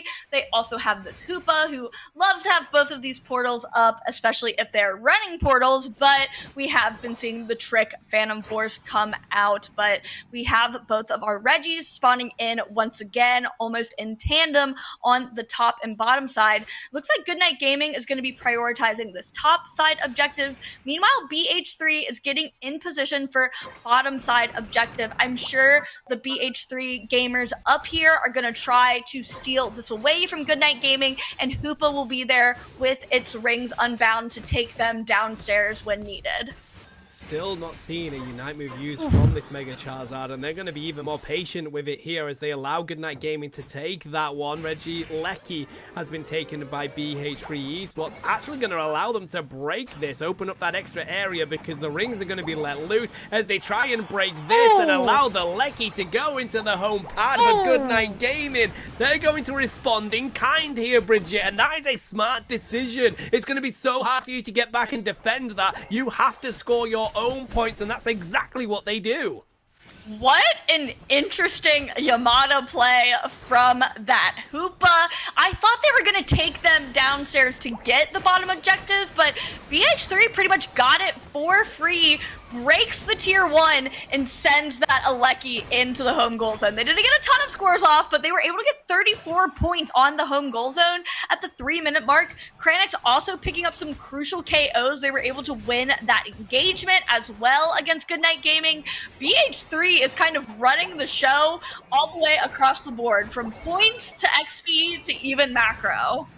Yeah, it's all about that final battle now for Goodnight Gaming, and they know it is. They have to grab what experience they can and try and catch up on these levels, because level 13s are online now for BH3 Esports, and they need to be able to answer with their own level 13s if they want to win this game. We've got this Regidrago about to come on in, but right now, Goodnight Gaming preoccupied with grabbing their own experience, going to rotate to it now. It looks like BH3 Esports are going to at least show face.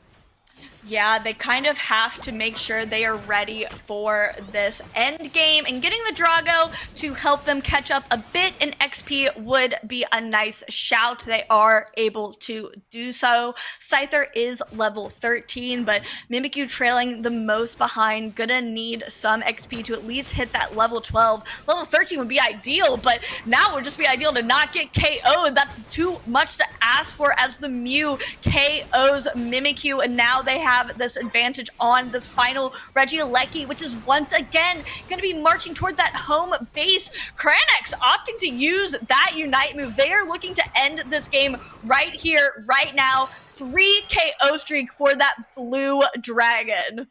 Yeah, just scoring that home pad because the Hooper is going to pull out the rings. They're going to go for the rip on the Groudon, knowing that Goodnight Gaming not only has to deal with that Lecky, but has to walk to the pit anyway. BH3 Esports already in the lead is going to take that final objective. Got to be wise with this, though, because you don't want to be giving over these Groudon buffs. This isn't the way of Rayquaza anymore, so they wisely go back to defend their own goals with 1:30 left.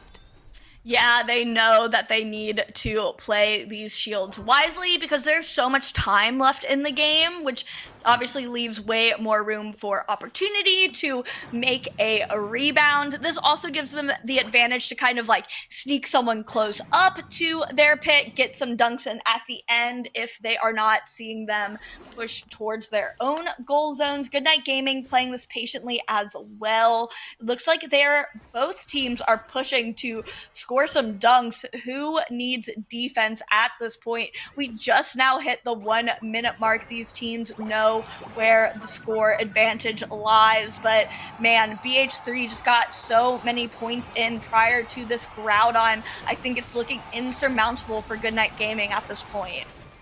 Yeah, 100%. That's going to give BH3 Esports the 2-1 lead in this set so far and effectively put them on 2 set points. Goodnight Gaming are going to have to bounce back if they want to have the opportunity to fight this out in a final game. Nevertheless, what a way to answer back. BH3 Esports uses the Mega Charizard. He really utilizes the capability of the Regieleki being in the bottom lane, breaking those pads early and putting a lot of home pad pressure onto Goodnight Gaming.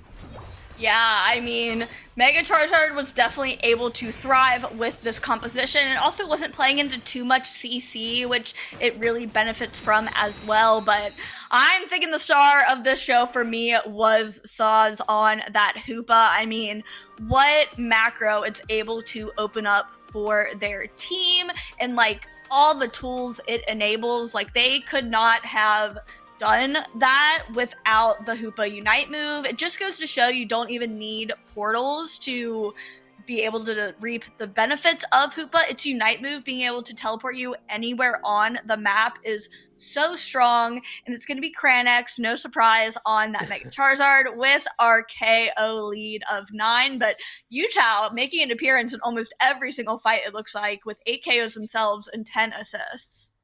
Yeah, it's one of the reasons that we love that player, is just being able to be so flexible around the map, and Leafeon is just so dominant from the early stages. You saw Utah was locked in. They leave that blue buff, they're going straight for the KO instead, and just from the get-go, it was them rotating around the entirety of that map to make sure that BH3 Esports is the one with the control. Goodnight Gaming, they were on the back foot for the most of that game. They only managed to find 2 KOs across the board, so BH3 had their number in that one. How do they bounce back here, Bridget?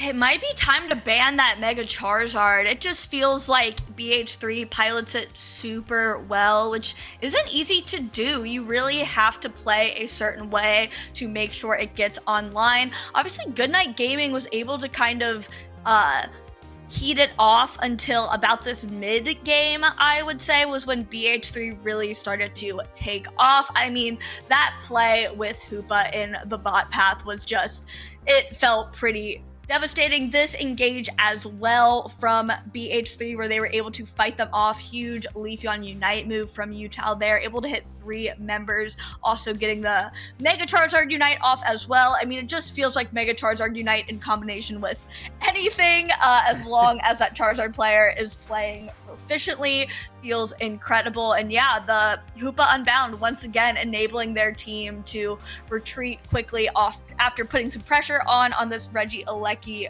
home base push. I mean, you could even say the Hoopa is worth banning out because of how well Sazuru was playing it.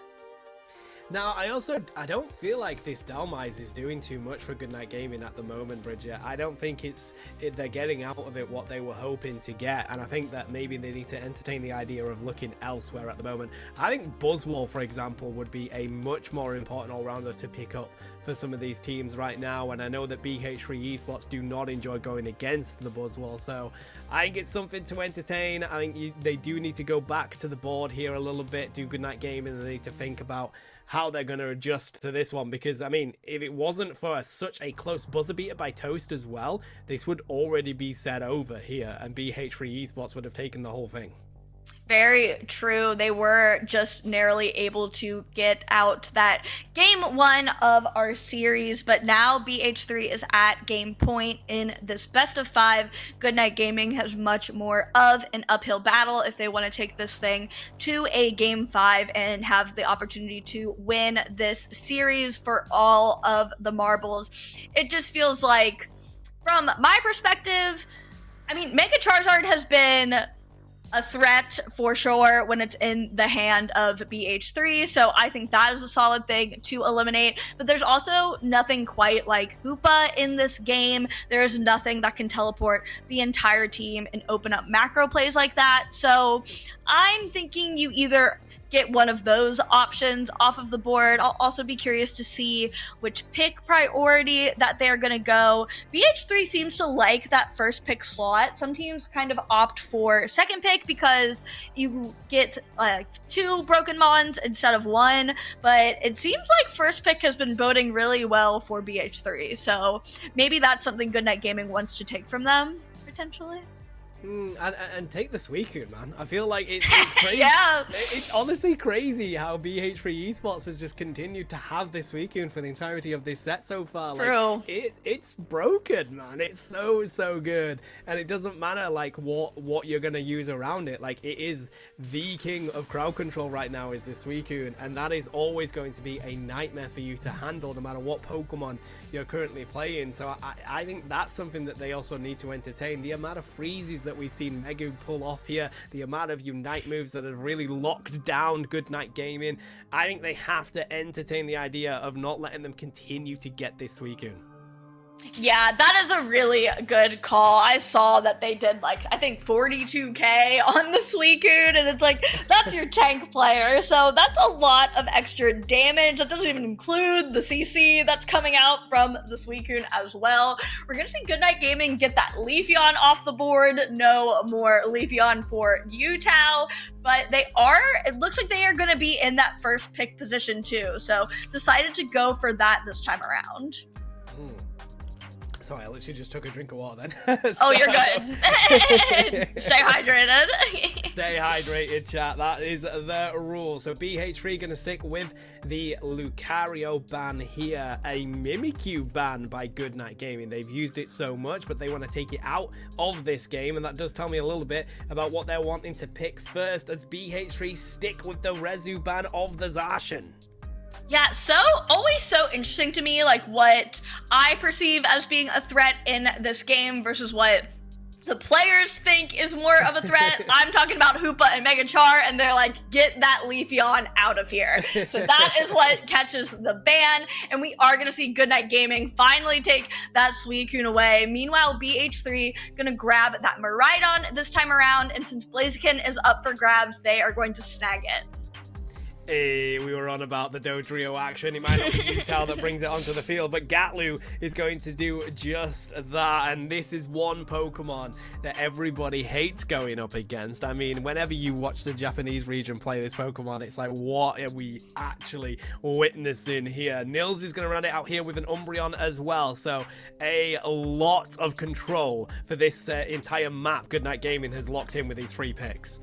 Yeah, love seeing this 3-headed bird come out. Nerf where this thing is still such a menace. It also puts on a lot of scoring pressure, which Goodnight Gaming has been kind of struggling to do against BH3, but now they have the perfect little road runner to make sure that they can get some sneaky caps in throughout this game, hopefully. Meanwhile, BH3 grabbing the Blastoise and the Eldegoss. It'll be interesting to see if this is going to be a bruiser Blastoise or a tank operated by Megu, who has that EXP share on, but oh my gosh, we got the Galarian Rapidash. I didn't know people still played this thing. I love this one. I am so stoked to see it on my screen. Oh my god, what is Goodnight Gaming planning here? This is just complete nuisance over to the side of BH3 Esports. Does mean that Rezu is going to have a much harder job here, really trying to drop that damage on the side of this Miraidon. Gatlu's now going to pick up the Urshifu. We'll keep an eye on whether that's going to be the Dark Bear or Water Bear. I suspect it's going to be Water Bear, as most people currently do use, but that is going to be a tough mission now for BH3 Esports to protect Rezu, although I love the Aegis pickup here as well. I think that's going to be really good at trying to deal with what Goodnight Gaming is going to be throwing at them. Yeah, that shielding ability is a nice little pseudo full heal type situation. It does take a lot of mind games to kind of pull off, but can't believe we're seeing Aegislash in this back against the wall winner takes all scenario, but I am here for this kind of chaos that is about to ensue. I think we even saw Toast as actually going to be running that Dodrio. Gatlu looks like he is going to be operating the Urshifu, and yeah, I would imagine we're seeing the blue bear. I feel like it'll be a quick tell if that bear is in the central area. I also think it was running full heal, which is more typical of the, is it Rapid Strike, Single Sight? I think it's Rapid Strike is the water striking bear. So to see that in action, we haven't seen Urshifu is interesting. It feels like it is kind of like a middle of the road meta pick. It can really, really pop off. It can get deeply punished if it's in that central area and the enemy team decides to invade you. So hopefully it gets some support from its supports in that early game. Yeah, this is going to be how Goodnight Gaming get themselves in this. I mean, ultimately, they have to win. Right now, BH3 Esports, they have match point, chat. It's all down to them. If they can win this, they will take the entirety of the Unite Legends Showdown. Goodnight Gaming really want to push this to a Game 5, so they've at least fought outside the box here, Bridget. They've changed things up. They go on to the opposite side. They're the ones with the first pick. They take away the Suicune from Megu, as we asked them to do, and they're now on it themselves. And they pull out a Dodrio and Galarian Rapidash comp here, trying to continue to get these scores in and trying to get through to Rezu on that Miraidon. So they've done everything they possibly can to give themselves the opportunity to take this to a Game 5. Now it's all about what they can do actually in this game.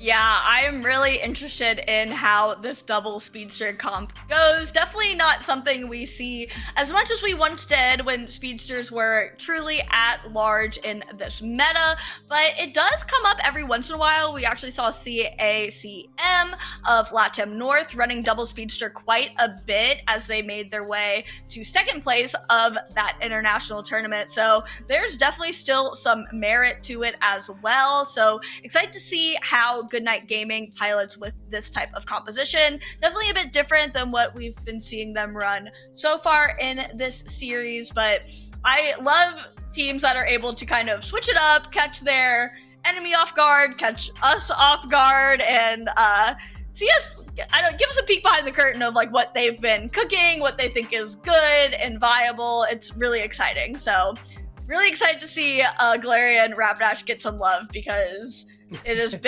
been a while for the pony. It has been a while for the pony. It's basically just better Greedent, to be fair. The way that people play it, at least over here, it's just better Greedent. It's like how Suicune is technically better Alolan Ninetales. Like that's exactly how it feels, and I'm excited to see how Odesu is going to use it in that way as well, because they do have a good front line here on the side of BH3 Esports, especially to protect Rezu, but they're going to have to find a way of stopping that enhanced charge beam. The amount of times we've seen these ranged attack just continue to pummel your team while you can't even get close to them, and Miraidon's one of the best at it. They don't have their own ranged attack here on the side of Goodnight Gaming, Bridget, so it's all about what they can do to limit that Miraidon.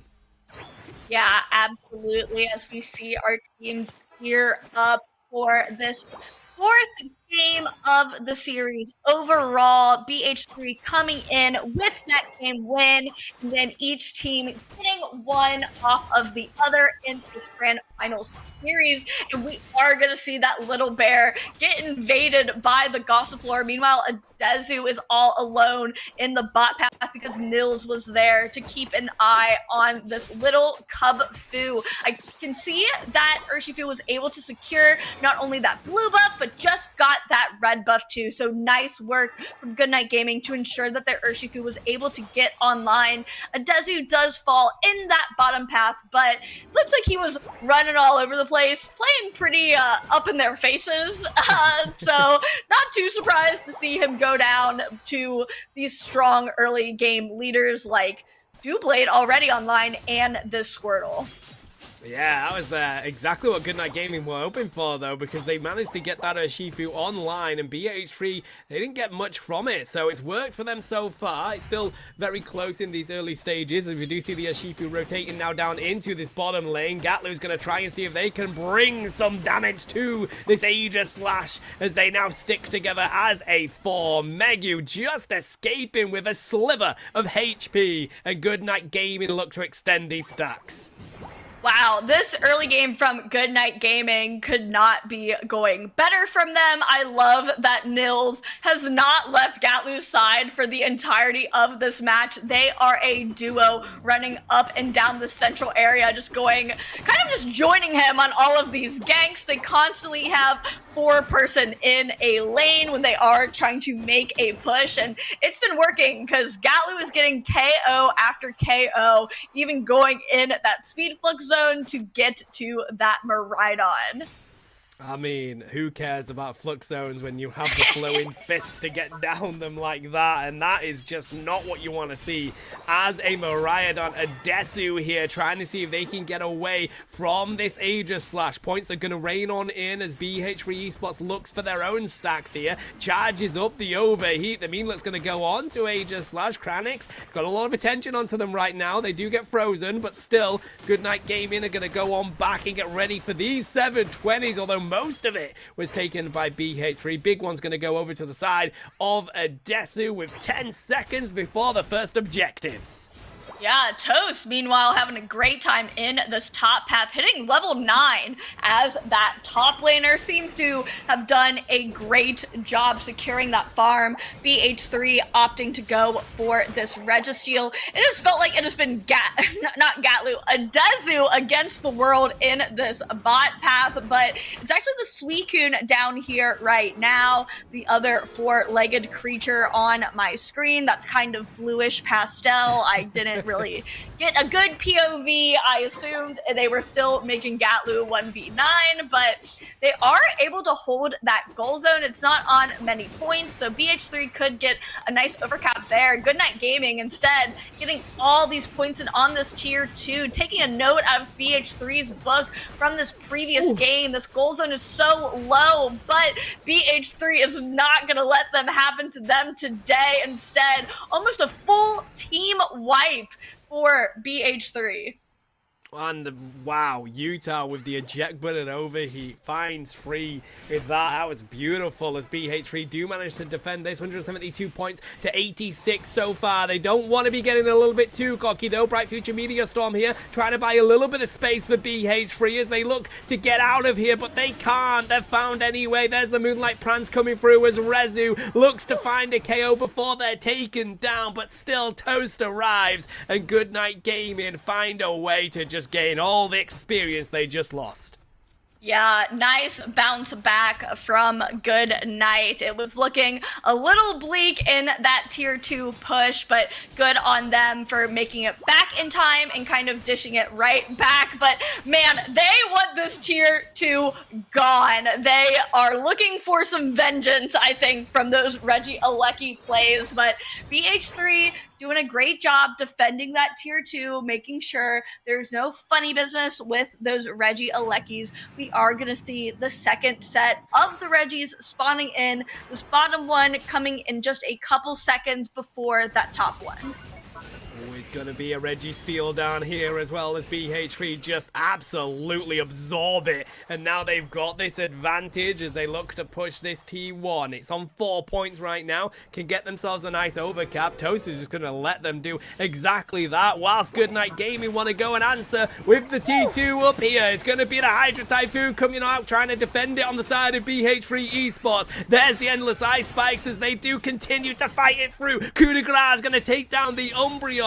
BH3 Esports with a huge defense there as they look to cut down the score lead. Some may say they are inting to break this goal zone. I think it's some high prioritization strategy. I mean, they are just relentlessly pushing this tier 2. They are saying, we will do whatever it takes to break the tier 2. They did get it a little lower. There's only 4 points left on it. We are seeing the Unite move come out from Nils, trying to defend this tier 1, gets the mean look off on that Eldegoss, but it's going to be Nils that gets KO'd by the Miraidon. We're going to see a Desu goes deep in, but isn't able to survive, gets KO'd. 2 KO streak for the Miraidon. Everything's coming up BH3 in this engagement. Goodnight Gaming has to back off. Yeah, that is all risky. I know the Goodnight Gaming for the last 2 minutes has just given BH3 Esports every kind of door they could possibly find to get back into this game. They now have the lead. They've got the levels. We've got a level 14 Blaziken on the field, Bridget. What have they done to put so much pressure on to try and break that pad? And it's not worth it. Right now, we've got 15 seconds before this bottom objective comes in. Goodnight Gaming need to regroup now, and they need to find this fight to go in their direction. Try Zed Blitz is going to come through. They find the Elder Goss. Overheat isn't going to be used to find anything just yet. If they can find a hit onto U-Town now, that will be massive. Getting so weak, but they managed to find the KO onto the Urshifu. We do have the Mean Look connecting as well, but BH3 Esports have managed to hold strong here. Regice on the field. Goodnight Gaming having to back up for this one as Aegislash looks to dive on in here. Enhanced Charge Beam is going to be used to find a Desu, and that's no longer on their side as Regice is going to go to BH3 Esports as they get everything they could possibly want from that. BH3, just the coordination of the century. How did none of them fall in that engagement? They do such a good job of backing up and protecting their allies if they're taking too much damage. Saw's putting in so much work on this Eldegoss, healing up the squad and utilizing that Consport for some huge knockups. Nils, once again, utilizing that Unite move, has to get out of dodge. BH3 has full control over this Groudon pit. They're gonna look to tap it, but Adezu wants this Miraidon. He wants them out of the picture, but this is a 1v3. He has got to get out of here. Oh, what a coup de grace as well, but the Endless Ice Spikes is enough as they take down the Aegislash here. Goodnight Gaming looking to get themselves back into this, but no, they managed to find Toast as Rezu looks to clean up Goodnight Gaming. That's a triple, baby, as they lock down the Suicune. Now it's all down to what Gatlu and they can do on the side of Goodnight Gaming. The rip on the Groudon comes on through. Gatlu's looking to see if they can find the KOs as they try and dive on into the pit, but it's going to be none other than the overheat kick that comes out, and it's going to be BH3 who take the Groudon. Man, Rezu and Utah have just been absolute monsters this game, and it has paid off for them. They know that they have a small lead already, but they're going to be converging on this bottom goal zone, trying to get that security in their lead. They're fighting it out right now. They do get a KO on Adezu. That's one less person to defend. Urshifu falls as well. It's looking like the dunks are going to be raining in. Get that Hundo Burger from that Blaziken, and now it's time to make a push on the home goal zone. With 30 seconds left, the points are becoming unsurmountable as BH3 Esports have fought and fought to be the ones here in this position. They take the Groudon, they reign in the points. They already had the advantage in the grand final, being the first team here, and it looks like this is going to be it, as BH3 Esports are going to be your Unite Legends Showdown champions of 2025. Amazing job from both of these teams, but BH3 was just on fire during these finals games. But throughout our tournament, man, they were staying on that winner side of the bracket. They've been doing such creative strategies. They've been having two players play that Miraidon and Utah and Rezu. I mean, Kranex busting out this Aegislash, Megu even opting for that support Blastoise, which is a bit more rare to see. Just excellent work from BH3. Goodnight Gaming gave it their all. Gave us an amazing Galarian Rapidash, by the way. Had a great time watching Adezu. It's almost like a double Mean Look comp with that Unite move, and it did kind of stop Utah quite a few times. You can see really high damage game from both of these squads, but Rezu eclipsing over 100k, man. Oh my gosh, Miraidon is so OP. That's the difference, isn't it? When you can't get on that Miraidon, they just sit there and they do 100k damage. I mean, Rezu's such a good player anyway, but I mean, looking at how close this genuinely was, it could have gone either way. It all came down to that Groudon fight, but BH3 Esports, they got here from the winner's side, and what an achievement it is to do just that, and then they go and win the entire lot. What an effort from that squad. And I mean, I'm looking forward to speaking to them when we can get them on the mic. But the adjustments that we've seen from BH3 Esports for me is the biggest thing, Bridget, because they've played multiple different comps tonight. They've stuck with Rezu's comp, they've stuck with Utah's comp, they've stuck with Megu's comp. It's been pretty good to see the adjustment from that team. Yeah, and it's really felt like all of their players have had a chance to shine, respectively. Yeah. I mean, like all of them were popping off. It is kind of impressive to see the equity in that, right? Just each of them a master of their specific role and even able to flex to different roles depending on what the comps need. But I do believe we're going to be talking to you, Tao, yet again in a player interview. So we'll keep you guys updated on when that's coming through. Are we going to break? Oh, just kidding, he's here. Tao, can you hear us? Yeah, I can hear you guys. Hello again. Hello again. Welcome back. No video, no mime. Sorry, guys. Yeah, thank you, guys. Well, you know, we got an Aegislash. That was kind of fun. I don't think I've seen Aegislash very much. Is that a Cranex pocket pick? What brought out the AG? No, we pick AG because like they have Dojo, the pony, and even Waterberry. It's a very good counter against them. And yeah. Okay. That's why we. Yeah, it was exciting. I like it, buddy. I mean, obviously, huge congrats for being able to take the entire thing. I mean, you were very excited to go up against Goodnight Gaming. Now, you used the Suicune quite a lot in that. Was that always going to be the plan? Was just to first pick that Pokemon whenever it's open? Was there ever a thought about anything else?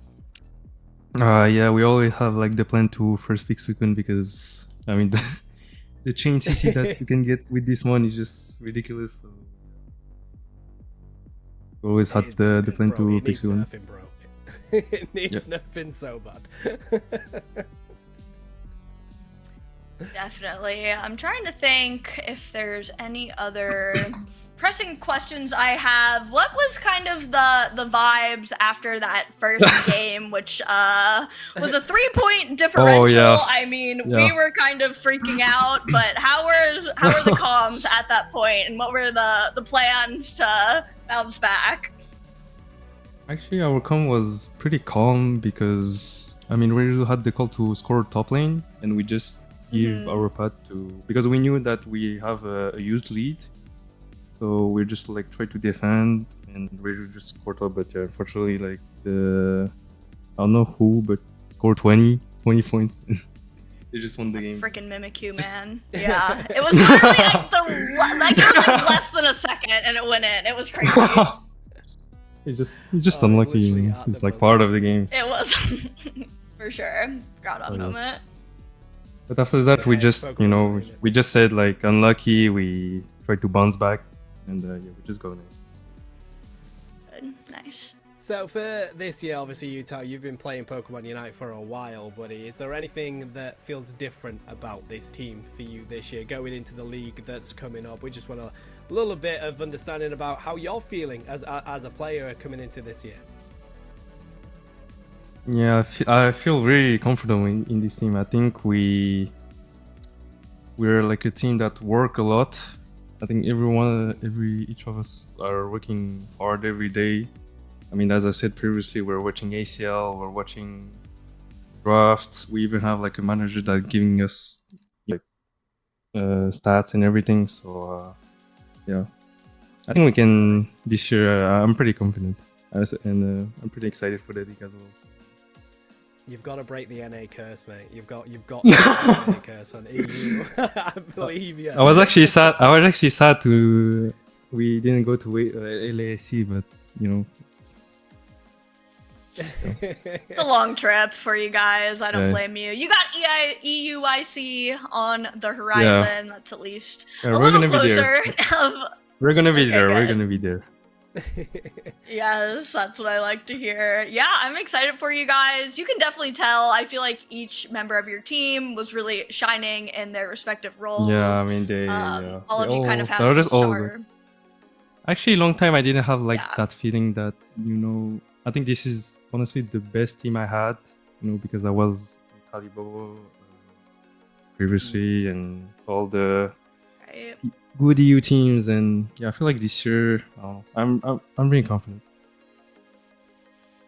Yeah. I mean, hey, this is a great momentum to go into the league season. So, congrats once again. Tano, do you have any other questions for you, Tao? Not at all, buddy. I'm very much looking forward to you all competing in the leagues. Cannot wait to see how you all do. So huge congrats again to BH3 Esports. Yeah, thank you guys. Legend Thank you guys for casting and everything. The staffs. Hey, Yeah. anytime. Appreciate it. Literally Yes, of anytime. course. Just- Thank you. Just call us and we're there.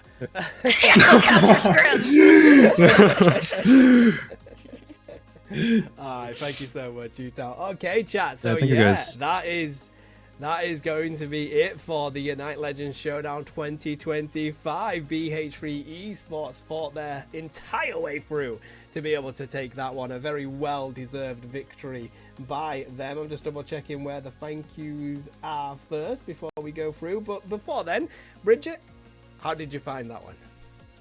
It was so exciting. I loved kind of getting this glimpse at, I would say, at least on my radar, some of the top teams from EU, especially now that we're kind of almost out of the off season for the Western regions. I guess we've technically had LAIC, but as Utah noted, we didn't have any EU teams able to make it. It's a pretty far trek even for NA, so don't blame EU on that one. Plus they have EUIC in their backyard, which is kind of the mid-season showdown, so they have some opportunities for some international competition coming up.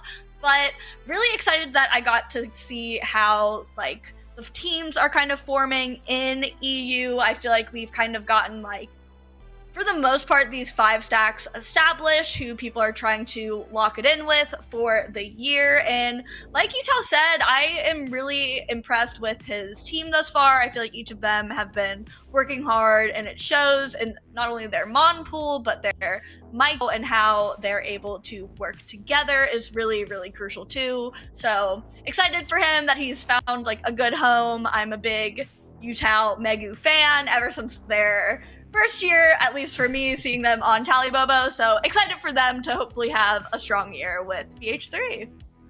Yeah, 100%. I can only echo that. I feel the joy for me is that I've been following these EU teams throughout the whole off season, casting them for the whole, like, all over the map. So it's so exciting to see them get so comfortable with each other and play this well. So huge shout out to BH3 there, and Goodnight Gaming, to be fair. What a run they went on to end up here in the grand finals. But that is going to be it from us here, chat. We've got a huge shout out, huge thank yous to be given out, because of course, if it wasn't for the amazing people behind the scenes, none of this would be possible. Of course, our casters that bring you the flavor of the production. Night Terror was on the mic with us earlier. Zero in on Alex, the legend, the Zaddy himself, and Bridget across the mic from me here. Huge thank you to all of them casting alongside myself, our observers Bina and Yamin working their magic on the cams, our producer of course Shivam, where nothing would be possible without that incredible gentleman, and admins Lottie and Tan, and of course our co-streams as well, doing it in other languages. Pem Alex in Spanish, Corolla in Brazil, and Brasbo Gaming in French. A huge shout out to them. And you do want to do the final big shout outs here, Bridget? Yes. Final big shout outs to Underdunk Unite, Bruno Monkey, Anti Porta GG, Pemelex for the support with the ULS for 2025. Like Tano said, we could not do this without all of them behind the scenes making this possible. Shout out to all the teams, all the participants as well. They put in a lot of work to showcase their talents, and I want to make sure they're appreciated as well. But yeah, we have a lot of people here that deserve the praise. So W job, everyone. And I'm going to now get some cough medicine and go to bed, guys. So have a lovely morning, afternoon, evening, wherever you are, chat. And we will catch you for more Unity Clash action in the future. Before then, have a lovely evening. Bye, guys.